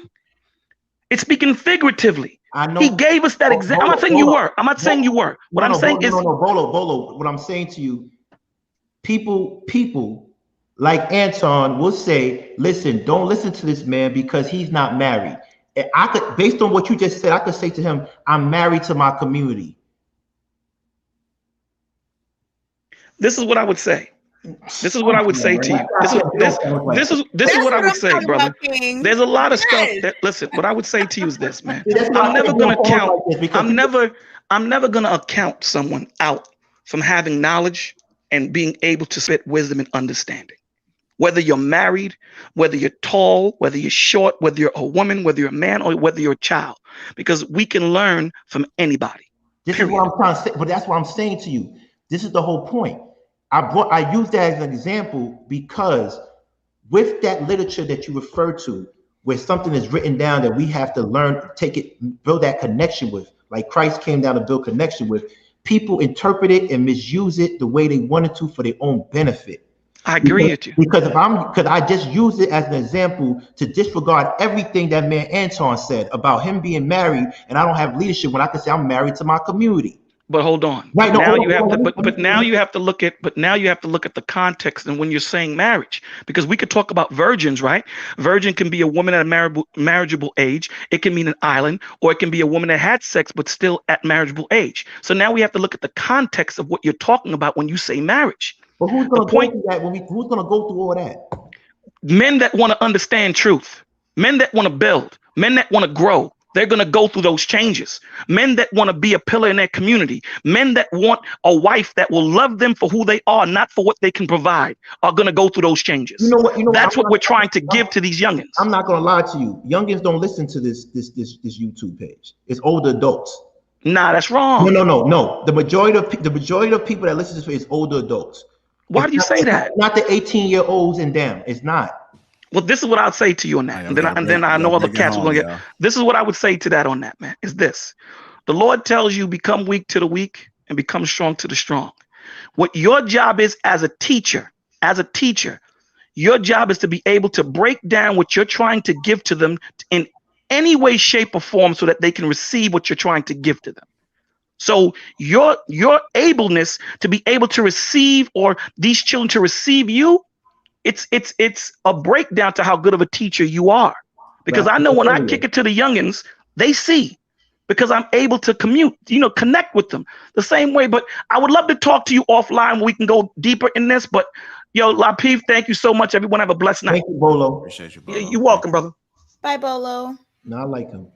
Yo, King, I'd have to push back, because I often say, we talking to these young bloods, fam, and these young bloods, I think, of relatives. We're all men and women of a certain age, and when you say 18 and under, I would say we'd have to look at the analytics, but just based on the observable eye and who we see come up on the platform from time to time, these young bloods are paying attention. Even if you pay attention in the comments, they in there. Even if you're in a Facebook group, they in there. What's the age demographic? You don't mind me asking? Is it 18 and under? The demo, you know what's crazy? 25 and up. No. The demo, listen, the demo is the same as radio, the same target audience. 18, the primary, 18 to 20. Yeah, Kate. Why do you keep making these faces? Because I see these shorties call up. Like, why? Okay, but let's be real. Do you think that the majority of people watching this are 18? I'm just asking. That's a yes or no. I didn't say nothing about the majority. First of all, we know the majority of what's watching right now on YouTube are men. Okay, but we're talking about age. Wait. Hold on, Kay. We know majority of who's watching right now are men. Okay, but age. Okay. So now we got two people who can verify the analytics of the demo. I'm asking what you think. Group. So I said my first statement was off the observable eye of who calls up regularly. right? Okay. Even when I look at Anton platform, I've seen shorties call up. Okay, but here, what do you think it is? Oh goodness, nothing. You're right. You got it. It's 25 and up, 35 and up. I know I'm right. 40 and up. Has anybody here seen a kid call in the entirety of your time on this platform, watching this platform, etc.? Platform's been up a year and a half, almost 2 years now. I'm asking anybody if they've seen people under the age of 18 or 18. I didn't say, hey, why are you doing this to me, fam? I didn't say under the age of 18. What I said for King is I conceded the point. I said, if you're saying 18 and under, yes. But I said, and he said, well, who do you think is tuning in? I said the same demographic that radio goes after, which is young men between the ages of 18 and 24. That's the primary demo, right? Then I said, do you think the primary demographic that watches this show we got guess. is 18 to 24? Yes or no? So hey, listen, you know way more than me, Kay. You got I know I do. I know you know way more than me because you got insight to the analytics and everything. Okay, you know what? Let me please hear the other speaker. Hi, you know what? You and what's going Hego? Is a what's going on? What's up, boy, y'all? What's up? Yeah, what's up? Me and him go back and forth so much in the group. What's going on? What's going on? He's rude. Yeah, I'm very rude, but it is what it is. So I just wanted to push back on a few things. Like Kay, you know, she was saying basically that, you know, the patriarch was some European values or whatever it was. And, you know, we didn't come from Africa like that. It was the same thing. It was a matrilineal line. So the kids that came, or the sons, they came from the mother's line, but it still was ruled by the men. So, you know, the hunter-gatherers, obviously, they led the meetings and, you know, whatever organization that they had in Africa. And, you know, you were pretty much ranked by your intelligence and your skill. The woman, you didn't even know sometimes who the fathers were, the kids, because, of course, they didn't have birth control or any of that. And everybody was having sex with everybody. So cool. But that's why it was matrilineal. So it wasn't like the woman walking around telling dudes what to do. I mean, it's just been like that. So, like, it's nothing different here. The men should rule the neighborhoods, and that's not going to change. Men simply just have been ruling women across time, and that's just how it goes. That's civilization. So, I mean, it's nothing Eurocentric about that. That's just humanity. What's up? Because you said all of Africa was like that, but since it's the biggest continent in the world, they had different structures right in the country and the tribes. Not so what specifically, which one are you talking about, which is just like what we're doing here in America? All right, so we're talking about like the base case. You know, we're not talking about 14 something, we're talking about way BC. We're talking about probably 20,000 years ago, as far as they can rewind it. So, like, if you go to Sentinel Island, which is just a faction of Africans that immigrated from Africa, and this was the same structure that they had. Right. And it's not like it was, you know, one country running it like this and another one. No, that's just how it was, because they didn't have these systems to say, okay, well, this kid is this guy's father, or this kid is this guy's father. Right. It didn't work like that. The only time they got married was to combine villages and clans. Right. So at that point, it was just on the moms, like, okay, well, these are all your kids, and these are the fathers or the uncles that take care of all of kids. Right. And there was the sister aunts, which took care of all the kids if they didn't have kids. Right. So that was just the whole function. But the men definitely ruled. They took care. Obviously, they protected. I mean, there's nothing changed. And the women sat in on the meetings. It's not like they didn't have any say so. I mean, of course, there was input. They weren't disrespected, but it was definitely ruled by the men, because the men went to war with each other. They fought each other. They took each other villages. They took each other just the regular stuff. Right. So, like, there's no difference here. And I think people in America got to start respecting that instead of starting to try to change things for 2021. You know, it's just a respect thing. Right. So what I would say to this, 2 points. One, me personally, my argument was never if men should be in the lead. My argument is always how they lead. Whether they're in the lead forever or from the caveman ages to the tribal ages to now, we're not leading with grace. That's always been my issue. If you're gonna lead the family, if we say we are the leaders, we need to learn how to lead better, and you never stop learning how to be a better leader. That's it. You also, as a leader, you must also have all your constituents or your followers have a sense of ownership in the vision. You have a vision, they have ownership in the vision, and then you execute the vision together. That's the one thing. But also, let's go back to Africa, because I'm African. My parents are from Ghana, and let me take it even deeper. I'm part of the Ewe tribe. Right. The Ewe tribe is a paternal tribe. It's a patriarchy. So we go by the man's last name, not the woman. There are other tribes that are matriarchal tribes, right? So just like Courtney said, everybody is different, right? Everybody rules different, but everybody uses different things to keep account of everybody. Like my name, if you go to Ghana, everybody's name is middle name is Kojo, Kwame, Abana, whatever. That name means the day you was born, because they didn't use numbers. So Kojo, my middle name, means I was born on Monday, right? It's a method to everybody's madness, and it's no monolith.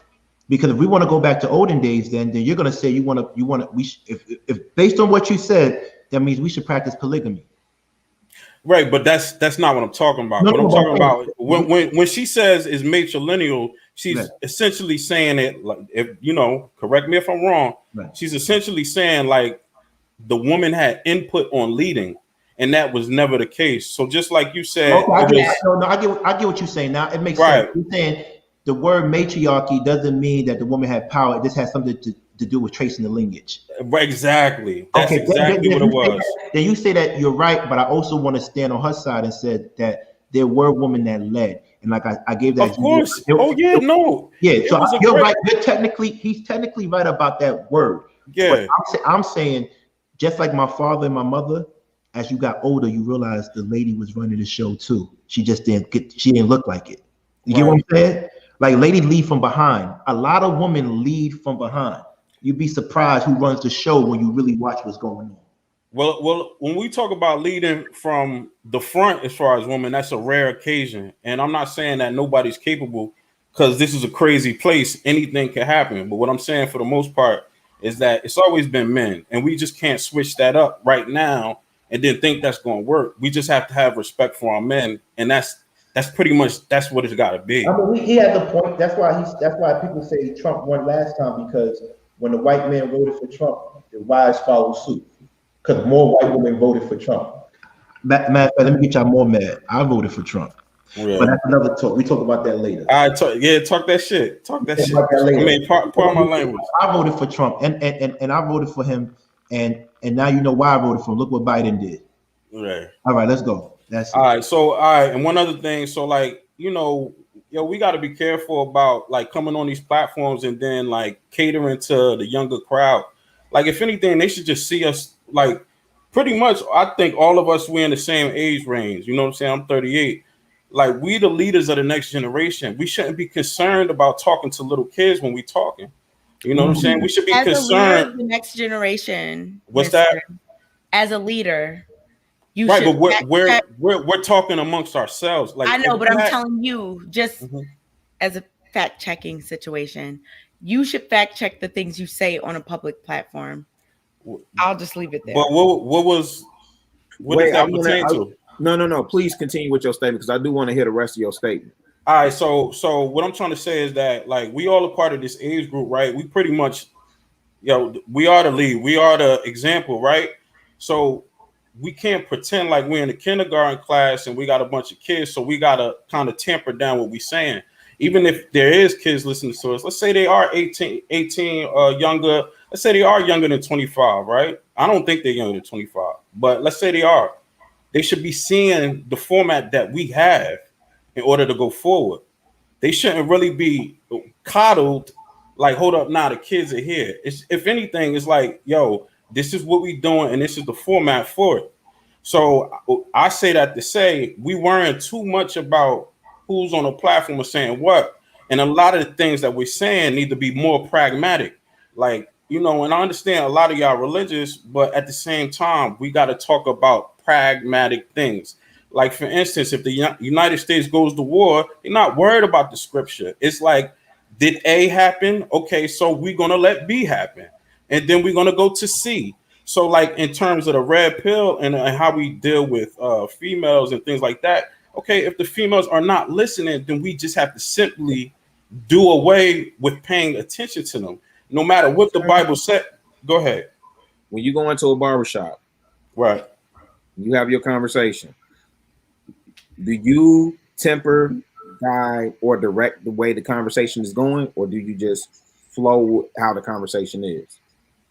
So, in other words, do you go and say, hey, never mind the shorties, the 5-year-olds that's waiting to get their haircut, never mind the 10-year-olds, the 12-year-olds, we talking how we talk. So if we say slut monkey, shit, suck, fuck, whatever, whoopie woo, never mind that, because we adults in here and we really, you know me.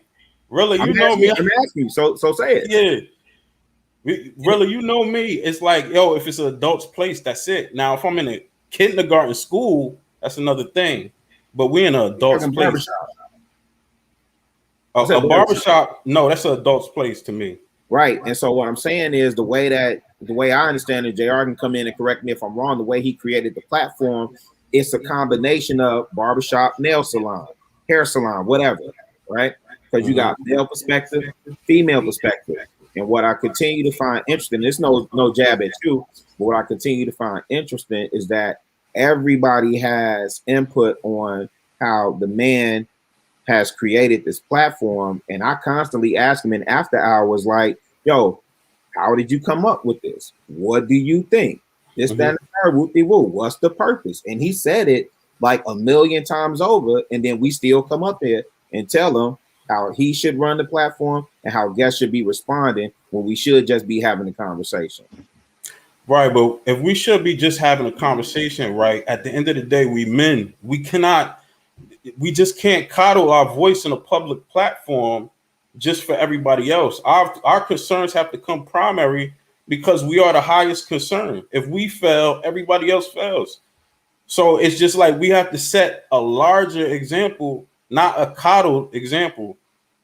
That's just my outlook. Now, you can feel differently, but like, for instance, in front of my family, I don't coddle myself to a certain extent. I let them show, I let them see how I lead. You know what I'm saying? I can't just come in the house and play this coddle position. They have to see, so there's an example going forward in the future. And I just think the platform is an extension of that. If we all gonna have this conversation and we're gonna talk, we might as well talk like grown men. And the ladies are around, we let them get their spill off. But I mean, the hierarchy is really there for us. I don't know. That's my piece. No, I understand where he's coming from. He comes from a place of men being men and leading the way and making sure everything is good. The environment is safe for women to do what they want to do. So I get it. But like I said, I go back to the thing where is that we have to find more tactful ways of saying that, right? It's different, and I'm not saying I don't say cuddle them. I'm just saying that it's different ways to express that same thought you had in a way that makes it attractive for a woman to want to sit back and listen. You know, the funny part about that is that I think E Black said it, and that made me rethink my thought because he said it's different ways of leading, and all that matters is results. So you correct, and I'm probably correct too. So I'll leave it at that. Right. It was. I mean, the results are results, but then they have consequences. Take it from me. I got 1 million, and I know my other homie got 1 million, but I got my millions through illegal ways, right? And I end up going to jail, right? So you can lead, right? And you can lead your way, and you get the results that you want. But are the people going to love you? All right, but let me take it to this. So you've been in the streets, right? No, I wasn't in the streets. I'm saying you've been. We got to bring it home. Got other people. All right, so this is my last comment. You've been in the streets. You know it's a different way. You got to talk to them. Then you got to talk to these people on this platform. Right. There's an adjustment. There's definite adjustment. You have to talk to them. This is what I'm saying. But we still need them to we still need to find a way to motivate them to do certain things for the benefit of the community. And I just want to implore that all young men like you who have leadership skills find tactful ways to talk to women so they can feel and they can know that you have their best interests at hand. Because everything you said was okay, was right? Except for some historical facts you had off a little bit. But other than that, everything you said, if you could say in a way, like, I don't want you to be a 40 ounce. I want you to be a glass of wine. You still get them intoxicated, but it's smoother. I just want everybody to be smooth and tactful and graceful, because that makes everything, that's better just for mental health and your vibration, your energy. That's what I want. That's all. All right. Thanks, everybody. All right. Appreciate you. Hello. Yo, King, is your message geared more towards women and men leading women, or men training up this younger generation? Hey.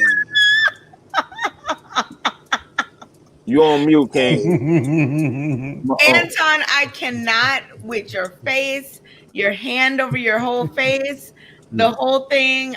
I am dying. Okay, go ahead. Yeah, my message is for to have productivity with an environment of peace. You don't have to always be mean and volatile. You don't have to always whip a mule. Just put the carrot in front of the mule, right? I'm not into being aggressive because I'm from a place of aggression. That doesn't get you anywhere. That doesn't get you anywhere in the long run. Trust me, it doesn't. What's going on, Reginald Terrell? Welcome to the show, brother. How you doing? What up? How y'all doing? Can y'all hear me pretty good? Yeah, we doing fine, man. Where you calling from? Hey, man, I'm all the way out of North Carolina, big dog. That's what's up. That's what's up, man. You on the tractor right now? Come on, Sal. Say again. You on the truck right now? I heard some clicking. Sound like you about to make that turning signal. Turning signal. Who? Hey, nah, them the hazard lights on. I'm on the side of the road, so you know what I'm saying. I gotta make sure nobody pull up on me. You know what I'm saying? That would have been the perfect time, JR, to play the pull up on me. Pull up on me. I'm on the side of 85 now. Hey, come holler at me. Look, so he's summoning that. Let me something. That would have been JR, you missed a golden opportunity. Yeah, it happens. What's going on, Reginald Terrell? Hey, Reggie Rail. All right, Reggie Rail, I got you. Rail. Hey, man, first thing first, man. Hey, peace to the bros, man. You know, cigars, top shelf liquor to the bros. You know what I'm saying? Flowers and wine to the ladies. You know what I'm saying? I really appreciate what y'all do, man. Y'all really pushing that conversation. You know what I'm saying? Really getting to where it needs to go. You know what I'm saying? My only thing, man, was when y'all getting in this conversation, man, like stay away from the religion, man. That's my opinion, because all that do is like you just start taking lefts, you know what I'm saying, until you get back right. But then it go back left, you know what I'm saying? Like then it just stalls out the conversation and don't really go nowhere, because religion, it was just created to divide everybody. So, you know what I'm saying? It get away from what it's really trying to do. You know what I'm saying? Like, you know what I'm saying? Everybody know the history, but you don't want to get stuck on that. That's why Anton be talking about the victim Olympics or whatever. But AD 2020, my boy. That's the only 5% smoke I got with you, big dog. That's the only 5. But that 95 is what we need in the community as a whole. That 95 of getting your money right, getting your bag right, get your mind right, so we can go ahead and build whatever we want to do from the past. You know what I'm saying? If you really want to do that, you got to go that way, because you really ain't trying to go to war with these people for real. You're just talking. So AD 2020, that when I really feel you on that 95, but that 5, when you say my culture is trash, me being from the South. The South. Me being from the South. Them some hurtful words, big dog. Hey, Reggie, you my complexion. You my complexion, so that hurt a little bit. But did I add the context though? But yes, sir. That's what I'm saying. But you put it there. But how it's gonna be perceived is not gonna go right. By who? Perceived by who though? People down here in the South, big dog. But you know that. But you know what, Reg? I'm gonna be honest with you though. Boy, I'm Here's the key though. I'm from 2 states above Atlanta, so here's the key though. Here's the key though, King. Okay. I don't agree with 100% of anything that anybody said. You know what I'm saying? Like, there's always gonna be people that you disagree with, right? Okay. B, I'm also open to the possibility that I'm wrong. So I'm always open to learning. It's some stuff that I learned as a result of having that conversation. And let's be clear, I still believe that there's the context is true and that there is a lot, the majority of what we champion from a cultural perspective is trash, right? I do believe that, but I will also say that there is parts of the conversation that's been explored as a result of me saying that would not have been discussed had I not mentioned that in the first place.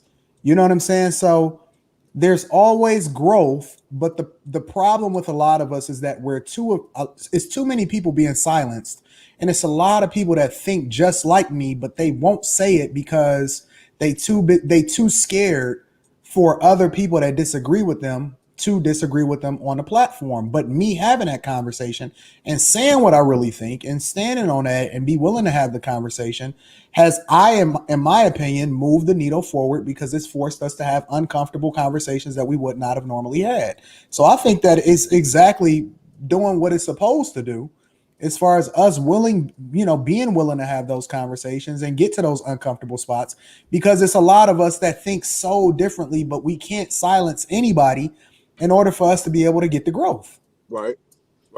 But see from what I see, when they're giving you information, you turn into Stevie Wonder, Ray Charles. You be over here, you be like this, like a lot of the time, big dog. You really just like you really float away from it. So it's like you really don't really take in what they're saying about it.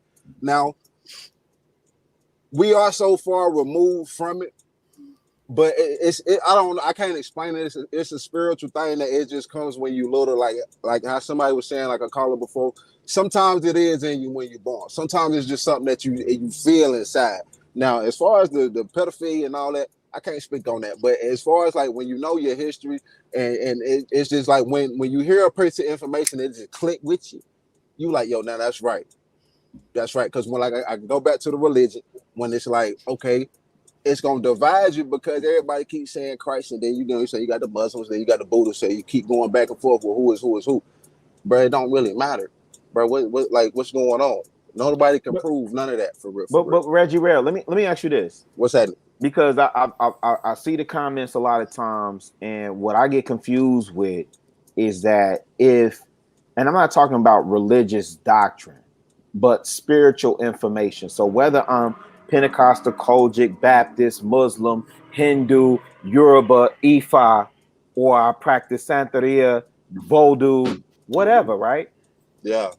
Why is it that when you interject your Christian beliefs on the platform that people get so riled up, right?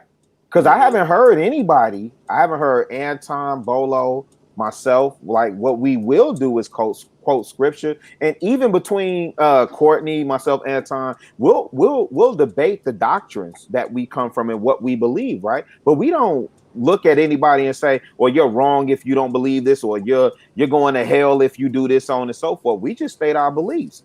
And it seems to get so many people riled up in what I don't understand, because I'm always concerned about. Really, but you got it wrong. The thing that gets people riled up is that we unapologetic when it comes to it. Well, I mean that part too. I wasn't going to get to that. Unapologetic. It just seems that you're not taking in the information. No. You're not really. I disagree with that. I disagree with that. I disagree with about where it came from. Hold on, Reggie. Hold on. It's been manipulated from where I'm going to disagree with that. Nope. I'm going to disagree with that 1,000%. I'm going to tell you why. Because I build with New Wabians. I build with Hebrew Israelites. I build with 5%ers. I build with doggone Nation of Islam. And I could spit everything from the rooter to the tutor. But I'm going to stand on what I stand on. And I'm going to believe what I'm going to believe. And you not finna shake me. If you wanted to shake me, you should have got me before I knew God wasn't real. Once I knew he was real for self, I'm going to stand on that 10 toes down. So you can't. So I'm rocking with King. I understand what King say when he say. King hasn't professed himself to be atheist. King just said, "I don't believe the way you believe, sir." So he could challenge and push me on that, and we could debate the scriptures, right? So what I get confused with is when individuals like yourself and other individuals in the comment jump in there and say like we pushing a narrative on people, and we not. I'm stating my belief, and as a wait, because I haven't shot your belief down. If you come to me, you say you Muslim, you read the Quran, right, and you start quoting me surahs, right, I could build with you. You understand what I'm saying? I don't shut you down. If you Jehovah's Witness, I could build with you. I ain't never showed up to my door naked to a Jehovah's Witness. I ain't never shut a door in a Jehovah's Witness. Real. You got to extend him some. You got to let him respond. But while you let him respond, no, because I rock with you. I like it when you like this. I like when you beat on your chest. I love that. Yeah, I think I just want to make sure. I just want to make sure that because they are guests and they, you know what I'm saying. I get that too. I get that too. But I do want to clarify one thing. I am pushing a narrative. I push this Jesus gang all day long. I push character. I push doing things the right way. I push not having sex before marriage. I believe wholeheartedly in every part of it. And I'm not saying that I ain't got work to do because Anton be cussing and Anton still ain't that far removed from where I came from. But I am pushing a narrative. I'm pushing this Jesus gang. But I do want to hear Reginald talk. Mm-hmm. I'm gonna open up the floor to him, but what I'm saying is because I it's not just on you, fam. So I don't want you to feel like I'm coming at you directly, but I see people in the comments because they get at Bolo, and then they like every time we get me, Courtney, or Anton will get into this scripture debate. It's why y'all bringing religion into it. We're not bringing religion into it. We're grounded and rooted, and these beliefs inform our morals, principles, characters, integrity, so on and so forth. How do you debate a man? Like, I'm more concerned about a man who's not submitted to something higher than self. A man just sitting out here just like, well, I don't believe in none of that. I'm out here doing me, fam. I'm more concerned about that individual. No, it comes to the fact when you just said that you should have came to me when I found out God wasn't real. If you can say you found out God wasn't real, why are you quoting man-made scriptures? He was believing that God was real. He was saying that you should have got to me when I thought that God was real. Correct. Thank you. Before you thought God. He misspoke. If that's what he said, he was saying that you should have got to him when he didn't know that God was real. Basically. Y'all got it. Okay. He was saying that he was more impressionable when he didn't understand who God really was. Is what he was saying. Okay, but it like I said, but it comes to the point where it has really nothing to do with the actual conversation. It's like you bring this half Bible into the conversation as if it's like, you know what I'm saying, like this is the word. Like, no, bro, it's not, bro. It's our word. You're missing books out of this Bible. Like the one that you're referring to, you're missing books out of it. All right. Well, but like Bolo said, you can't translate most of it. So it's like, how do you devote yourself to this, not knowing the entire thing? Well, I'm not going to speak as far as on the Bible. What I can speak on is what we believe. Our beliefs is how we navigate through life. So I can't have a conversation about what I think marriage is because I'm going to reference the Bible because that's what I believe in. So if you tell me what I think a relationship is supposed to be, I'm going to reference the Bible because that's my reference. That's what I believe. And I wholeheartedly believe, and I will die on that. I'm a Christian woman. I believe in Jesus. Jesus was not white. And so I don't pray to a white Jesus, but I pray to Jesus. And I believe in God. I'm a Christian woman. So therefore, it's going to create who I am. I am a Christian woman. So it's going to dictate what I believe, what I should say, how I should act. Right. And even though none of us are perfect and we get out of character sometimes because we're human, but it doesn't default on what I need and what I know I should be doing. So Christianity makes me. I do the things that I do because of Christ. So that's why it's always going to come up because that's who we are. Right. Right. So just to comment, Reginald, I'm on your side.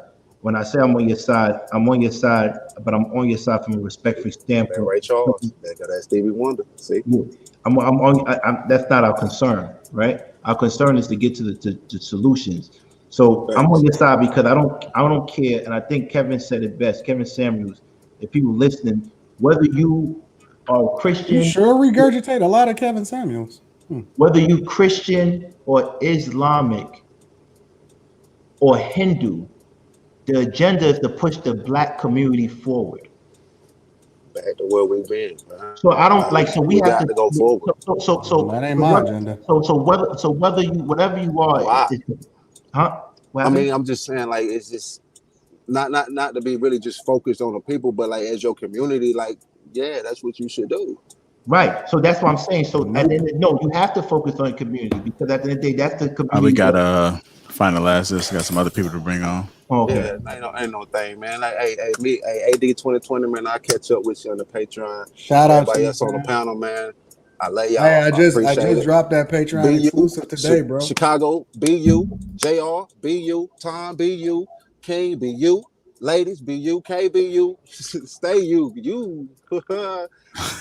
Courtney, stay that Southern Belle, baby. We love y'all, man. Keep doing what you do. Push the conversation, man. Keep it going, man. All right, thank you. Appreciate the support. Man. Y'all all right, Reggie, real. Love y'all, boy. I love hearing people from the South. What's going on, TJ? Like that's because you can relate. I can. Hi. I can. TJ, she got on a she not black hoodie down. She gray hoodie down. That's cool. No, she out here flagging. She got that Delta on. Ooh. All right, I see you, Delta. Okay. And a hoodie. You understand me? Okay, I'm gonna ask for a little bit of grace, please, because I have my notes. So okay. What? Yo.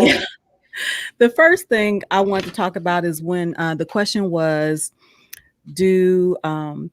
are people overly independent as a defense mechanism for constantly being let down?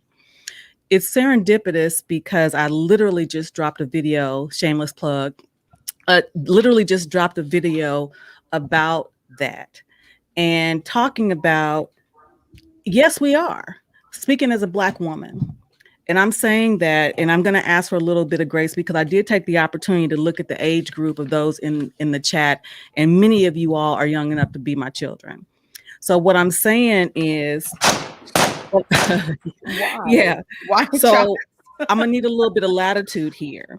You got the sun so when on, DJ. Huh? So when I say that it is a defense mechanism, because one of the examples I use is, again, as a kid growing up in the 80s and 90s, whose mother was a single mother. Based on what Courtney was talking about earlier, my father wasn't there. My stepfather wasn't there. So inadvertently, my mother was teaching us to be self-sufficient because there was a possibility that we didn't think that we'd have anybody to fall back on. The byproduct of that is that we became these independent women, and largely for myself, I did because my fathers let me down. So my defense mechanism was to say, well, if I can't depend on the man who I'm supposed to be the most important to, then I'm not going to depend on anybody. Now, I never said that, but that's essentially what happened. And that's essentially what I took to my relationships. So it is a factor, but I had to grow out of it. I had to learn, because if I wouldn't have learned, I wouldn't be married. Now, one of the things I think is very important with the manosphere and this whole feminism thing, there are two sides of a coin. If there are not two sides, it's not a coin, it is a slug. It's not a coin, meaning that men and women are culpable, are complicit for what brought us here. We are not going to move forward if we don't extend each other grace, and that is real. We're not going to move forward if we don't go to bed. Okay, I'm gonna start looking at the comments because I'm about to grow somebody real.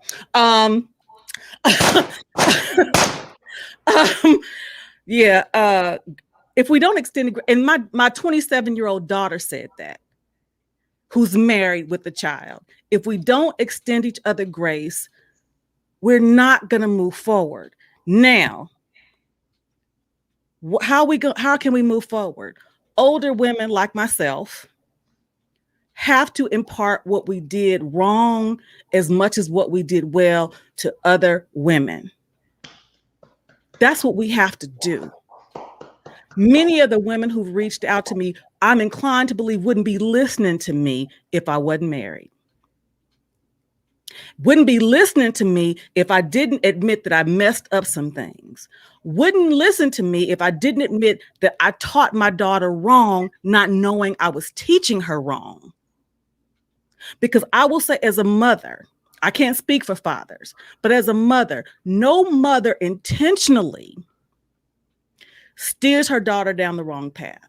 No mother intentionally misguides her. No mother intentionally sets her up for failure, i.e., teaching her to be independent and not depend on a man. No mother intentionally does that.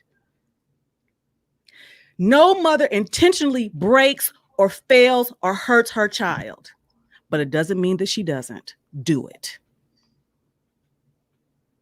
She doesn't intend to. She does the best she can with the resources she has, but it still don't mean that she doesn't mess up. I messed up with my daughter. Because if we knew what we were doing was wrong and would mess them up, we would have done it differently. My mother would have done it differently.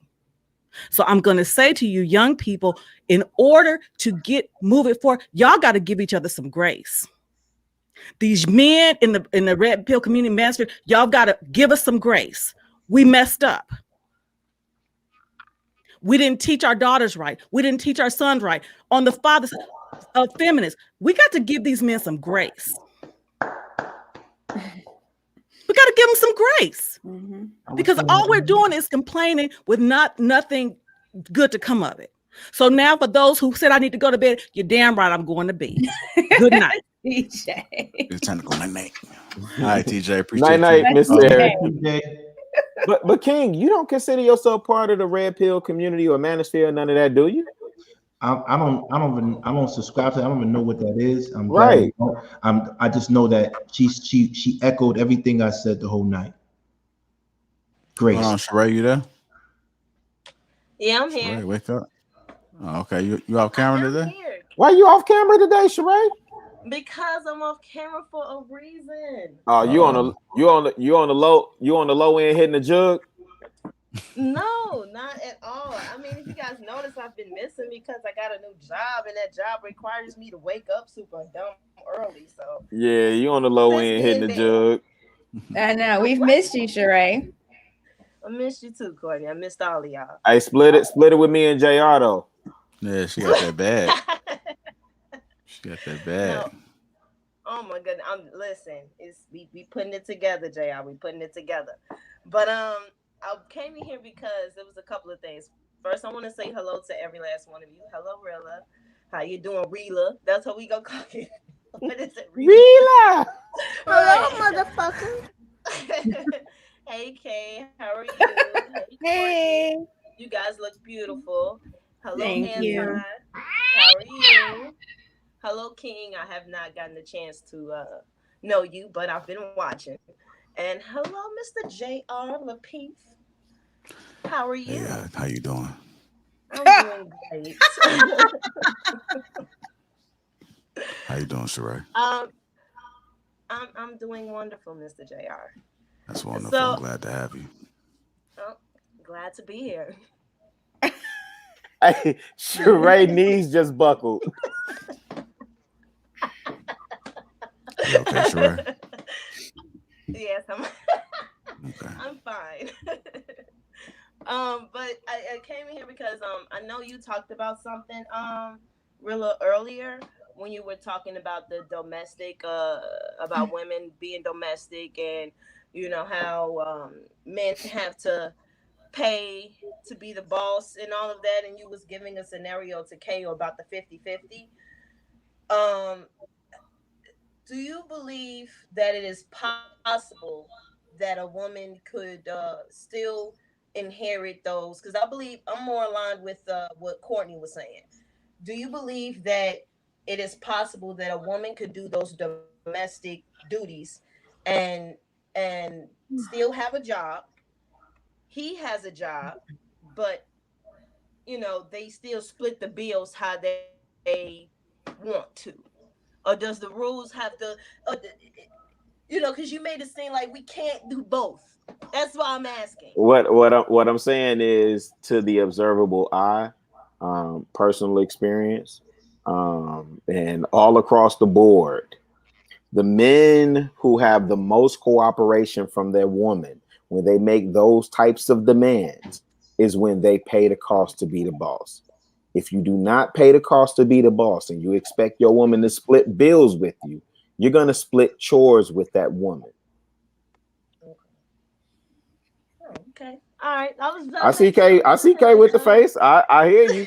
And listen. Stop looking at my face. Your face been telling on you all night, sister. I'm calling you tomorrow. Don't worry.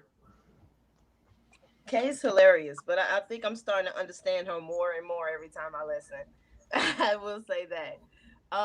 Wait, so let me ask you, Sheree, since you posed the question to me, do you think that men that make demands on their woman to have the house clean, that means you vacuum, you clean the bathroom, you wash my clothes, you cook for me when I come home, that meal better be ready, and you work 8, 9, 10 hours, I work 10, 12 hours, we both come home, I sit on the couch, your ass working. Mm-hmm. Well, you think that's feasible and reasonable as an expectation? Well, those type of things, demanding is one thing, because when we're talking about demanding, that's something else, because a lot of times women do believe that I want to clean, and though I want to be domestic, I want to do the domestic things. I believe that a lot of times that's kind of innate for us to keep home. That's how we contribute. So a man just asking me to just cook and clean, and he does not take the trash out, or he doesn't clean the gutters, cut the grass, that would seem unfair. But to ask of me to do it and you do those things, that seems completely fair to me. So again, it's splitting the chores. The point that I was making was around splitting the chores, and that you can't make demands. I don't know why I can't keep making these faces. I said you can't make demands of the woman. Be mesmerized or something, really. I don't understand. All I'm saying is you can't. Okay, you can't John make, Cornelius Jr. You can't make demands of the woman. King, help me. I mean, just am I stupid? Am I wrong? No, I don't think you're wrong. Where am I missing it? I'm missing it somewhere, because I'm looking at you too. I'm missing it somewhere. I just think more so at the end of the day, like I said, there's no finite way to have a relationship, exactly. Right? So when it's different configurations once again, but usually when a man is making, if a man has the expectations of his wife doing all the domestic duties from clean to cooking, usually that man is providing majority of the handling financial responsibilities. Usually, but once again, that's not the case when you depend on what city you're in and stuff like that, because it's really expensive, So I'm sorry, because I don't understand. Finalize this. I know. I don't understand the pushback on this, because I thought what I said was really simple. So from the women on the panel, especially with Kay making the faces, I'm just curious to know that if you work, your man work, his expectation is for you to come home, cook, clean, wash his clothes, but you're paying half the bills, he's paying half the bills. You come home, your ass get to work, he come home, he sit his ass on the couch. That's reasonable to you? Let me tell you, Chicago. And this is not my, tell me, okay, I'm gonna tell you. This is not my opinion. It is, you can look it up easily, and if you can't, I will send you data. Let me know. But in the majority of cases, women do the household duties, regardless of if they work or not. That's just life. That's the way people have been socialized. That's the way things are. So for you to be saying it as if it's just some out of this world. As if it's so. I have no idea what stratosphere K is in right now because women have been complaining. Now, if you want to look up data, oh my God, get the data of women. Listen, just listen. What? Okay, so whatever. I'm gonna keep on talking. So it's not my stratosphere. You've been an asshole, really. Chicago. It's not my stratosphere. This is well documented. And I will get you the data. Trust me, because you know me. I'll get you data that the average woman does more household duties than the man within a relationship, marriage, whatever, regardless of if they work or not. This is reality based on socialization and how people have been brought up. So you're the one in this unrealistic stratosphere, as you call it. I'm the one living in reality. So yeah, a man and a wife. I don't know. Okay, do y'all want to finish? He so that I can finish. I'm actually agreeing with you, and I'm laughing at I'm Rilla, just trying but to it's talk okay. without people while I'm talking. God, this chick is just amazing, bro. And then we'll add this to it because Rilla seems to forget that it takes more than cooking and cleaning to run a house. And it's not a house. It's not anyone. It's not me living in some different world. This is a fact. And like I said, I will provide you with data, studies, whatever. I will. Because women generally do more of the domestic duties within a house. Yeah, you see, Kate, I'm not gonna lie to you. This is another reason why I'm not married, because I wanted to make sure that I was financially stable, not to be arguing about who's cooking and cleaning. We have a chef and a maid. I can't. These type of conversations is really not the move for me. See, and you wouldn't even have to worry about that. And I see, and you're right. It is something more common. It's really common. My mother did. I told you she was a registered nurse. She still came home and cook and clean, right? So I understand where you're coming from, but I made a point to myself to stop talking about money and stop acting like I'm rich if your wife is still cooking and cleaning, because you're not. You feel me? You're really not. If your wife is cooking and cleaning and she can actually clean your place, that means your place is not big enough. And I don't want to have these conversations. I want to end up with high vibrations. Please. I'm wealthy at heart, and I want to try to manifest that. These conversations, Kay, thank you for explaining, but I told you sometimes, you don't have to say anything. It's really hard for me. Yeah. My vibration, because my thing is, whoa. All right, Sheree. Whoa. And final thoughts, Sheree. Go ahead. I thought I heard something else. Hold on. We got to get Sheree final thoughts. JR, you got to send the shots though. I heard shots. No, I thought I heard him say something else. No, I said vibrations. My vibrations got to be high because we're really having a discourse about. Nah, you said, I told you, Kay, sometimes you don't have to have that conversation with certain people because everybody's not going to see where she's coming from. No, I see exactly where Kay coming from. Yeah, but to go back and forth, this is like you told Reginald, he can't change you where you stand. So Kay shouldn't waste her time to try to change you where you stand. My mom be telling me this every day. Like you stand on that, Chicago. You stand on that. So why is she going to our mom? All right, we gotta let Sheree get a final comment, y'all. Okay. Go ahead, Sheree. And then the last, I'm glad I got the clarity. I think I understand where Rilla is coming from. I suppose. And then also, Miss K, I did not know you knew A.A. Ron Fupa Fighter. A.A. Ron, yeah, I know him. Yeah, that's he's an old podcast co-host of mine. Oh, that's were you the one? Because I remember that podcast. Yep, that's me. It was you. Look at the world so small. Ain't it? What? Peep, you, and then next thing you know, be Anton, because I got family in Michigan. But you know, that's dope. Yeah. But all right, you guys. I just had to get that clarity. I had more I wanted to say, but I'm ready to go to bed. I love y'all. And I'm gonna continue to tune in. Sheree, definitely we love you too tonight, Sheree. No problem, JR. All right. JR, I don't like this Don Cornelius voice that you put on in the last few minutes. Like, it just is what it is. Kate. no. What's going on, Kosher? How you doing? No, it's not. You said Kosher, you there? It is what it is. All right, we'll come back to you, Kosher. See? Kay, I cannot with you tonight. What's going on, Mr. Paul? Hey, what's up, man? Paul. First time calling, been watching for a while. Calling from Montreal, Quebec, Canada.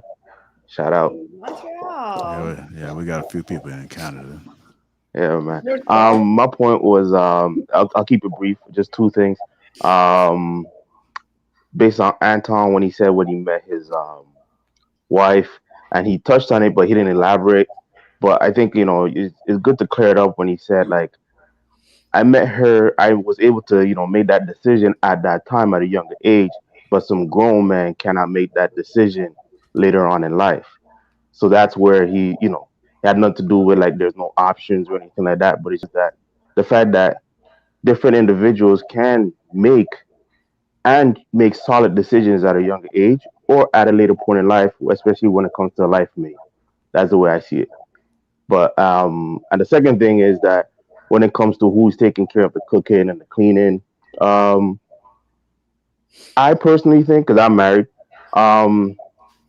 if your wife or your woman cannot cook properly and nurture or maintain a household, she can't nurture your child, right? I think it's like simple. That should be able to not just give him craft dinner or her craft dinner and stuff like that, but be able to maintain it. It's nothing about finance or anything like that. Dude was talking about King was talking about money. If you don't have enough money to to have maid and this and that. Yeah, me and my wife both work at administration agents at hospital. But the fact is, God forbid something happens to me, my kid's gonna need to be taken care of. If she can't cook, clean, maintain a house, I mean, it just seems kind of pointless to at the end of the day. That's just But then, like, why would you or any man who believes that ever entertain a woman who couldn't do those things? Like, I don't even see where the problem comes in. But the problem is there's a lot of girls who cannot cook but properly that's not your decent woman. meals. So why do you care? Right. No, it's not my Some woman. men I'm just don't saying. care. No, Some but I'm men just will saying. order food 7 days a week. It's fine. Yeah, If but that's not financially, you, you can't maintain that financially. Just ordering food every you day, depending on the can't household. maintain.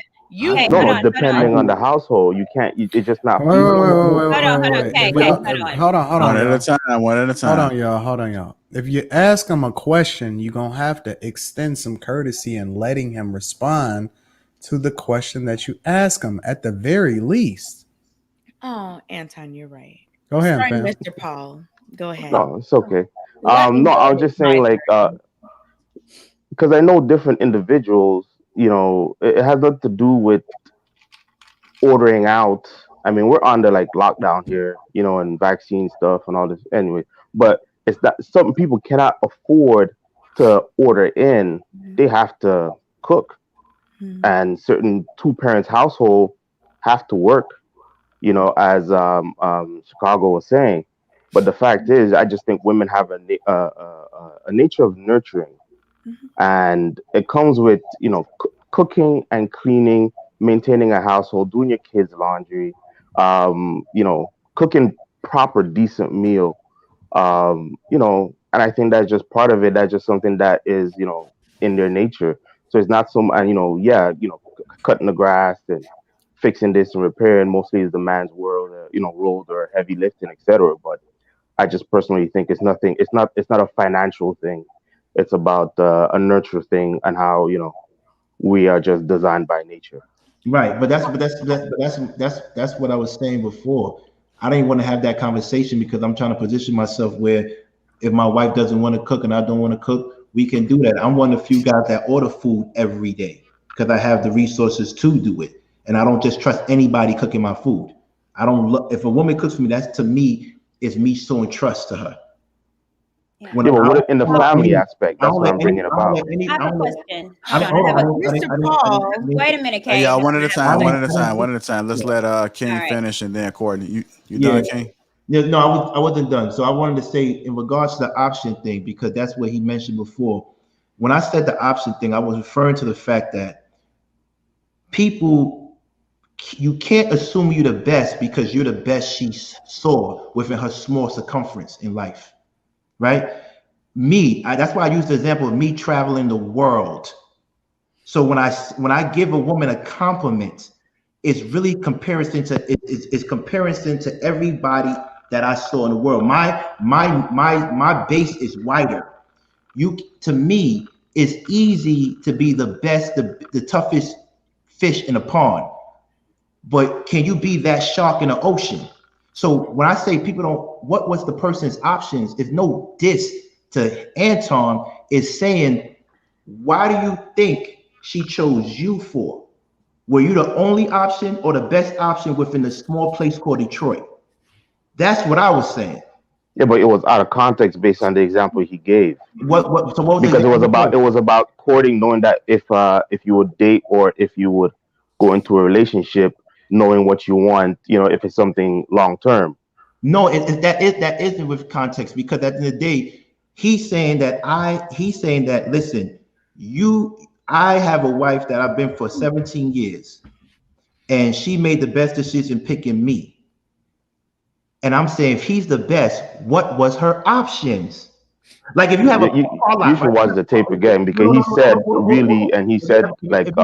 listen, you can't tell me you have a car lot full of Hondas and Toyotas, right? And you bought a Toyota and you made it work for 17 years. You're gonna tell me that's the best car? Then you never drove a Ferrari. You never drove a Bentley. So how can you say that's the best? You're right in that aspect, but what he said was, like, words have meanings at the end of the day, right? So if he said, listen, when I met my wife or girlfriend at the time, and he knew what he wanted, and this is what he decided to go for at that age, of a teenager, how can some grown men, who are adults and who are more sound and more accomplished, cannot come to that decision of what they want to attain as a wife moving forward? That's what I got from it. And that was the word that he said. And then, it was cut off, and then everybody was interjecting. But I caught that snippet from what he said, and then he tried to kind of get in. So, but that's just what I got from it. I get what you're saying, but here's my thing. Most men. Get final point, Shaw. We got a final point starting. No problem. Most men, if you ask them what they consider beautiful or what they consider what they consider adds value to their life when they were 20 to when they're 40 and established, it's going to change. So my thing is this: kudos to you for picking something and making it work. But would that be the same thing you would pick now when you up? Well, hindsight is always 20/20 at the end of the day, right? Hold on. Let me say something, Imran, because he keeps talking a lot about my relationships. Let me say something to you, fam, and I'm gonna just make this clear one time and one time only. To make it clear, my chick is gonna be the queen forever. I will pick her 100 times over 100.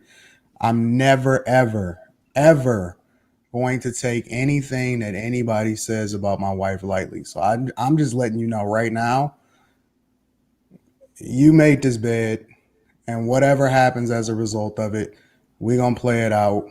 And I hope you're ready for what happens. That's all I'm saying. I'm trying to figure this out. My thing is this: if we're having a discourse, and I said what was her options, and then you're lightly threatening me. I said what I said. No, listen, listen, Anton, stand on that. Stand on that. We're gonna play it out exactly. Listen, you heard it first. You heard it first from me. I don't want no problem. Hold on. But stand on that. Here's the thing, bro. Stand on that. Here's the thing. No more talking. Don't say nothing. If that's how you feel, Fam, you do realize you on my platform. I can just X you out completely. Listen, but if you want to have a conversation, we can have a conversation. No. Hold on, fam. You're not going to overtalk me on my own platform. You're not going to overtalk me on my own platform. But you said that before. I'm gonna end this. You want to have a conversation? You want to have a little brat? End it like a little brat. Have a conversation, or you want to overtalk me? End it like a little brat. I don't need us to survive. That's what you have to understand. You don't own me. You can't give me a check. You're right. I'm me. You're right. I get my own money. All right, y'all. Simmer down. Thanks again, guys. Thanks for the opportunity. Goes to any other platform, do the same thing. What do you say? Be blessed. Yeah. All right, Paul. I did have something to say, but apparently, Me too. It was him. It was him. Go ahead. It's fine. Forget about it. I just wanted to say just ask some questions. I'm asking. Relax. On that. Paul, so you made a comment because I'm going back to the cooking before we got all on another subject. You said if something were to happen to you and your wife couldn't cook and clean, then what use was her? So what if something happened to her? What use would you be in maintaining the house and cooking? Would you not? I could cook and clean. I have no problem cooking and cleaning. Right. But I'm just saying, it's just like, sorry. But like, so my son, he's 7 months old, right? Our first, both on each sides, right? We've been married 4 years now. So he's still on breastfeeding, right? And like, we start giving him, like puree foods and stuff like that. So he's on that now. But when it comes to feeding, he wants her to do it. It's just easier for her. It takes that from her, because unless the baby wasn't, came out from the bottle from jump. But I'm just going from my experience here, from what I see from that angle. Just the breastfeeding part onto the feeding part, he just gravitates towards her. And I see, I think most children usually, I would assume, but would take that part of nurturing from the mom, and they would just gravitate, to her for that. So does that mean that you think that babies should automatically go with their mothers in the course of divorce? Hello, hey, Sorry. hold on. You're done. Thank you, Kay. All right. Man. No. Lord have mercy. Go ahead, Courtney. Never mind. So I didn't hear your question either. You don't need to hear it. You don't need to hear it. So, Mr. Paul, since you said that, do you think that children should automatically go with the mothers in the case of divorce or separation? Since they're the nurturers and they do everything like you just said?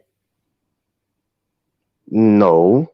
Oh, okay. No, but I'm just saying but that's completely that's completely out of the context, because we're talking about a home. Oh, okay. You know what I mean? Yeah, you could, because if you look at athletes and stuff, they I guess you could pay a maid and do all that. But how deeply do you want to be involved as a mother or a father? If that's the case, and it depends on the age of the child also. If it's a 10 years old, then it's a different story. But at a younger age, I do think a woman needs to know how to, cook and clean to maintain part of a household. Don't worry about it, Mr. Paul. The lead attorney already settled this. It's just very contradictory, but no, it's not contradictory, but everything is in context at the end of the day, right? Okay. Thanks for answering. All right, Paul. No problem. Bring some more people on. All right, have a good one. All right. What's going on, John? What's up, family? Yeah, come on with that novel. Can you hear me? Can you hear me? Yeah, we can hear you fine. Okay. All right. I want to speak on something that Rilla and King mentioned: women's overly independent state being due to the inadequacies of Black men. Something that I see that many of these Black manosphere and red pill communities do is overlook the why, and it's a case of the chicken or the egg, with most Black men being raised by single mothers, and we don't want to address that. But let some people tell it, if we have that conversation and validate it, it's playing victim Olympics. How in the hell do you expect to fix a community if you don't address the problem or acknowledge the conditions that they're subjected to? And I say that without casting blame to women solely. There's enough to go around. However, the history of racism in this country is the biggest culprit. It amazes me that a man who has been absolutely blessed with getting the knowledge and blueprint to life by his family, and most importantly, his father as a child, has the gall to look down his nose at someone who is less fortunate, primarily due to not having a proper male influence as a boy, when the absence is absolutely detrimental to the development of competence in most men. Yes, Anton, you are successful, but this is why your message is egregiously less than palatable for me. You're dismissive. I'd argue that you didn't get it out the mud. You built your own, yes, and that's a great thing. However, with the tools given to you by your father, those two things are not synonymous. A man can't miss what he's never had, nor can he apply what he's never learned. How are you going to hold someone accountable for something they don't know, or has to spend years unlearning what he's been indoctrinated with his whole life just to be able to start to be on the right path? There's a saying, the paradox of education is precisely this, that as one begins to become conscious, one begins to examine the society in which he is being educated. I can't help but be annoyed. Being that a lot of this red community lives in echo chambers and regurgitate talking points, I'd have to agree with whoever said that in chat that King referenced, as I do believe the blind gravitate to Anton. Financial success isn't exclusively indicative of being knowledgeable, and even an old dog can be taught new tricks by a benevolent dictator. I subscribe to your channel, and in the words of Kevin Samuels, I chew the meat and spit out the bones, but your comment section is observably filled with parrots. One more thing, Anton, when I spoke last week, you and King tag teamed me about being able to speak words of affirmation to a woman I'm in a relationship with on a daily. I said it doesn't happen for average men, and I said King can't tell me how to be in a relationship when he's not in one. And you responded he was still right. You validated him. So it's strange to me that now you say King isn't in a position to speak on relationships, being that he isn't in one, because now he disagrees with you. Lastly, Kay is so right. Black men subscribe to Eurocentric ideologies. We tell Black women all the time that feminism isn't their plight, how it was originated by the white woman, all while subscribing to the Eurocentric label, subjecting ourselves to their standards when we aren't the same. This alpha male ideology, which is visually divisive and absolutely misleading, was constructed by a white man who actually regretted he did it and publicly stated that. Like Courtney mentioned, why are we leveling up for it? The red pill community talks like being the best version of yourself has nothing to do with women. This is rhetoric. Our ancestors did not subject themselves to this type of thinking. They just did what was necessary. And I have a whole dissertation regarding this topic of alpha male and its history when relevant topics are presented on the show. Would love to share with this platform. I love your note. Man, you got to put that in the community tab. Right, do something because we got to put these notes in the. We got to put this. Somebody put the note somewhere. Like Dear John, we got to create a community tab. It needs to be like the Lapeef time capsule. Like you have to put it somewhere. I mean, I guess I don't have a Facebook. I don't do social media. Do something. You got to do something. Yeah, I don't have. You got to forward these notes to JR, and we got to put them in like Dear John. You don't want me to give your YouTube name, no? Oh, I don't care. I don't care. Right. Okay. I mean, that's the only social media I really have. I don't have Instagram or Facebook. So that's all I have. That was good. I appreciate you, John. Thanks. All right. Thank you. What's going on, Dan Glory? Whoa. Hey, how y'all doing? Chicago. Boy, you running from the law, boy. You running from the law, boy. Like, get up out of there, man. The fans coming, boy. That, no. You ducking and dodging that, boy. For their service. Nah, boy, you ducking them, boys. They coming for you, man. I see them behind you there, boy. You got to get up out of there, man. Shit, they ain't coming after me, damn it. I don't swing that way. But no, first off, I want to appreciate y'all for letting me on y'all platform. I appreciate that. I've been watching y'all for the past month and a half. And like, okay, I got to say, right or wrong, I appreciate the fact that you stand on what you believe in. And there's not too many women who actually do that right or wrong and actually have some sense about that. So I got to give you credit on that one. Anton, man, I appreciate your success and the stories that you say, but I got to agree with the last brother, John. Your delivery and how you are sometimes dismissive of other people's struggles is kind of Okay, let me use me for an example real quick. All right. I am 36. I'll be 37 here in a few weeks. I'm an orphan. All right. Which means that from the time I was born up till now, and mind you, I still found my family, but because on one side I'm a secret, on the other side, they didn't raise me, I'm still an orphan. So my entire life, I literally had to get everything out the mud. I was raised at first with white folks, with black folks, then with foster care, then with white folks, and then I was homeless. You feel me? I went through hell. You feel me? And so some of the things I'm not going to go ahead and quote because I've never lived your life. I don't know your struggles. I don't know what you take with you at the end of the night. You feel me? When nobody's around. But one thing I can say, if you are looking to help us, because I look at you as an inspiration. You feel me? You, a lot of the Manosphere, MTR, Kevin Samuels, O'Shea, Duke Jackson, a lot of y'all have really opened my mind up. Anthony Spade was the first one that, because being an orphan, not growing up around black women, I got my heart tranced around because I didn't know how to deal with y'all. The Manosphere opened and the Red Pill opened up my mind, you feel me? So I understand how to deal with things better. There's a point to this, please. At the end of the day, if you are trying to represent us in whatever form or fashion, I respect your views. Please understand that there's a lot of us, particularly, let's say me. I can't speak for everybody. There's people like me who need your wisdom, but more than anything, we need you to understand us. Wait. So what's the question? No, the question is this. You feel me? How do you teach other men to overcome struggles that you haven't been able to overcome to get to where you be? Because what struggles haven't I overcome?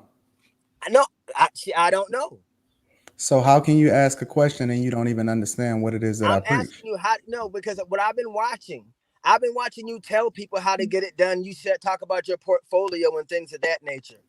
But what I don't hear you do is telling us young men. There's another question, Anton. You feel me? It's how do we get past the hurdles? You tell us what to go to, but I don't hear a lot of you saying about how the mental things that we have to do. Like, because when I was selling books and magazines, they always said that your day doesn't start the day you wake up. It starts the night before on the things you put inside your mind the night before. So the question is, what kind of things can you teach us from a mental aspect? We see the money, we see the glam, I see the Versace robes, all that, cool. But the mental blocks that you had to get through, I don't hear those being thrown at us, sir. Okay, so first and foremost, I'm not a representation of anything outside of exactly what it is that I am. I don't owe you anything. I'm not required to give you anything. And I don't owe you any level of representation at all whatsoever. Sure you do. As a matter of fact, no, I don't. Sure you do. As a matter of fact, sure I specifically... Sir. Let me explain why. You asked me a question. Okay. But you don't want me to answer it. No. I apologize for interrupting. Go ahead. So, first of all, I often say specifically that my voice isn't for everybody. As a matter of fact, I also advocate for the idea that there are multiple ways for you to be able to tackle specific problems and situations.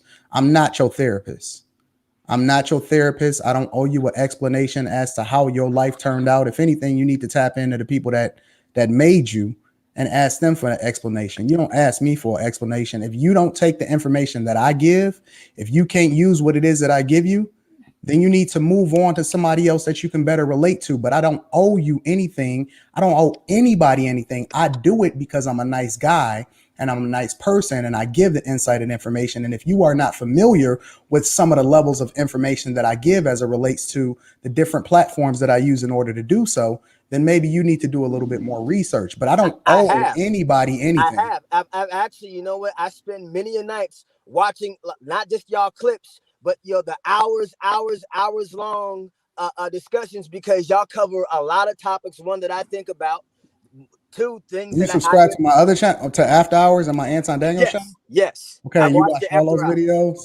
Yes, I watched After Hours. And you watched all of the videos and the Patreon and everything, huh? No, I haven't gotten on the Patreon. I haven't gotten on anybody's Patreon because if I'm going to, this is my opinion. Like, I feel like I'm loyal to everybody. If I just get on one person's Patreon, I feel like I'm being disloyal to everybody. All of y'all, right or wrong, have valid information. You know, like they were saying, like the lady was saying, there's two sides to a coin. Me personally, I believe there's three. There's the side A, side B, and then that one side that connects them in the middle. You feel me? That's a side as well. But I agree with what you're saying about, you know, you're not for everybody. That's not what I'm asking. Maybe And I don't owe you anything either. This is why, and here's the thing. This is why I disagree, okay? One, you are a successful Black man.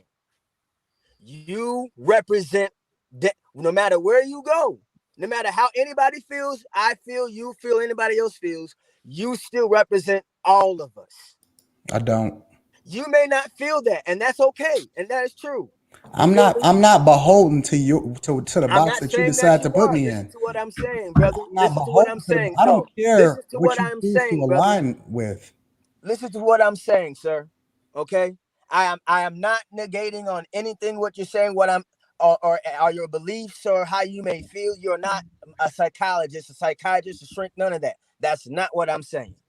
What I am saying is this. Okay, what I've noticed that when people, especially in like on the YouTube things, people give out and say all these things and people want to try to obtain them, you know, whether it's, you know, relationship or staying red pill or going purple pill or being an activist or, you know, investing in Bitcoin or money. No one is teaching people or telling people how to get through the mental blocks, because a lot of people, it sounds good at first and, you know, yeah, you get excited. You want to go ahead and do it. You want, you know, you got your money, you got your investments, you got everything lined up. You do music, you got your music lined up, you got your venues lined up, you got your management team, your A&R, your P&R, or whatever you're doing, you got everything lined up. But from you specifically, because I hear this with this in the tone like an almost entitlement sort of thing, like. What? How am I going to put this? Because like you have great advice, and I can't take that away from you, man. Like you are ahead of your time. You, Chicago Rilla, you feel me? Hey, we in the city, man. You feel me? Yeah, but I gotta push back. Pen Glory. I gotta push. It didn't put the in it, but it's Pen of Glory. Pen of Glory. I gotta push back a little bit. Okay.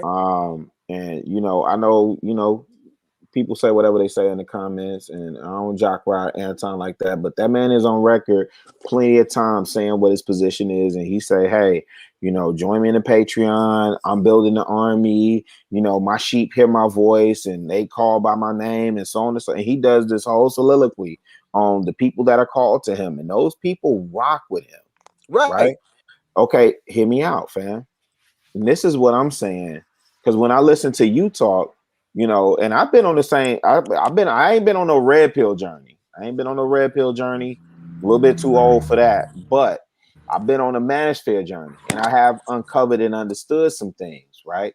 And so I chew the meat and spit out the bones. That's my journey as a lifelong student of life.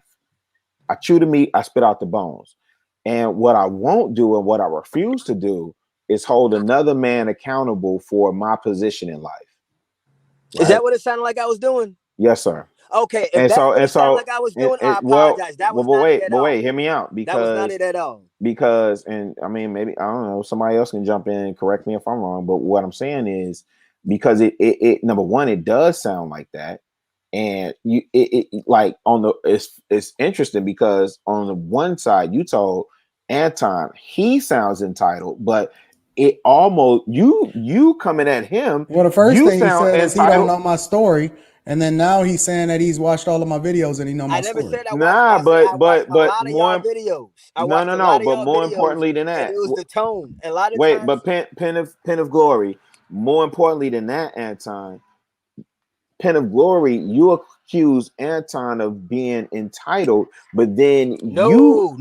Listen, if I say you're entitled, I'm gonna go ahead and say that. I said it sounds like and I was trying to find another word instead of that. You feel me? Okay, cool. That's now, cool listen, too. But you use the word, so let me what play. it sounds like and what it is two different things. See, that's the thing Okay, about so us being a man. let's go off of what you said. It sounds like. So what I was asking a specific direct question, and the direct question was, "What you feel me?" Because like I said, I be listening. What is there? Literally, but listen. For the people who listen to End of y'all, glory. you feel me? How do I got people you. get through the mental blocks? But I I'm got you. asking Listen, Anton wait. because Wait, I got you. money.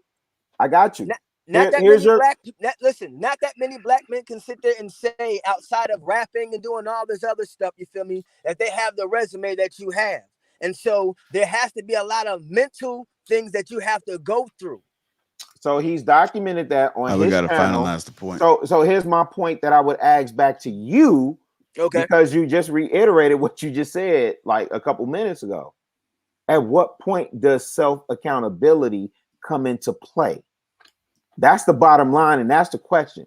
That man has hours of videos, however many hundreds of videos. You can go back through his catalog, and everything that you just asked is all in his video. And that's not me. You know, I rock with bro. That's not me bigging him up or jock riding him or any of that. Everything that you're saying is in his videos. At what point do you say, okay, bro, I see something from you here, but I'm not getting it. So if you got this, that, and the third platform, if you doing this, that, and the third, whoop-de-woo. See, I don't go to Warren Buffett and say, Warren Buffett, man, you know, how did you do it? You ain't giving up the game correctly. I needed Warren Buffett. No. Listen, bro. Listen. Hey, Rilla and Pen, we gotta listen. What I'm going, I hear you, JR, and I'm gonna raise up. Listen, what I'm saying is, if I want to understand Warren Buffett, I'm gonna seek out the wisdom of Warren Buffett. Okay, I'm gonna seek it out, right? And but there's the thing plenty is, of. I wouldn't be asking this question if I hadn't watched. There's a lot of great detail. I'm not negating that. But listen, I maybe I overanalyze things. Maybe I shouldn't. Maybe I shouldn't use my brain as much. But like I said, there's something missing that there's something that when I watch, I wanna listen and do exactly what you say, Anton, because it's good. But there's something there, like, okay, if you listen to MTR, Kevin Samuels, O'Shea Duke Jackson, Payback, these other people. There is something, even though they have a range of different topics, or sometimes on the same thing. There is one thing, even Rilla and Lapeef do it. Kay does it, Courtney does it, but for some odd reason with you, it's I don't understand, and maybe I'm losing it. I don't know. Maybe I'm not. If you're getting all of this insight and information from all of these other people, what you need it from me for? No, because you are directly about money, business, investment. So now I gotta be your therapist too? No, hell no. You feel me? Look, I don't need no therapist. I'm good. Look, I'm just letting you know because, like I said, when you was talking about the things that you was going like you've overcome, like your boy said, you've learned from a father. A lot of us, you feel me, didn't have a father. A lot of us, you feel me, didn't have I grew up. So you want me to be your father? I don't understand what you want from me, fam. No, what I'm asking is, you feel me, why do you feel as strong? Maybe I should have asked it that way. Why do you feel as strong as the way that you do, given when it comes to a lot of our struggle experiences you're lacking in? Who was our? Like people who didn't grow up like you, people who are still struggling to get to where y'all at. The money, I wouldn't say the money, but How did I grow up? How did I grow up? Better than me. You had a parent. How did I grow up? People that didn't grow up like me. How did I grow up? Doesn't matter. I want to. So you talking about all people without parents? Is that what you want me to speak to? For people like us, you feel me? Like, what can you like? Do you for mental things? Because I have a little group that I deal with. You feel me? Here in Chicago, a lot of people who either been in foster care and they're trying to get their minds right. You feel me? A lot of them, they watch you, but they didn't want to sit there and talk to themselves. So they nominated me or whatnot, though, because I kind of represent them. You know, because there's not too many people representing us orphans out here, especially black orphans, black male orphans. And so, hey man, tap in with me behind the scenes, man. I think I feel what you're trying to get at. Tap in with me behind the scenes, man.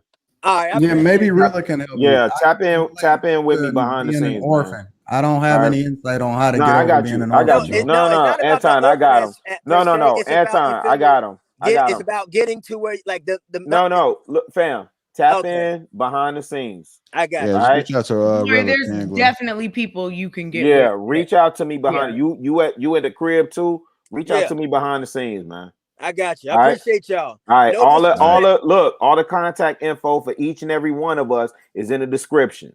Bet. All right.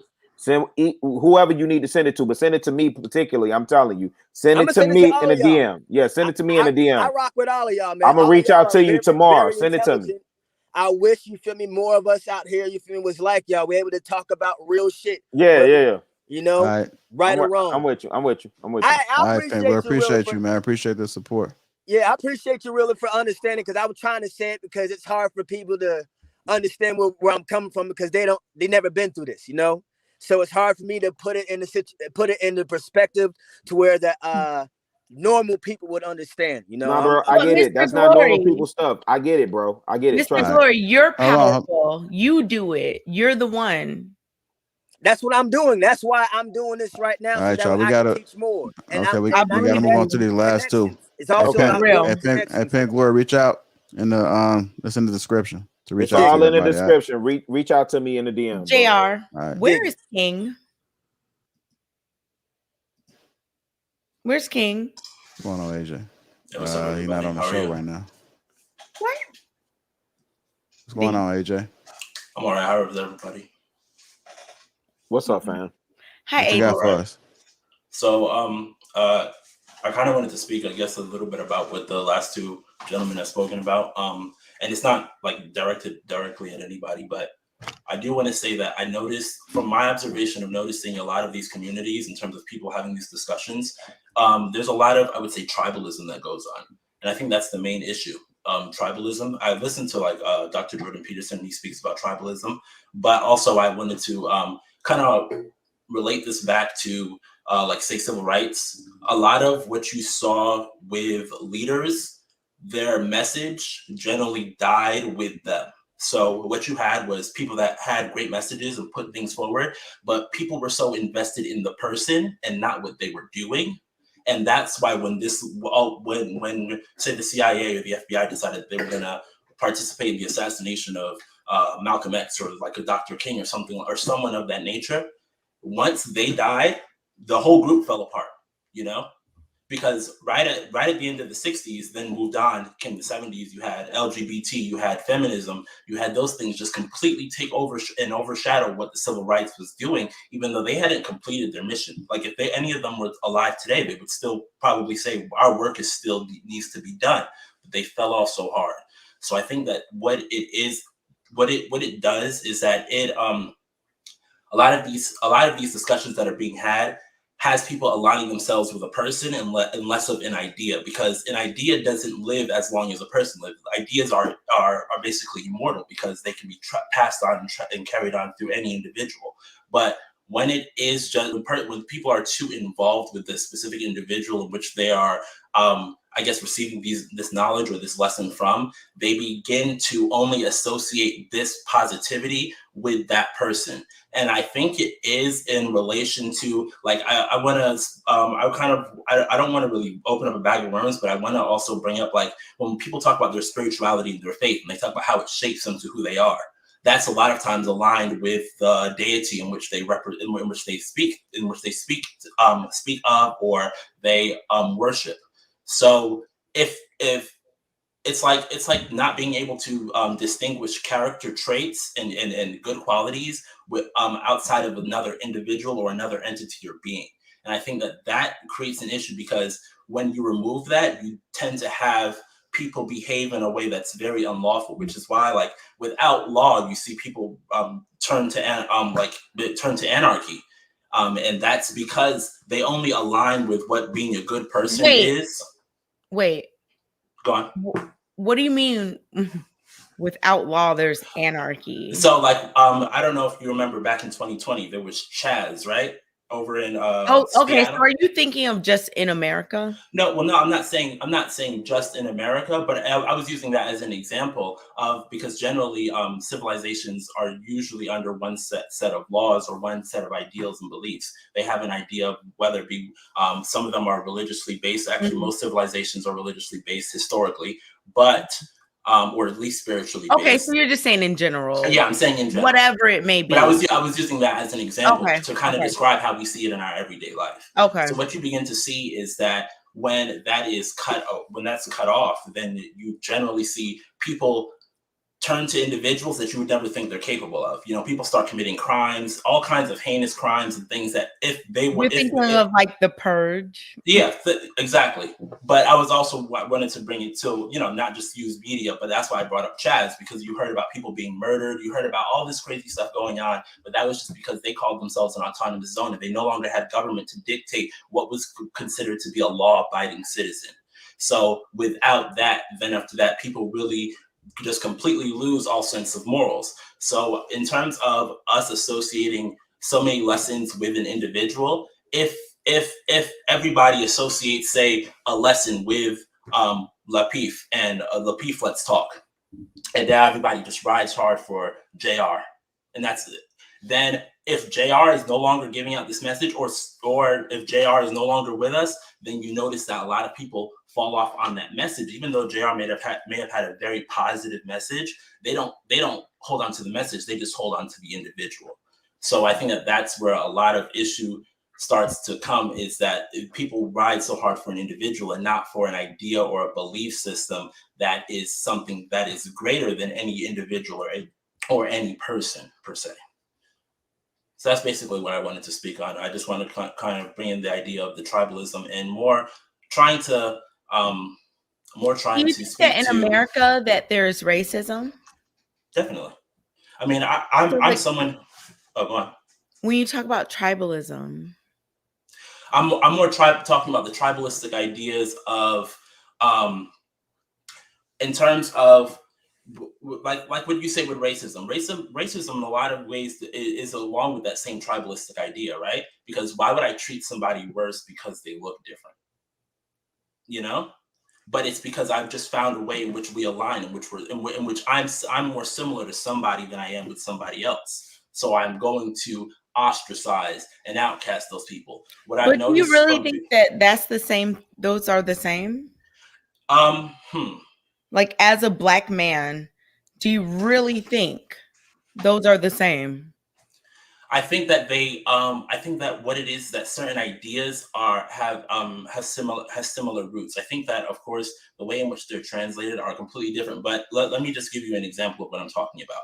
What I've noticed from being a member of the chat, not an active participant, but just someone who has been observing.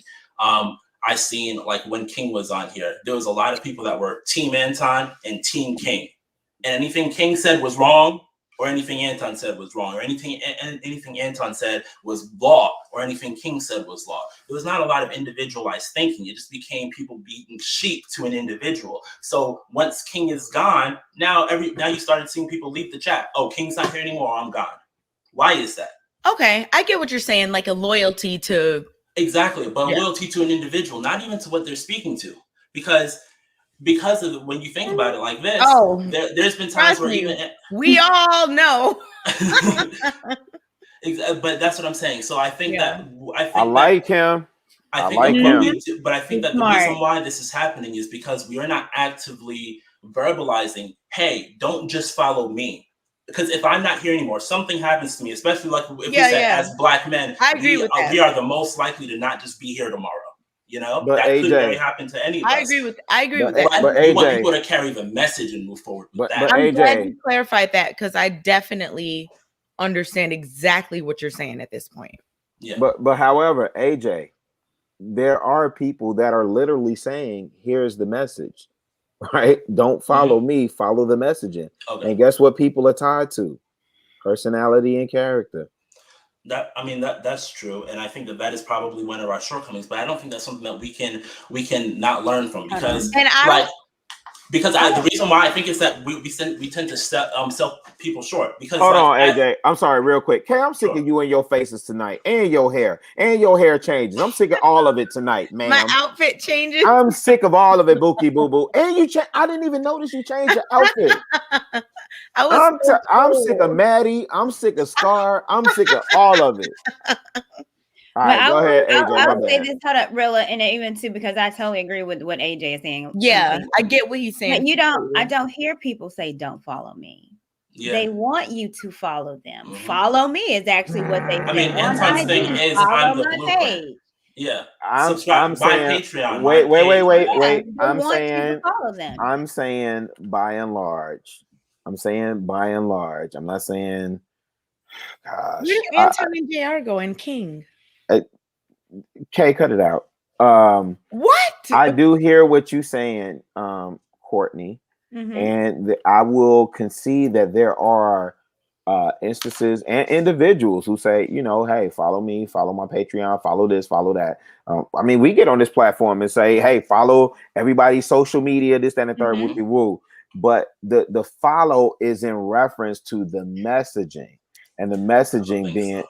You don't think so? See, so you think? Wait. So you think when somebody tells you, let's say, lead attorney. If lead attorney says, "Hey, subscribe to my Patreon," you think he's literally saying like, "Follow me," and not the messaging or the movement that I'm leading? I don't think you're about to say I'm trying to conflate the two. No, I think that what you're doing. So in terms of like the lead attorney, I can't I just got hip to his content, so I can't say I know a whole lot. Like I'm more hip to the lead attorney. I think it was like probably that same week that you guys had your first show with the lead attorney that I even discovered his content. But what I do want to say is that even when we talk about the advertisement of, say, people's Patreon groups, what do they say? The inner circle, the family. It's a way that it's very tribalism talk. It's saying like you're a part of something that is better than what those that aren't a part of it are. You see what I'm saying? Marketing. It's kind of like it's it is, but here's the difference. Here's the difference, and this is what I talk about. This is what I'm getting to with messaging. Do you notice that? Are any of you familiar with what happened when Tasha K, who was in the T sector, came for lead attorney? I saw. Did you all see it? How that unfolded? I saw. I heard the lead attorney. I watched the lead attorney stream. I didn't see the I didn't see. Oh, Tasha you didn't K see the unfolding. Yeah, you didn't see any of that. So you didn't see the Tasha K. You didn't see Sinful to P. You didn't see O'Shea. You didn't see Mr. Palmer. You didn't see. I don't think Mr. Jap did anything. Who else did something? Court. Am I missing people? That's all that I've seen. The point being is around. I got you, Kay. The point is around messaging, and I agree that he is making sense, and we got to separate individuals from the messaging. But I think there's also a level of accountability for grown adults to chew the meat and spit the bone. Yeah. You have to chew the meat. So look, Kay, even during my entire journey, for the time that you and I have known each other, and you a cyberbully. But the time that look, Courtney. Yeah, Kay is a 5 foot for all y'all in the chat. Kay is like a 5. Knocking fleas off his collar. Pit bull in a skirt. Represent. Yo. But wait. Okay, this is the thing. AJ is making sense, right? We all understand that he's making sense. Yes, I agree. The thing is that there are different, sects of people. There are people who are going to be like, I'm not just going to believe this just because you said it. I'm going to look it up myself. I am one of those people. I don't just believe. I could like you. I could love you to death, to life, whatever you want to call it. Just because you could be my mom, my dad, my grandma. If you say something, I'm not just going to believe it because it's you. I'm going to go find out more about it regardless of who you are. But there's a certain segment of people who are going to believe anything that the people that they like say. And that is who certain people go after. There's a market for that. And that's where that whole your family, we're in this together. And all of this comes in. That's a conversation. That's a conversation to be had. Definitely. And I think that that's actually more people than less people. The reason why I say that is because I because agree. you look at how large celebrity culture is in America, you know? I agree. Like they're literally called idols. Yep. And that means that people idolize them. It's So literally let me ask you against- this, AJ. Let me ask you this. I'm sorry, I don't want to interrupt your train of thought, but let me ask you this: do we see that? I mean, who do we typically see that occur amongst? Like, and I'm getting into a gender, so I know, you know, Courtney K may come from my head, but when we see that happening, so you're about to say, you know, people ride based on personalities and so on and so on. Okay, do we see that happening more amongst men or women?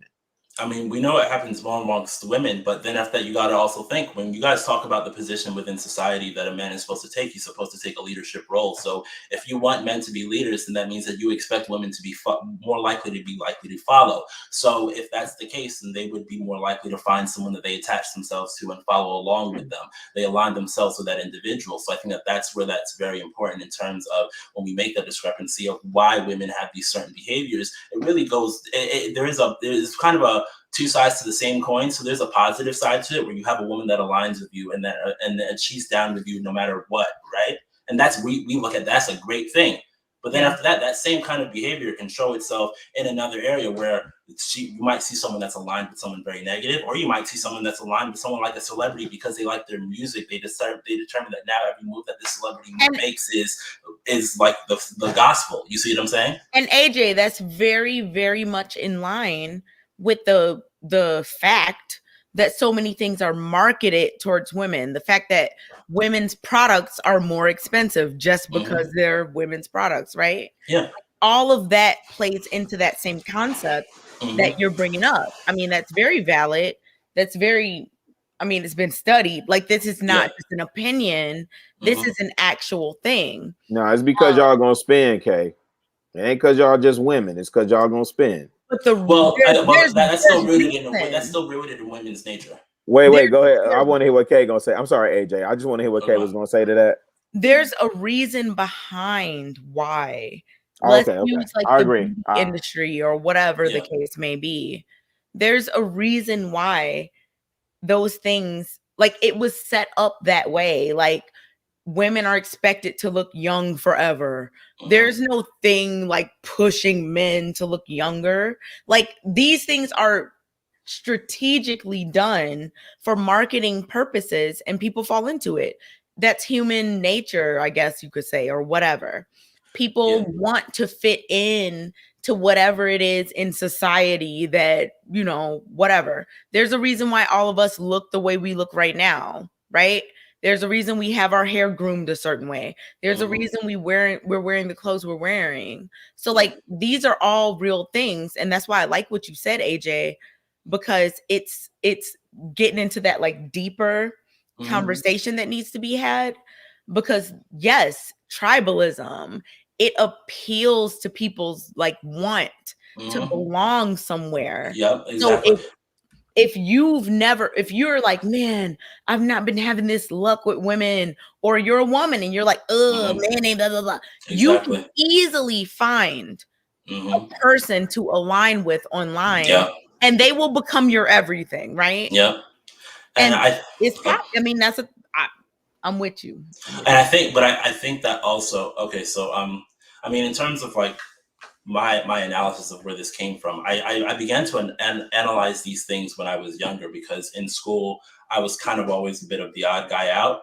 And even though I used to get along with a lot of people, it was that people didn't like that I would perform well in school. They used to get annoyed with that because sometimes it would be the difference between whether or not our tests are going to be graded on a curve or not, but because if Like, man, why you had to get 100? Well, and you know, things like calculus, my classmates used to get upset. AJ got more than 100. Why did you get more to the 100? Now we're all going to be graded harder. So there was a level of not feeling like I really fit in, but then after that also allowed me to kind of maneuver through different groups of people and really begin to understand people on an aspect of really kind of finding out what made people align with one another. So when I started to kind of look into that, I also began to see the same. I thought maybe that was like a young thing, like us as young people, we do this. But then after I see these same behaviors in adulthood and see it from people older than I am. So seeing that, and also like going through comment sections, looking in chats, and really like adamantly reading what people have to say and really kind of getting the feedback. Because I myself would like to know, what is it that is about us that basically causes us to behave in the ways that we do. So when I begin to see that, I also commonly see that they align themselves with an individual. It's not necessarily an idea. It's usually what have you studied? Like, what is individual. your level of what is your thing? Oh no, I'm a tech guy. So like when I went to school, I did computer engineering. I didn't finish computer engineering. I went on to do IT. I got certified in So A+, you're a computer Network Plus, CCNA, things Do like you that. have a YouTube channel? No, I don't. Okay, you're just really interesting in terms of like your views. I think it's cool. Why? I appreciate why it. don't wait, why don't you have a YouTube channel? Why don't I have a YouTube channel? I mean, I thought about and I actually, like, personally, I do have something in the works. I mainly, like, in terms of like even any social media, I don't really like, I'm not heavy in social media or anything like that either. I only post my artwork because I also draw on the side. Oh, so you basically saying you about to tap in with JR, right? No, I wasn't saying anything. You about to tap in with JR. No, but your takes are really to launch your YouTube I do like channel. having these. I do like having these discussions and thinking about these things, because it is really important, of course, to really find out how we can improve. Because the thing is that when you begin to notice it, it's like what they talk about the red pill. When you begin to notice what the real world is like, it's easier for you to step outside of it. So now that red pill? I don't know. I always tell my girlfriend I'm red pill aware, but that's just too much of that. So let me ask but the next thing question. is, it's not even red pill. It's just being aware of That's things what red pill in is. general. That's Me and what, my brother will say wait, we're red pill okay, aware. that's what red pill is. Yeah, but just awareness in general.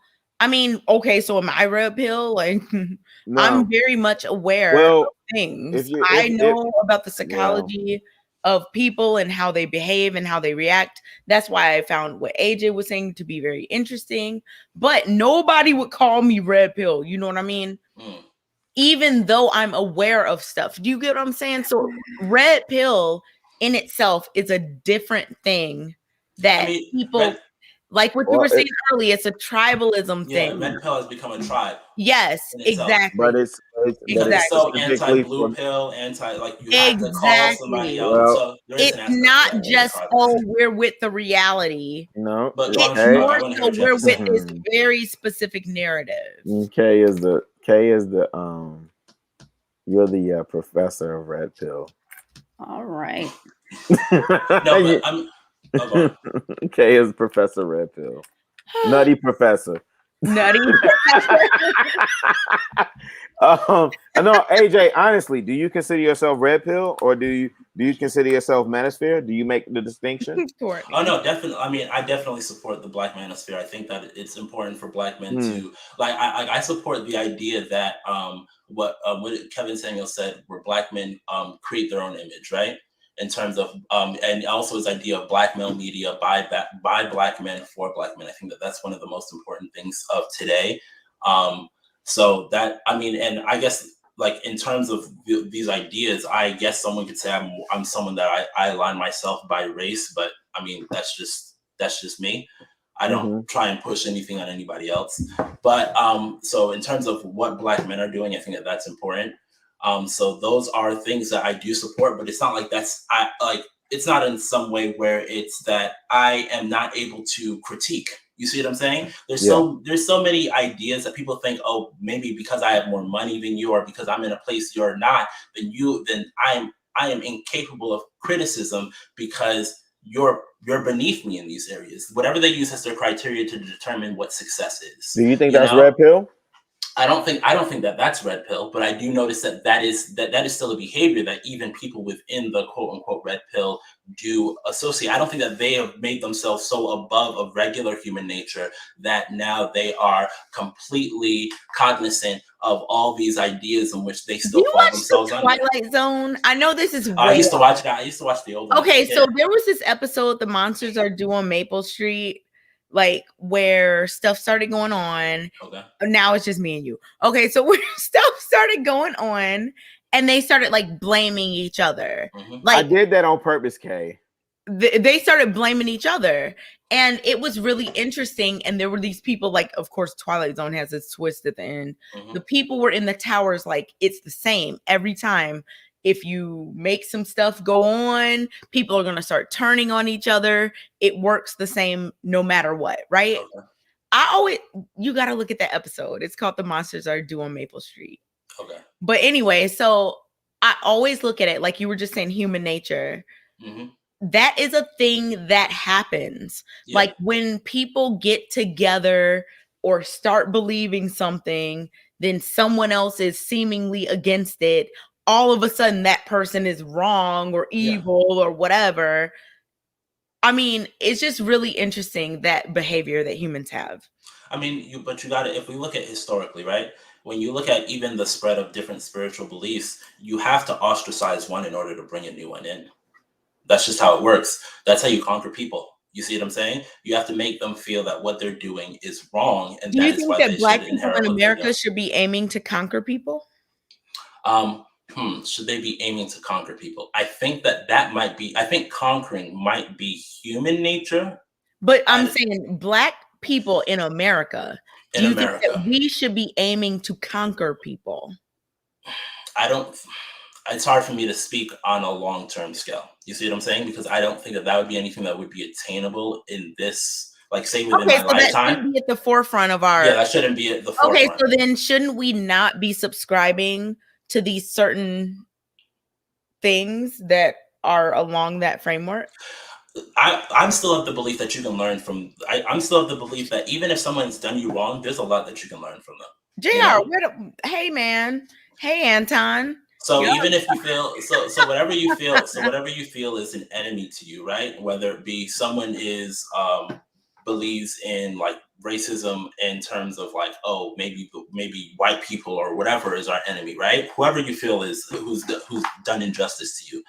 You know, if we lost, then the first thing you think is, well, how did I lose, right? And then after that, you would probably say, well, what did the winners do to win? And then after that, you would say, well, how can I potentially incorporate that so I can be the winner next time? Right. So, but like, do you think we should be aiming to do that?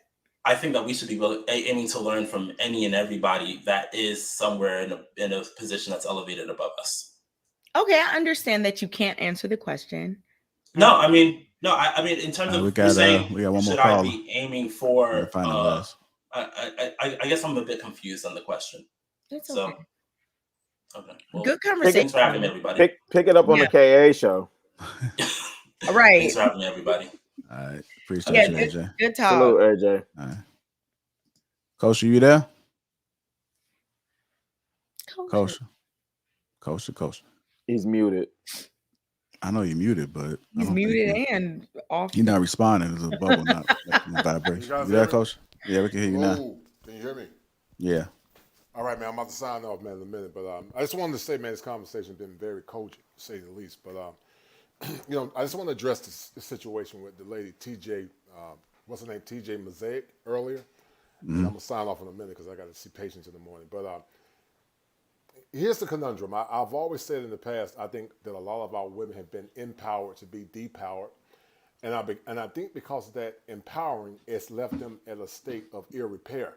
You know, TJ talked about, you know, men giving grace.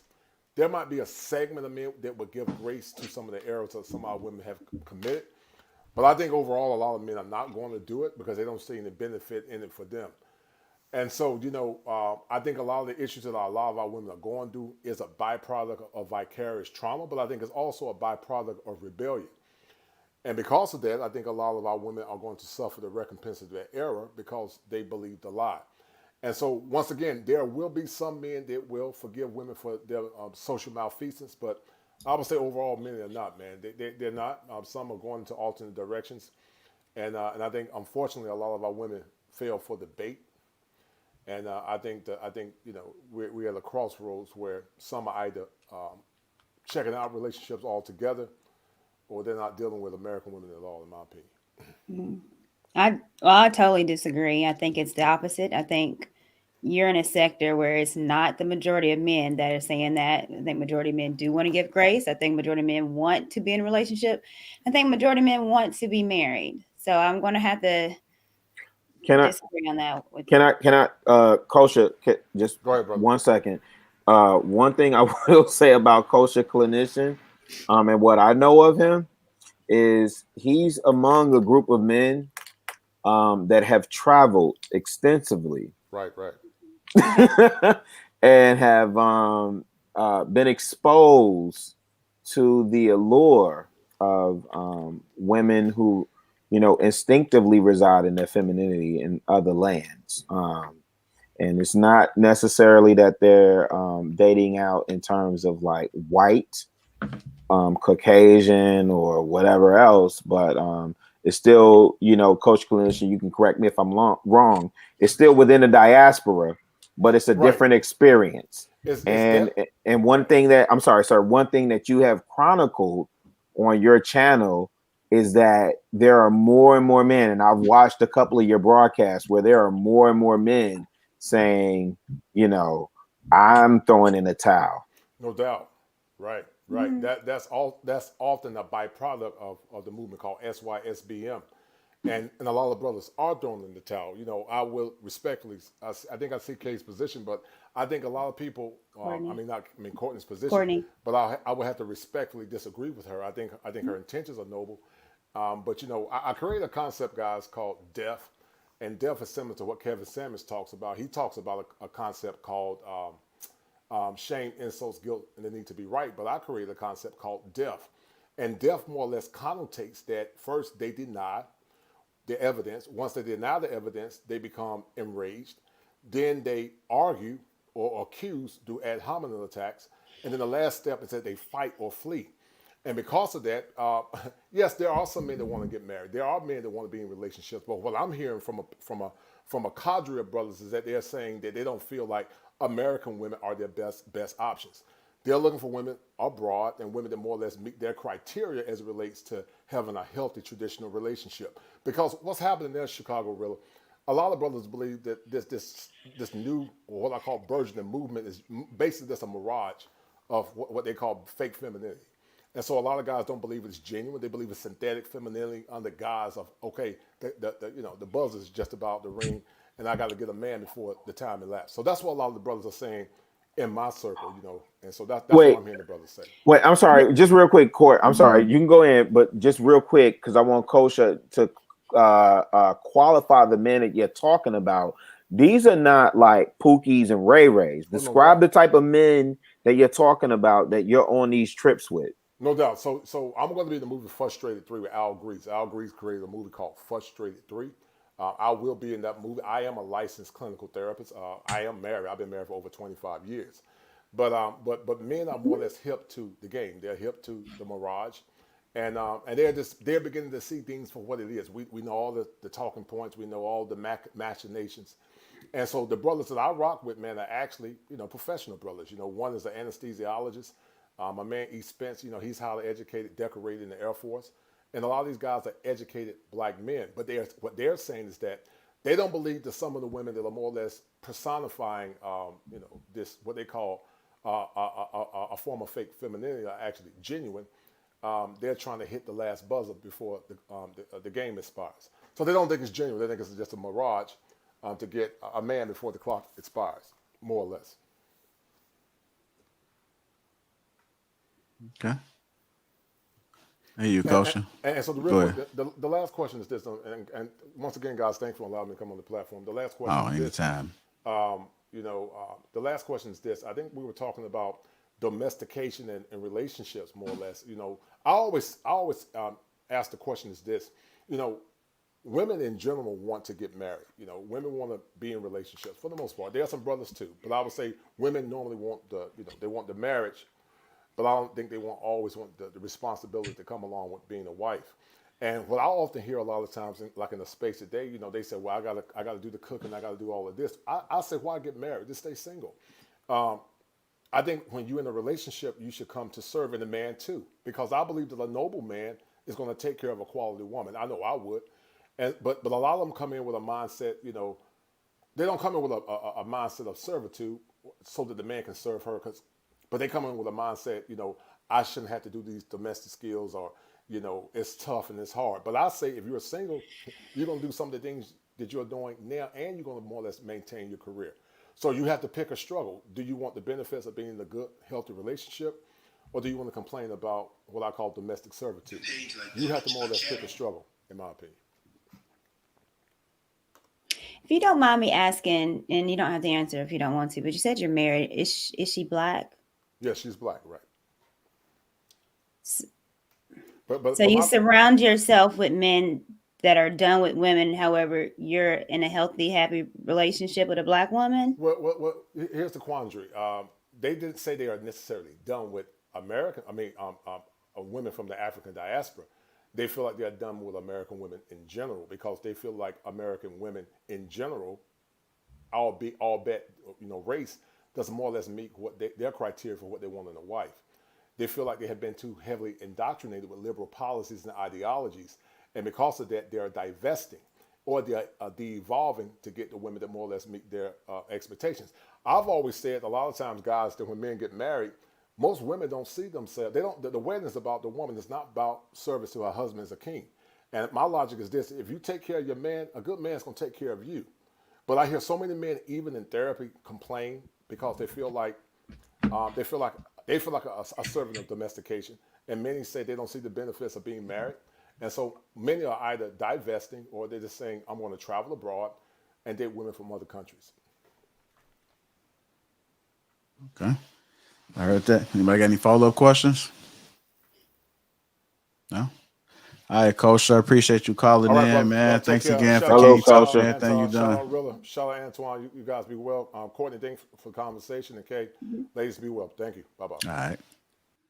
Kay, if you change your hair one more again, I didn't. It's going to be some furniture moving. Anime. Slow singing and flower bringing. No, I didn't. My burglar alarm starts ringing.